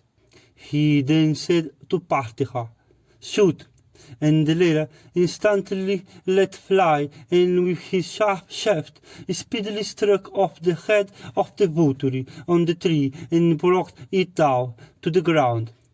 No sooner was the deed done than Drona clasped Pihalguna to his bosom, and talked Drupada with his friends had already been vanquished in fight.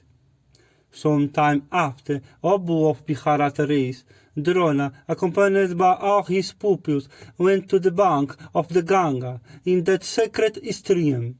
And when Drona had plunged into the stream, a strong alligator, set as it were by Death himself, seized him by the thigh. And Thog himself, quite capable, Drona, in a seeming hurry, asked his pupil to rescue him. And he said, "Oh, kill this monster and rescue me." Contemporaneously with this speech, Vibhihatsu struck the monster within the water with 5 sharp arrows, irresistibly to their course, while the other pupils stood confounded, each at his place. Beholding Arjuna readiness, Drona considered him to be the foremost of all his pupils, and became highly pleased. The monster, in the meantime, cut into pieces by the arrows of Arjuna, released the thigh of illustrious Drona, and gave up the ghost. The son of Bharadvaja then addressed the illustrious and mighty warriors, Arjuna, and said, "Accept, O thou of mighty arms, this very superior and irresistible weapon called Brahmastra, with the methods of hurling and recalling it. Thou must not, however, ever use it against any human foe, for if hurled at any foe endowed with inferior energy, it might burn the whole universe. It is said, O child, that this weapon hath not appeared in the 3 worlds. Keep it, therefore, with great care, and listen to what I say. If ever, O hero, and foe not human, contendeth against thee, thou mayst then employ it against him for compassing his death in battle, pledging himself to do what he was bid." Vibhihatsu then, with joined hands, received that great weapon. The preceptor then, addressing him again, said, "None else in this world will ever become a superior bowman to thee. Vanquished thou shalt never be by any foe, and thy achievements will be great." Vaisampayana said, "O thou of Bharata race, beholding the sons of Dhritarashtra and Pandu accomplished in arms, Drona, O monarch, addressed King Dhritarashtra in the presence of Kripa, Somadatta, Valhika, the wise son of Ganga, Vyasa, and Vidyura, and said, O best of Kuru kings, thy children have completed their education. With thy permission, O king, let them now show their proficiency." Hearing him, the king said with a glad-tended heart, "O best of Brahmanas, thou hast, indeed, accomplished a great deed. Command me thyself as to the place and the time, where and when, the manner in which the trial may be held. Grief arising from my own blindness maketh me envy those who, blessed with sight, will behold my children's prowess in arms. O Kishatri, do all that Drona saith. O thou devoted to virtue, I think there is nothing that can be more agreeable to me." Then Vidyura, giving the necessary assurance to the king, went out to do what he was bid. And Drona, endowed with great wisdom, then measured out a piece of land that was void of trees and thickets, and furnished with wells and springs. And upon the spot of land so measured out, Drona, that first of eloquent men, selecting a lunar day when the star ascendant was auspicious, offered up sacrifice unto the gods in the presence of the citizens assembled by proclamation to witness the same. And then, Abu among men, the artificers of the king built thereon a large and elegant stage, according to the rules laid down in the scriptures, and it was furnished with all kinds of weapons. They built another elegant hall for the late spectator, and the citizens constructed many platforms, while the welfare of them pitched many spacious and high tents all around. When the day fixed for the exhibition came, the king, accompanied by his ministers, with Bhisma and Kripa, the foremost of preceptors, walking ahead, came unto that theatre of almost celestial beauty, constructed of pure gold, and decked with strings of pearls and stones of lapis lazuli. And our first of victorious men, Gandhihari, blessed with great good fortune, and Kunti and the other ladies of the royal household in gorgeous attire, and accompanied by their waiting woman, joyful ascended the platforms like celestial ladies ascending the Sumeru mountain. And the four orders, including the Brahmanas and Kshatriyas, desirous of beholding the prince, skill in arm, left the city and came running to the spot. And so impatient was everyone to behold the spectacle, that the vast crowd assembled there in almost an instant. And with the sounds of trumpets and drums, and the noise of many voices, that vast concourse appeared like an agitated ocean. At last, Drona, accompanied by his son, dressed in white, with a white sacred thread, white locks, white beard, white garlands, and white sandal passed, hovered over his body, entered the list. It seemed as if the moon himself, accompanied by the planet Mars, appeared in an unclouded sky. On entering, Viharadivaja performed timely worship and caused Brahmanas versed in mantras to celebrate the auspicious rites. And after auspicious and sweet-sounding musical instruments had been struck up as a propitiatory ceremony, some persons entered, equipped with various arms, and then, having girded up their loins, those mighty warriors, those foremost ones of Bharat race, entered, furnished with finger protectors, and bows and kivas, and with Yudhishthira at their head. The valiant prince entered in order of age, and began to show wonderful skill with their weapons. Some of the spectators lowered their heads, apprehending foul of arrows, while others fearlessly gazed on with wonder. And riding swiftly on horses and managing them dexterously, the prince began to hit marks with shafts engraved with their respective name. And seeing the prowess of the prince armed with bows and arrows, the spectators talked that they were beholding the seat of the Gandhiharvas, became filled with amazement.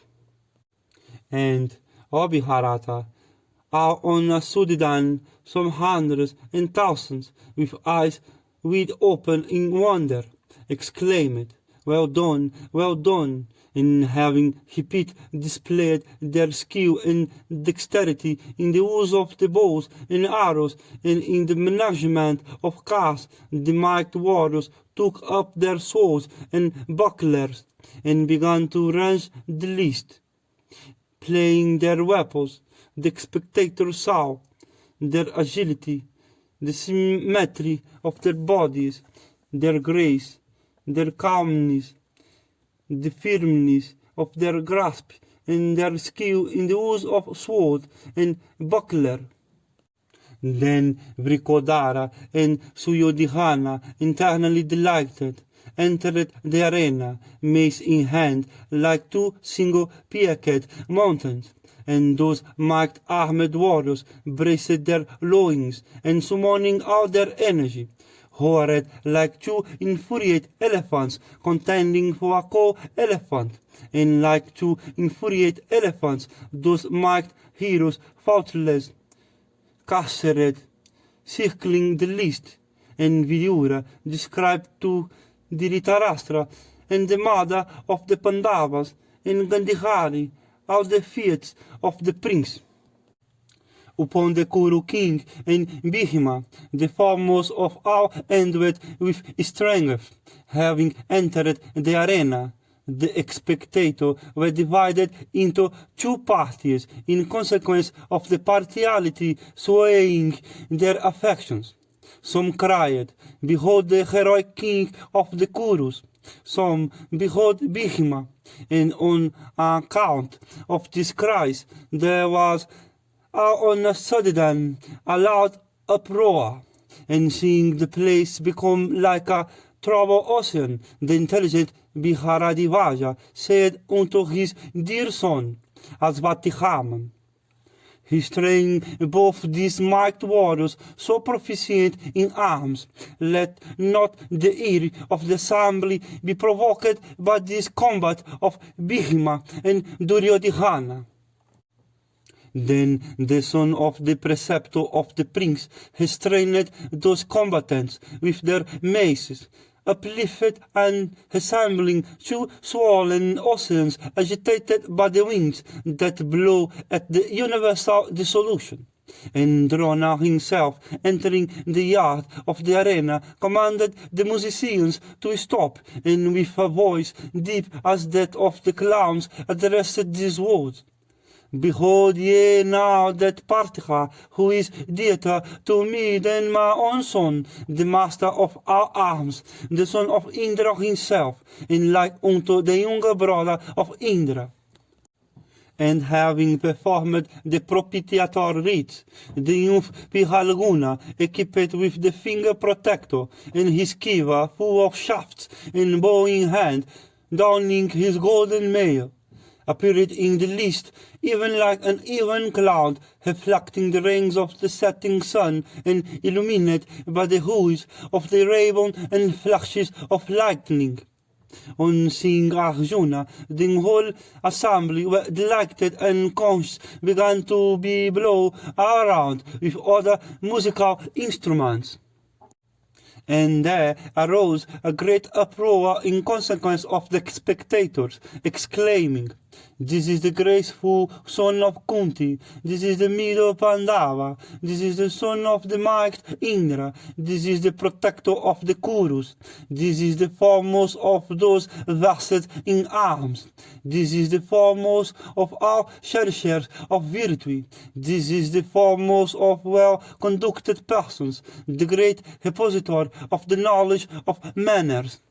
At those exclamations, the tears of Kunti, mixing with the milk of her breast, wetted her bosom, and his ears being filled with that uproar. That first of men, Dhritarashtra, asked Vidura in delight, "O Kishatri, what is this great uproar for, like unto that of the troubled ocean, rising all on a sudden and rending the very heavens?" Vidura replied, "O mighty monarch, the son of Pandu and Pritha, Pihalguna, clad in mail, have entered the list. And hence this uproar." The Dhritarashtra said, "O thou of soul so great, by the three fires sprung from Pritha, who is even like the sacred fool, I have indeed been blessed, favored, and protected." When the spectators, excited with delight, had somewhat regained their equanimity, Vibhihatsu began to display before his likeness in the use of weapons. By the Agneya weapon he created fire, and by the Varuna weapon he created water. By the Vayaviya weapon he created air, and by the Parianya weapon he created clouds, and by the Vihauna weapon he created land, and by the Parvatya weapon he broke mountains into being. By the Antardihana weapon all these were made to disappear. Now the beloved of his preceptor, appeared tall and now short. Now he was seen on the yoke of his car, and now on the car itself, and the next moment he was on the ground. And the hero, favored by his practiced dexterity, hit with his various boots, some tender, some fine, and some of thick composition, and like on shaft, he let fly at a time into the mouth of a moving iron bower 5 shafts together from his bow string, and that hero of might energy discharged on and 20 arrows into the hollow of a coal, horn hung up on a hoop, swaying to and fro. In this manner, using his own, Arjuna showed his profound skill in the use of sword, bow, and mace, walking over the list in circles. And Mahabharata, when the exhibition had well nigh ended, the excitement of the spectators had cooled, and the sounds of instruments had died out. There was heard, proceeding from the gate, the slapping of arms, betokening might and strength, and even like unto the roar of the thunder. And walking, as soon as the sound was heard, the assembled multitude instantly talked. Are the mountains splitting, or is the earth itself rending asunder? Or is the welkin resounding with the roar of gathering clouds? And then all the spectators turned their eyes towards the gate. And Drona stood surrounded by the 5 brothers, the sons of Pritha, and looked like the moon in conjunction with the 5-starred constellation Hasta. And Duryodhana, that slayer of foes, stood up in haste, and was surrounded by his century of hogged brothers, with Asvatihaman amongst them. And that prince, mace in hand, thus surrounded by these 100 brothers, with uplifted weapons, appeared like Purandara in days of yore, encircled by the celestial host on the occasion of the battle with the Danavas. When the spectators, with eyes expanded with wonder, made way for that subjugator of hostile cities, Karna, that hero with his natural mail and face brightened with earrings, took up his bow and girded on his sword, and then entered the spacious list like a walking cliff. That far-famed destroyer of hostile hosts, the large-eyed Karna, was born of Pritha in her maidenhood. He was a portion of the hot Behemoth sun, and his energy and prowess were like unto those of the lion, or the bull, or the leader of the herd of elephants. In splendor he assembled the sun, in loveliness the moon, and in energy the fire. Begotten by the sun himself, he was tall in stature, like a golden palm tree, and endowed with the vigor of youth. He was capable of slaying a lion. Handsome in features, he was possessed of countless accomplishments. The might-armed warrior, eyeing all around the arena, bowed indifferently to Drona and Kripa, and the entire assembly, motionless and with steadfast gaze, talked. Who is he? And they became agitated in their curiosity to know the warrior. And that foremost of eloquent men, the offspring of the sun, in a voice deep as that of the clouds, addressed his unknown brother, the son of the subduer of the Asura, Paka, saying, O Partha, I shall perform feat before this gazing multitude, excelling all thou hast performed. Beholding them, thou shalt be amazed. And, O thou best of those blessed with speech, he had hardly had done when the spectator stood up all at once, uplifted by some instrument as it were. And Ottaig among men, Duryodhana, was filled with delight, while Vivihatsu was instantly abashment and anger. Then with the permission of Drona, the might Karna, delighting in Beiro, did all that Partha had done before. And Mahabharata, Duryodhana with his brothers thereupon embraced Karna in joy, and then addressed him, saying, Welcome, O mighty armed warrior, I have obtained thee by good fortune. O polite on, live thou as thou pleasest, and command myself and the kingdom of the Kurus. Karna replied, When thou hast said it, I regard it as already accomplished. I long for thy friendship, and, O Lord, my wish is even for a single combat with Arjuna. Duryodhana said, Do thou with me enjoy the good things of life. Be thou the benefactor of thy friend, and, O oppressor of enemies, place thou thy feet on the heads of our foes. Arjuna, after this deeming himself disgraced, said unto Karna, stationed amidst the brothers like unto a cliff, That path which the unwelcome intruder and the uninvited talker cometh to, shall be thine, O Karna, for thou shalt be slain by me. Karna replied, This arena is meant for all, not for thee alone. O Pihalguna, there are kings who are superior in energy, and verily the Kshatriya regardeth might and might alone. What need of altercation, which is the exercise of the weak?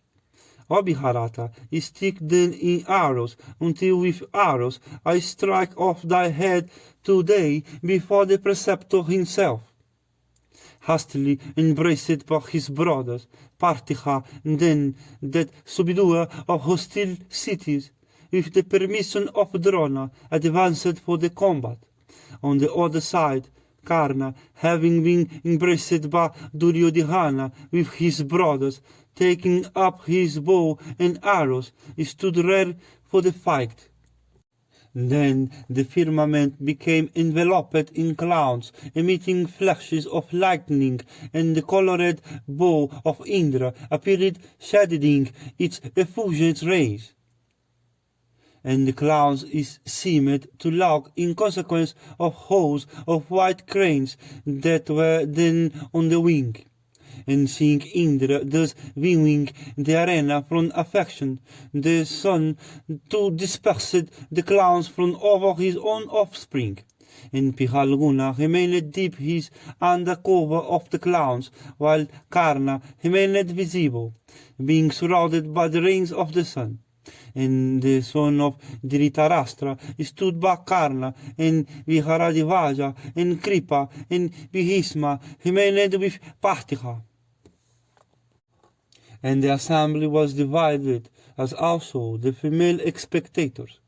And knowing the state of things, Kunti, the daughter of Vihoja, shone away, and by the help of female attendants, Vidura, versed in the lore of all duties, revived the insensible Kunti by sprinkling sandal paste and water on her person. On being restored to consciousness, Kunti, seeing her two sons clad in mail, was seized with fear, but she could do nothing. And beholding both the warriors with bows strung in their hands, the son of Saradivati, Kripa, knowing all duties, and cognizant of the rules regulating duels, addressed Karna, saying, This Pandava, who is the youngest son of Kunti, belongeth to the Kauravas' race. He will engage in combat with thee. But, O mighty armed on, thou too must tell us thy lineage and the names of thy father and mother, in the royal line of which thou art the ornament. Learning all these, Partha will fight with thee or not. Sons of kings never fight with men of inglorious lineage. Thus addressed by Kripa, Karna, countenance became like unto a lotus pole and torn with the pelting showers in the rain season. Duryodhana said, O preceptor, verily the scriptures have it that three classes of persons can lay claim to royalty. Persons of the blood royal, heroes and lastly those that lead armies. If Pihalguna is unwilling to fight with one who is not a king, I will install Karna as king of Anga. At that very moment, seated on a golden seat, with parched paddy, and with flowers and water pots and much gold, the mighty warrior Karna was installed, king by Brahmanas versed in mantras, and the royal umbrella was held over his head, while Iacteus waved around that adopted the hero of graceful mien. And the shears having ceased, King said unto the Kaurava Duryodhana, O tiger among monarchs, what shall I give unto thee that may compare with thy gift of a kingdom? O king, I will do all thou biddest. And Suryodhana said unto him, I eagerly wish for thy friendship. Thus spoken to Karna, he replied, Be it so. And they embraced each other in joy and experienced great happiness. After this, with his sheet loosely hanging down, Adihatiha entered the list, perspiring and trembling and supporting himself on a staff. Seeing him, Karna left his bow and, impelled by filial regard, bowed down his head, still wet with the water of inauguration, and then the charioteer, hurriedly covering his feet with the end of his sheet, addressed Karna crowned with success as his son.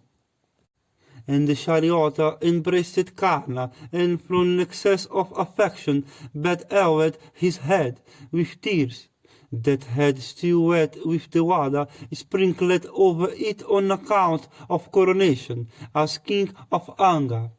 Seeing the charioteer, the Pandava, Bhishmasena took Karna for charioteer's son, and said by way of ridicule, O son of a charioteer, thou dost not deserve death in fight at the hands of Partha. As befits thy race, take thou anon the whip. And, O worst of mortals, surely thou art not worthy to sway the kingdom of Anga, even as a dog doth not deserve the butter placed before the sacrificial fire. Karna thus addressed, with his light quivering lips, fetched a deep sigh, looked at the good of the day in the skies. And even as a mad elephant riseth from an assemblage of lotuses, the mighty Duryodhana rose in wrath from among his brothers, and addressed that performed of dreadful deeds, Bhishmasena, present there. O Vrikodara, it behoveth thee not to speak such words. Might is the cardinal virtue of a Kshatriya, and even a Kshatriya of inferior birth deserveth to be fogged with the lineage of heroes. Like the source of lordly river is ever unknown. The fire that covereth the whole world riseth from the waters. The thunder that slayeth the Danavas was made of a bone of Dadihikhi. The illustrious deity Guha, who combines in his composition the portions of all the other deities, is of a lineage unknown. Some call him the offspring of Agni, some of Kritika, some of Rudra, and some of Ganga. It have been heard by us that persons born in the Kshatriya order have before become Brahmanas. Visvamitra and others have obtained the eternal Brahma. The foremost of all wielders of weapons, the preceptor Drona, have been born in a water pot. And Kripa of the race of Gautama have sprung from a clump of heath. Your own birth, ye Pandava, prince, are known to me. Can a she-deer bring forth a tiger? Of the splendor of the sun, and endowed with every auspicious mark, and born with a natural male and earrings. This prince among men deserveth the sovereignty of the world, not a anger only, in consequence of the might of his arm, and mad disposition to obey him in everything. If there be anybody, he to whom all that I have done unto Karna have become intolerable, let him ascend his chariot, and bend his bow with the help of his feet. Then there arose a confused murmur amongst the spectators, approving the Duryodhana speech. The sun went down, but Prince Duryodhana, taking Karna's hand, led him out of the arena, lighted with countless lamps. And, O king, the Pandavas, accompanied by Drona and Kripa and Bhishma, returned to their abodes. And the people, too, came away, some naming Arjuna, some Karna, and some Duryodhana. And Kunti, recognizing her son in Karna by the various auspicious marks on his person, and beholding him installed in the sovereignty of Anga, was from motherly affection very pleased. And Duryodhana, O monarch, having obtained Karna, vanished his fears arising out of Arjuna's proficiency in arms. And the heroic Karna, accomplished in arms, began to gratify Duryodhana by sweet speeches, while Yudhishthira was impressed with the belief that there was no warrior on earth like unto Karna. Behold, the Pandavas and the son of Dhritarashtra, accomplished in arms, Drona talked. The time had come when he could demand the preceptorial fee. Assembling his pupils one day together, the preceptor Drona asked of them the fee, saying, Seize Drupada, the king of Panchala, in Beiro, and bring him unto me. That shall be the most acceptable fee. Those warriors then answering, so be it, speedily mounted up their chariots, and for bestowing upon their preceptor the fee he had demanded, marched out, accompanied by him. Those bulls among men, meeting the Panchalas on their way, laid siege to the capital of the great Drupada.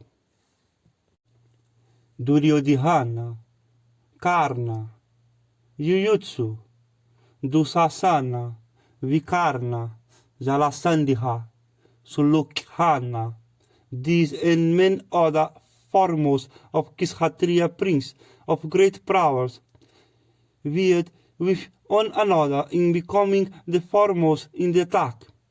And the prince, riding in first-class chariots and followed the cavalry, entered the hostile capital, proceeded along the streets. Meanwhile, the king of Panchala, beholding that mighty force and hearing its loud clamor, came out of his palace, accompanied by his brothers. Tog, King Yajnasena, was well armed. The Kuru arm assailed him with a shower of arrows, uttering their war cry. Yajnasena, however, not easy to be subdued in battle, approaching the Kurus upon his white chariot, began to rain his fierce arrows around. Before the battle commenced, Arjuna, beholding the pride of prowess displayed by the prince, addressed his preceptor, that best of Brahmanas, Drona, and said, "We shall exert ourselves after these have displayed their prowess. The king of Panchala can never be taken on the field of the battle by any of these." Having said this, the son of Kunti, surrounded by his brothers, waited outside the town, at a distance of a mile from it. Meanwhile Drupada, beholding the Kuru host, rushed forward, and pouring a fierce shower of arrows around, terribly afflicted the Kuru ranks. Such was his likeness of motion on the field of battle that, though he was fighting unsupported on a single chariot, the Kurus from panic supposed that there were many Drupadas opposed to them, and the fierce arrows of that monarch fell fast on all sides, till conches and trumpets and drums by thousands began to be sounded by the Pankhalas from their houses. Then there arose from the mighty Pankhala host a roar terribly as that of the lion, while the twang of their bow strings seemed to rend the very heavens. Then Duryodhana, Vikarna, Subahu, Dirghalokhana, Dusasana, becoming furious, began to shower their arrows upon the enemy. But the mighty bowmen, Prishata son, invincibly in battle, though very much pierced with the arrows of the enemy, instantly began to afflict the hostile ranks with great vigor. Carrying over the field of battle like a fiery well, King Drupada with his arrows smote Duryodhana and Vikarna, and even the mighty Karna, and many other heroic princes and numberless warriors, and slaked their thirst for battle. Then all the citizens showered upon the Kurus various missiles, like clowns showering raindrops upon the earth. Young and old, they all rushed to battle, assailing the Kurus with vigor. The Kauravas then, beholding the battle become frightful, broke and fled, wailing towards the Pandavas. The Pandavas, hearing the terrible wail of the beaten host, reverentially saluted Drona and ascended their chariots. Then Arjuna, hastily bidding Yudhishthira not to engage in the fight, rushed forward, appointing the sons of Madri, the protectors of his chariot wheels, while Bhishmasena, ever fighting in the van, mace in hand, ran ahead.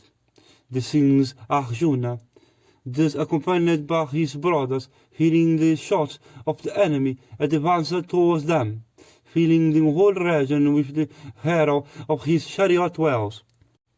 Like a Makara entering the sea, the might-armed Bhishma, resembling a second Yama, mace in hand, entered the Pankhala ranks, fiercely roaring like the ocean in a tempest. And Bhishma, mace in hand, first rushed toward the array of elephants in the hostile force, while Arjuna, proficient in battle, assailed that force with the power of his arms. And Bhishma, like the great destroyer himself, began to slay those elephants with his mace.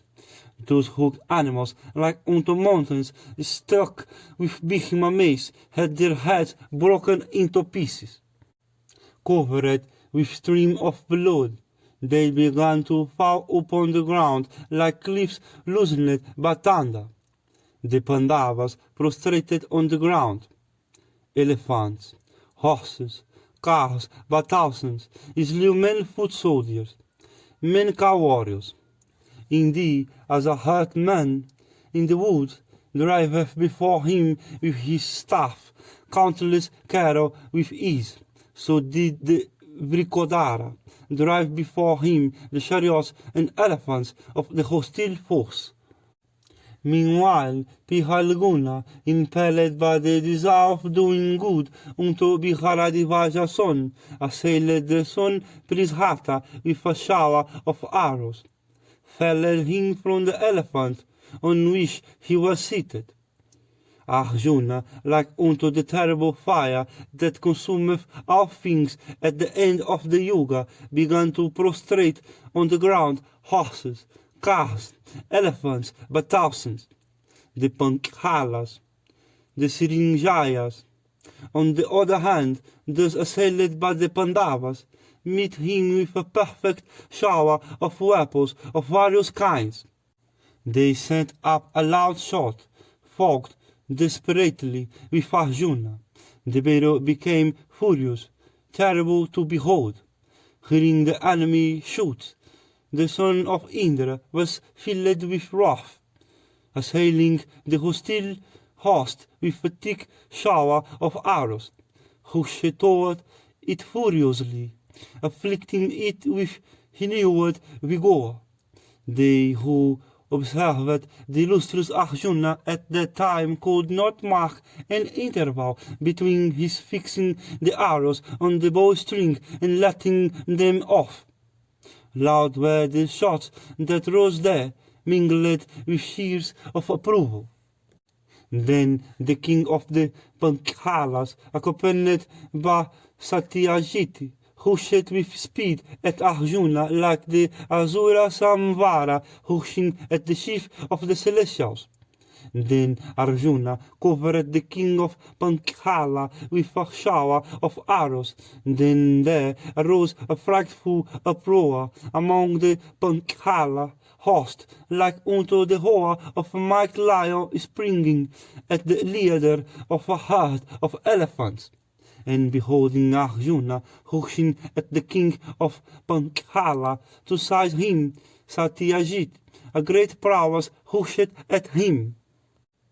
The two warriors, like unto Indra, the Asura Virokhana's son, approaching each other for combat, began to grind each other's ranks.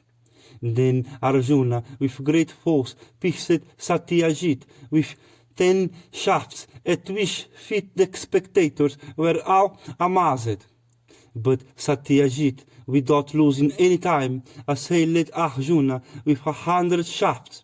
Then that mighty warrior, Arjuna, ended with remarkable lightness of motion, thus covered by that shower of arrows. He bade his bowstring to increase the force, the velocity of his shafts, then cutting in twain his antagonist's bow. Arjuna rushed at the king of the Pankhala, but Satyajit, quickly taking up a Togha bow, pierced with his arrows. Partha, his charioteer, horses.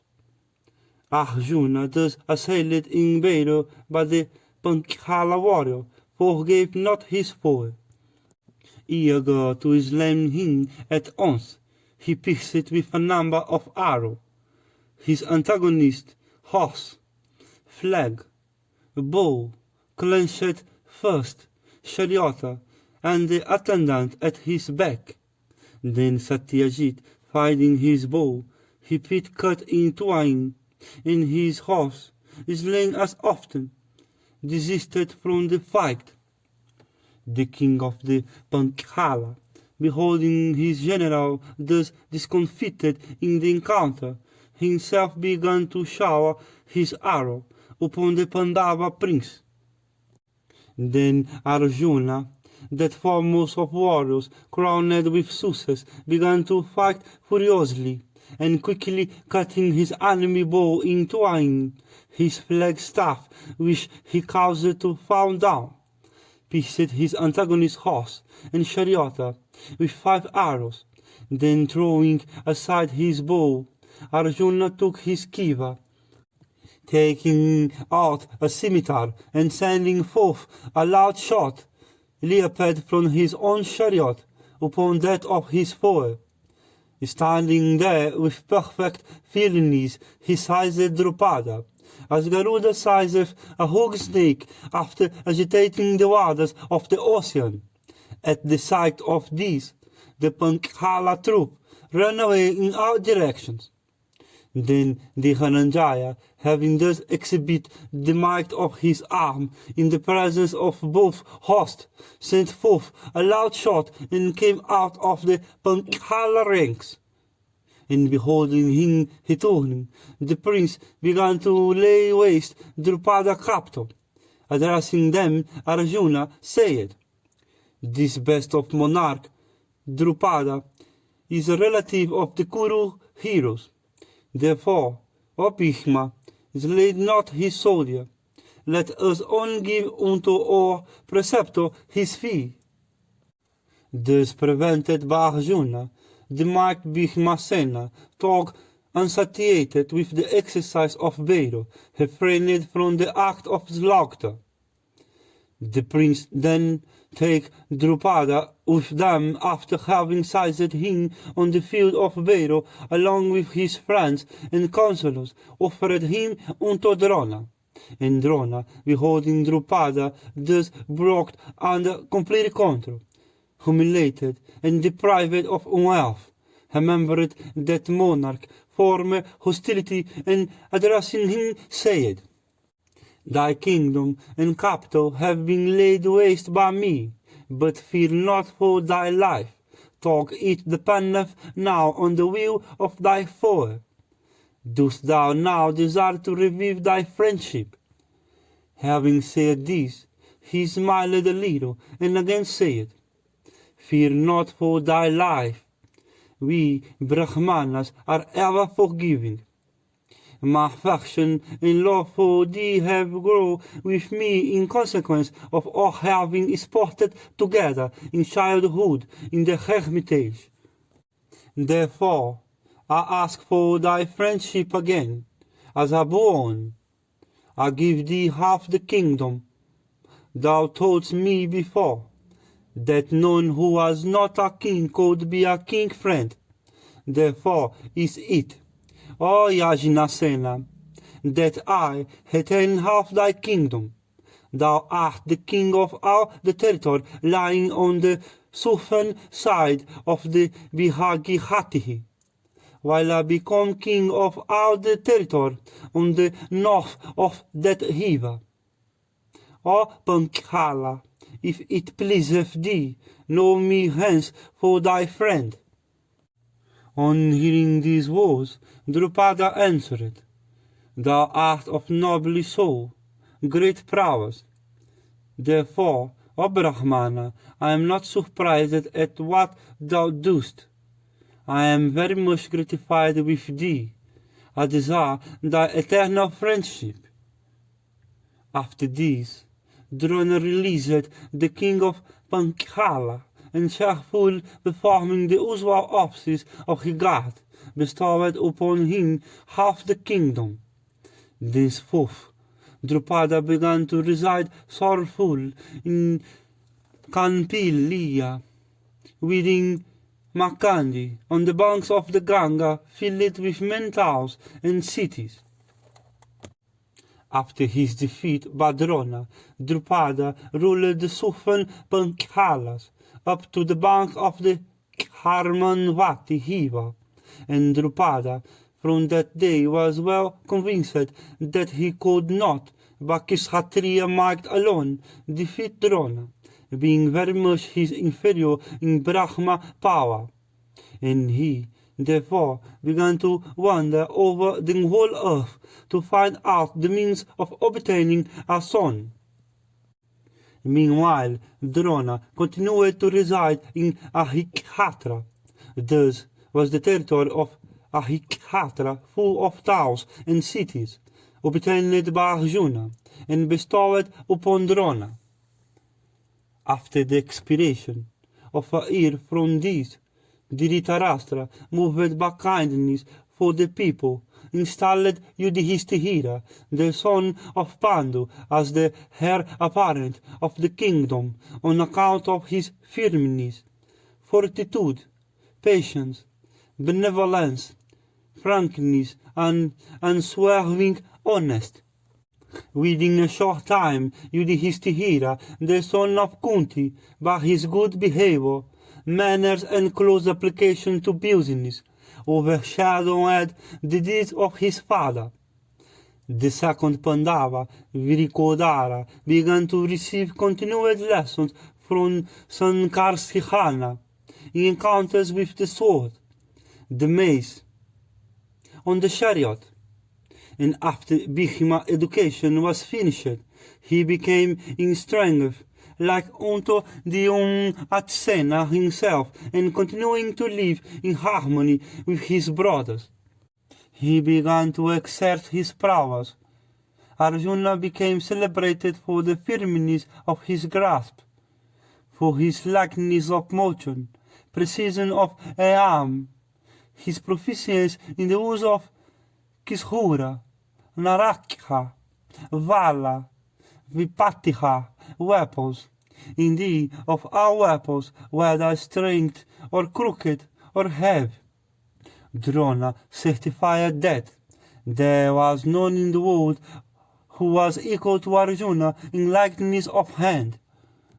One day, Drona, addressing Arjuna before the assembled Kaurava prince, said, "There was a disciple of Agastya in the science of arms, called Agnivesa.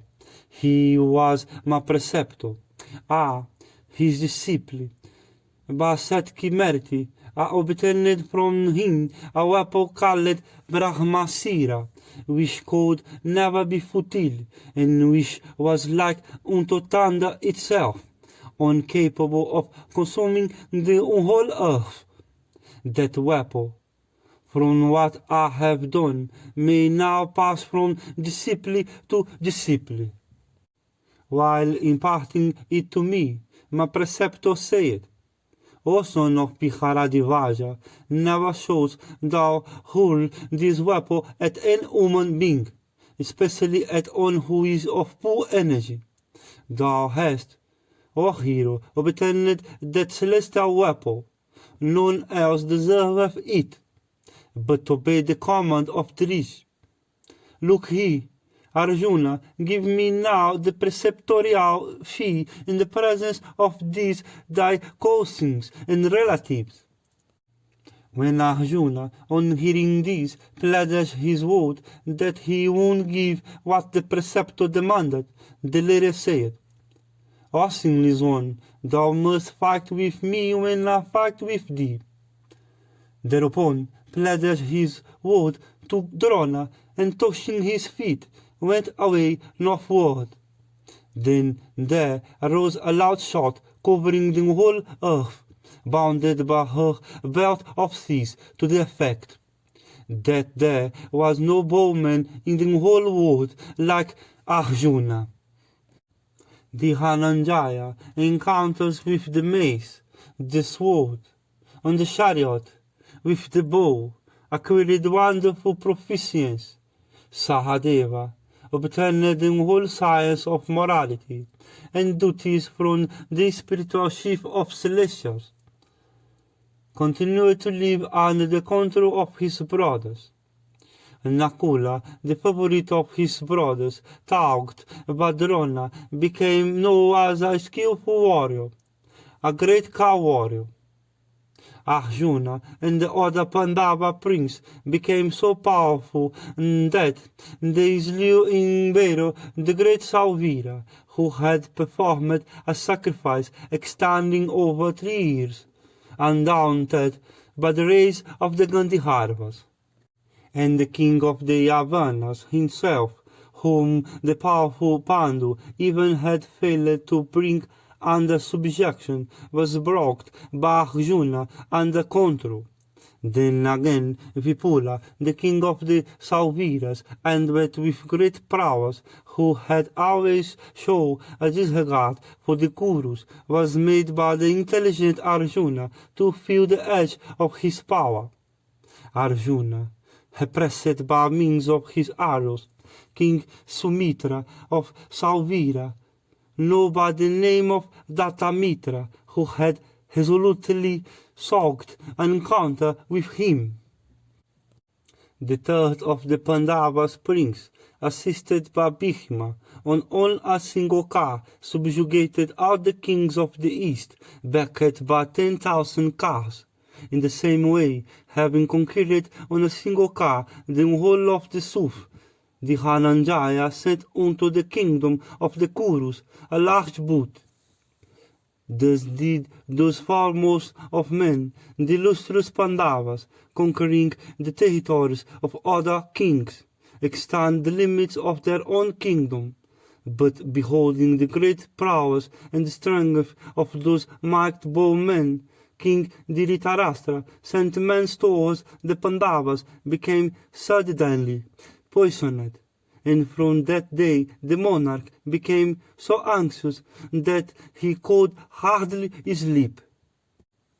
On hearing that the heroic sons of Pandu, endowed with excess of energy, had become so mighty, King Dhritarashtra became very miserable with anxiety. Then summoning unto his side Kanika, that foremost of ministers, well versed in the science of politics, and an expert in counsels, the king said, O best of Brahmanas, the Pandavas are daily overshadowing the earth. I am exceedingly jealous of them. Should I have peace or war with them? O Kanika, advise me truly, for I shall do as thou biddest. That best of Brahmanas, thus addressed by the king, freely answered him in these pointed words, while agreeing with the import of political science. Listen to me, O sinless king, as I answer thee. It behoveth thee not to be angry with me after hearing all I say. Kings should ever be ready with uplifted maces, and they should ever increase their prowess. Careful, avoiding all faults themselves, they should ceaselessly watch over the faults of their foes, and take advantage of them. If the king is always ready to strike, everybody feareth him. Therefore, the king should ever have recourse to chastisement in all he doeth. He should so conduct himself that his foe may not detect any weak side in him, but by means of the weakness he detecteth in his foe, he should pursue him. He should always conceal, like the tortoise concealing its body, his means and ends, and he should always keep back his own weakness from the sight of others. Having begun a particular act, he should ever accomplish it thoroughly.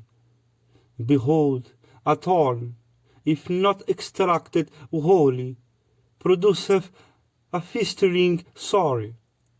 The slaughter of a foe who doeth the evil is always praiseworthy. If the foe be one of great prowess, one should always watch for the hour of his disaster, and then kill him without any scruples. If he should happen to be great warrior, his hour of disaster should be watched, and he should then be induced to fly. O sire, an enemy should never be scorned, however contemptibly. A spark of fire is capable of consuming an extensive forest, if only it can spread from one object to another in proximity. Kings should sometimes feign blindness and deafness, for if impotent to chastise, they should pretend not to notice the faults that call for chastisement. On occasion such as this, let them regard their bows as mud of straw. But they should be always on the alert, like a herd of deer sleeping in the woods. When thy foe is in thy power, destroy him by every means, open or secret. do not show him any mercy. Although he seeketh thy protection, a foe or one that hath once injured thee should be destroyed by lavishing money, if necessary, for by killing him thou mayst be at your ease. The dead can never inspire fear. Thou must destroy the 3, 5, and 7 of thy foes. Thou must destroy thy foes, root and branch. They should thou destroy their allies and partisans. The allies and partisans can never exist if the principal be destroyed. If the root of the tree is torn up, the branches and twigs can never exist as before. Careful, concealing thy own means and ends, thou shouldst always watch thy foes, always seeking their flaws. Thou shouldst, O king, rule thy kingdom, always anxiously watching thy foes, by maintaining the perpetual fire, by sacrifice, by brown clothes, by matted locks, and by hides of animals, for thy bad deed shouldst thou at first gain the confidence of thy foes. And when thou hast gained it, thou shouldst then spring upon them like a wolf. For it hath been said, that, in the acquisition of wealth, even the garb of holiness might be employed as a hooked staff to bend down a branch in order to pluck the fruits that are ripe. The method followed in the plucking of fruits should be the method in destroying foes, for thou shouldst proceed on the principle of selection. Bear therefore upon thy shoulders till the time cometh when thou canst throw him down, breaking him into pieces like an earthen pot thrown down with violence upon a stone surface. The foe must never be let off even talk, he addresseth thee most piteously. No pity should thou show him, but slay him at once. But the ass of conciliation, or the expenditure of money, should therefore be slain, by creating disunion amongst his allies, or by the employment of force. Indeed, by very means in thy power, shouldst thou destroy thy foe. Dhritarashtra said, Tell me truly, how can a foe be destroyed by the act of conciliation, or the expenditure of money, or by producing disunion, or by the employment of force? Karnika replied, Listen, O monarch, to the history of the jackal dwelling in days of yore, in the forest of full acquainted with the science of politics. There was a wise jackal, mindful of his own interest, who lived in the company of 4 friends, a tiger, a mouse, a wolf, and a mongoose. One day they saw in the woods a strong deer, the leader of a herd, whom, however, they could not seize for his flatness and strength. They thereupon called a council for consultation. The jackal, opening the proceedings, said, O tiger, thou hast made many efforts to seize this deer, but all in vain, simply because this deer is young, flat, and very intelligent. Let now the mouse go and eat into its feet when it lieth asleep. And when this is done, let the tiger approach and seize it. Then shall we all, with great pleasure, feast on it. Hearing these words of the jackal, they all set to work very cautiously as he directed. And the mouse ate into the feet of the deer, and the tiger killed it as anticipated. And beholding the body of the deer lying motionlessly on the ground, the jackal said unto his companions, Blessed be ye, go and perform your ablutions. In the meantime, I will look after the deer. Hearing what the jackal said, They all went into a stream, and the jackal waited there, deeply meditating upon what he should do. The tiger ended with great strength. He turned first of all to the spot, after having performed his ablutions. And he saw the jackal there plunged in meditation. The tiger said, "Why art thou so sorrowful, O wise one? Thou art the foremost of all intelligent beings. Let us enjoy ourselves today by feasting on this carcass." The jackal said, "Hear, O might-armed one, what the mouse hath said. He hath even said, when he hath boasted in such a language, I, for my part, do not wish to touch this food." The tiger replied, "If, indeed, the mouse hath said so, my sense is now awakened. I shall, from this day, slay with the might of my own arms creatures hanging in the forest, and then feast on their flesh." Having said this, the tiger went away. And after the tiger had left the spot, the mouse came, and seeing the mouse come, the jackal addressed him and said, "Blessed be thou, O mouse, but listen to what the mongoose hath said. He hath even said, I will not eat of it. On the other hand, if thou, O jackal, permit it, I will even slay the mouse and feast on him." Hearing this, the mouse became alarmed and quickly entered his hole. And after the mouse had gone, the wolf, O king, came there, having performed his ablutions. And seeing the wolf come, the jackal said unto him, "The king of the beasts hath been angry with thee. Evil is certain to overtake thee. He is expected he with his wife. Do as thou pleasest." Thus was the wolf, found of animal flesh, got rid of by the jackal, and the wolf fled, contracting his body into the smallest dimensions. It was then that the mongoose came, and, O king, the jackal, seeing him come, said, "By the might of my arm have I defeated the others, who have already fled. Fight with me first, and then eat of this flesh as you please." The mongoose replied, "When, indeed, the tiger, the wolf, and the intelligent mouse have all been defeated by thee, heroes as they are, thou seemest to be a greater hero still. I do not desire to fight with thee."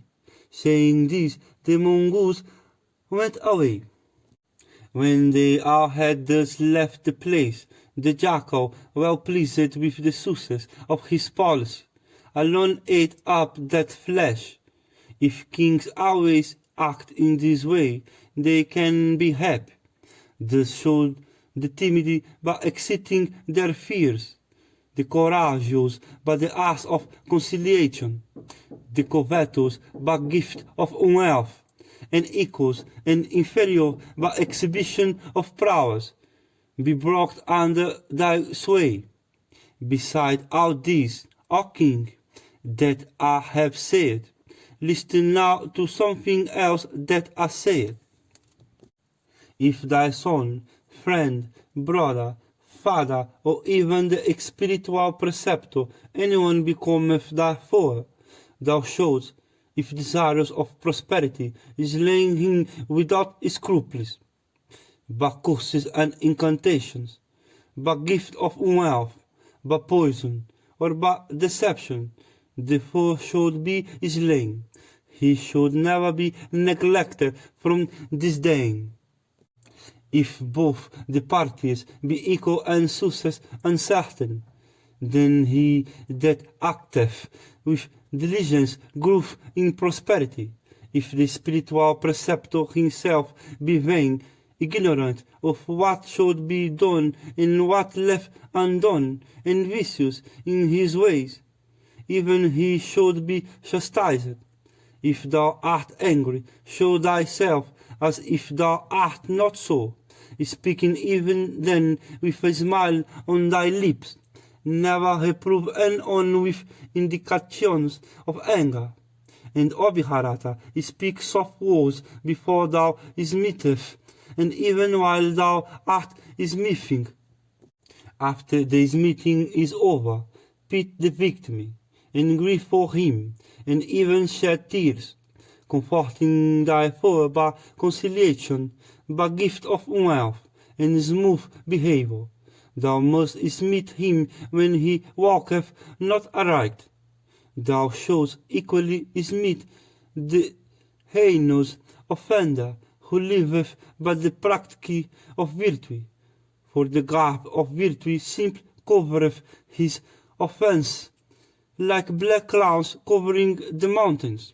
Thou shalt burn the house of that person whom thou punishest with death, and thou shalt never permit beggars and atheists and thieves and dwell in thy kingdom. By sudden sally or pitch bearer, by poison or by corrupting his allies, by gift of wealth, by any means in thy power, thou shalt destroy thy foe. Thou mayest act with the greatest cruelty. Thou shalt make thy teeth sharp to give a fatal bite. Thou shalt ever smite so effectually that thy foe may not again raise his head. Thou shalt ever stand in fear of even one from whom there is no fear, not to speak of him from whom there is such. For if the first be ever powerful, he may destroy thee to the root. Thou shalt never trust the faithless, nor trust too much those that are faithful. For if those in whom thou confidest prove thy foes, thou art certain to be annihilated. After testing their faithfulness, thou shalt employ spies in thy own kingdom and in the kingdoms of others. Thy spies in foreign kingdoms should be apt deceivers and persons in garb of ascetics. Thy spies should be placed in gardens, places of amusement, temple, and other holy places, drinking house, streets, and with the tirtihas, and in place of sacrifice, near wells, on mountains, and in rivers, in forests, and in all places where people congregate. In speech thou shalt ever be humble, but let thy heart be ever sharp as a hazel. When thou art engaged in doing even a very cruel and terrible act, thou shalt talk with smiles on thy lips. If desirous of prosperity, thou shalt adopt all arts, humility, oath, conciliation, worshipping the feet of others by lowering thy head, inspiring hope, the like. Persons conversant with the rules of policy is like a tree decked with flowers, but bearing no fruit, or if bearing fruit, this must be at a great height, and not easily attainable from the ground. If any of these fruit seem to be ripe, care must be taken to make it appear raw. Conducting himself in such a way, he shall never fade. Virtue, wealth, pleasure have both their evil and good effects closely knit together. While extracting the effects that are good, those that are evil should be avoided. Those that practice virtue are made unhappy for want of wealth, the neglect of pleasure. Those again in pursuit of wealth are made unhappy for the neglect of the two others. Those who pursue pleasure suffer for their inattention to virtue and wealth, Therefrom thou shouldst pursue virtue, wealth, and pleasure in such a way that thou mayst not have to suffer therefrom, with humiliation and attention, without jealous and solicitous of accomplishing thy purpose. Shouldst thou, in all sincerity, consult with the Brahmanas.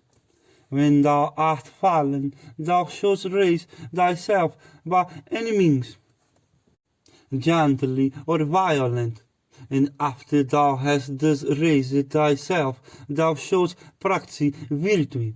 He that hath never been afflicted with calamity can never have prosperity. This may be seen in the life of one who surviveth his calamities.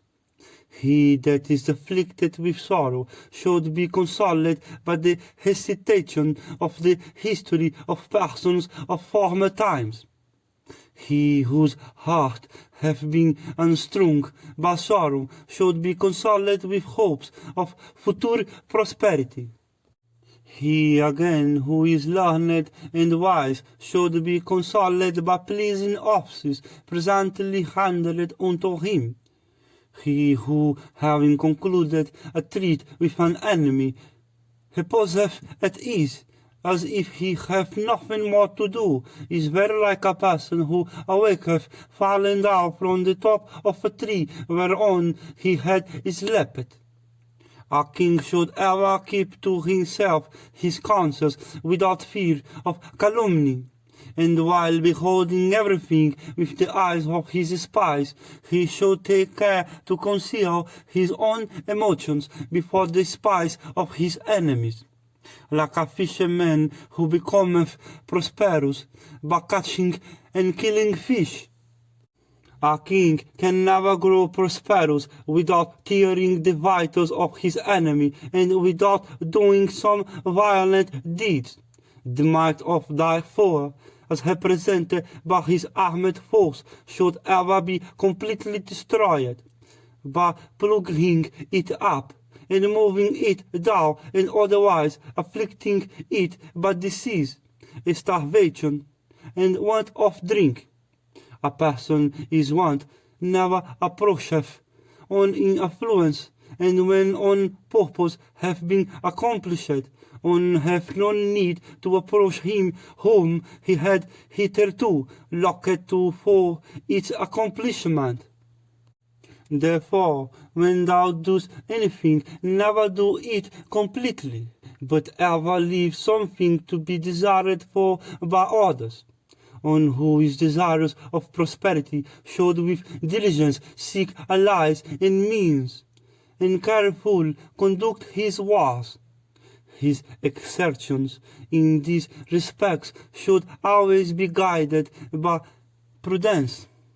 A prudent king should ever act in such a way that friends and foes may never know his motive before the commencement of his acts. Let them know how when the act hath been commenced or ended, and as long as danger doth not come, so long on shalt thou act as if thou art afraid. But when it hath overtaken thee, thou must grapple with it courageously. He who trusteth in a foe, who hath been brought under subjection by force, summoneth his own death as a crab by her act of conception. Thou shouldst always reckon the future act as already arrived. From want of calmness caused by haste, thou mayest overlook an important point in meeting it when it is before thee. A person desirous of prosperity should always exert with prudence, adopting his measures to time and place. He should act with an eye to destiny as capable of being regulated by mantras and sacrificial rites, and to virtue, wealth, and pleasure. It is well known that time and place always produce the greatest good. If the foe is insignificant, he should not yet be depicted, for he may soon grow like a palmyra tree extending its roots, or like a spark of fire in the deep woods that may soon burst into an extensive conflagration. As a little fire, gradually fed with fagots, soon becometh capable of consuming even the biggest blocks, so the person who increaseth his power by making alliance and friendship soon becometh capable of subjugation even the most formidable foe.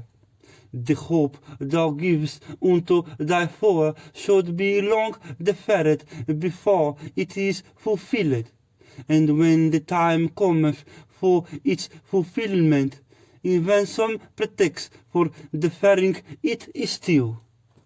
Let that pretext be shown as founded upon some reason, and let that reason itself be made to appear as founded on some other reason. Kings showed in the matter of destroying their foes ever assembled reasons in every particular, unpitying as these are sharp, bidding their intents as these are concealed in their leathern cases, striking when the opportunity cometh, as these are used on proper occasions, sweeping off their foes without their allies and dependents, as these shave the head or the chin without leaving a single hair.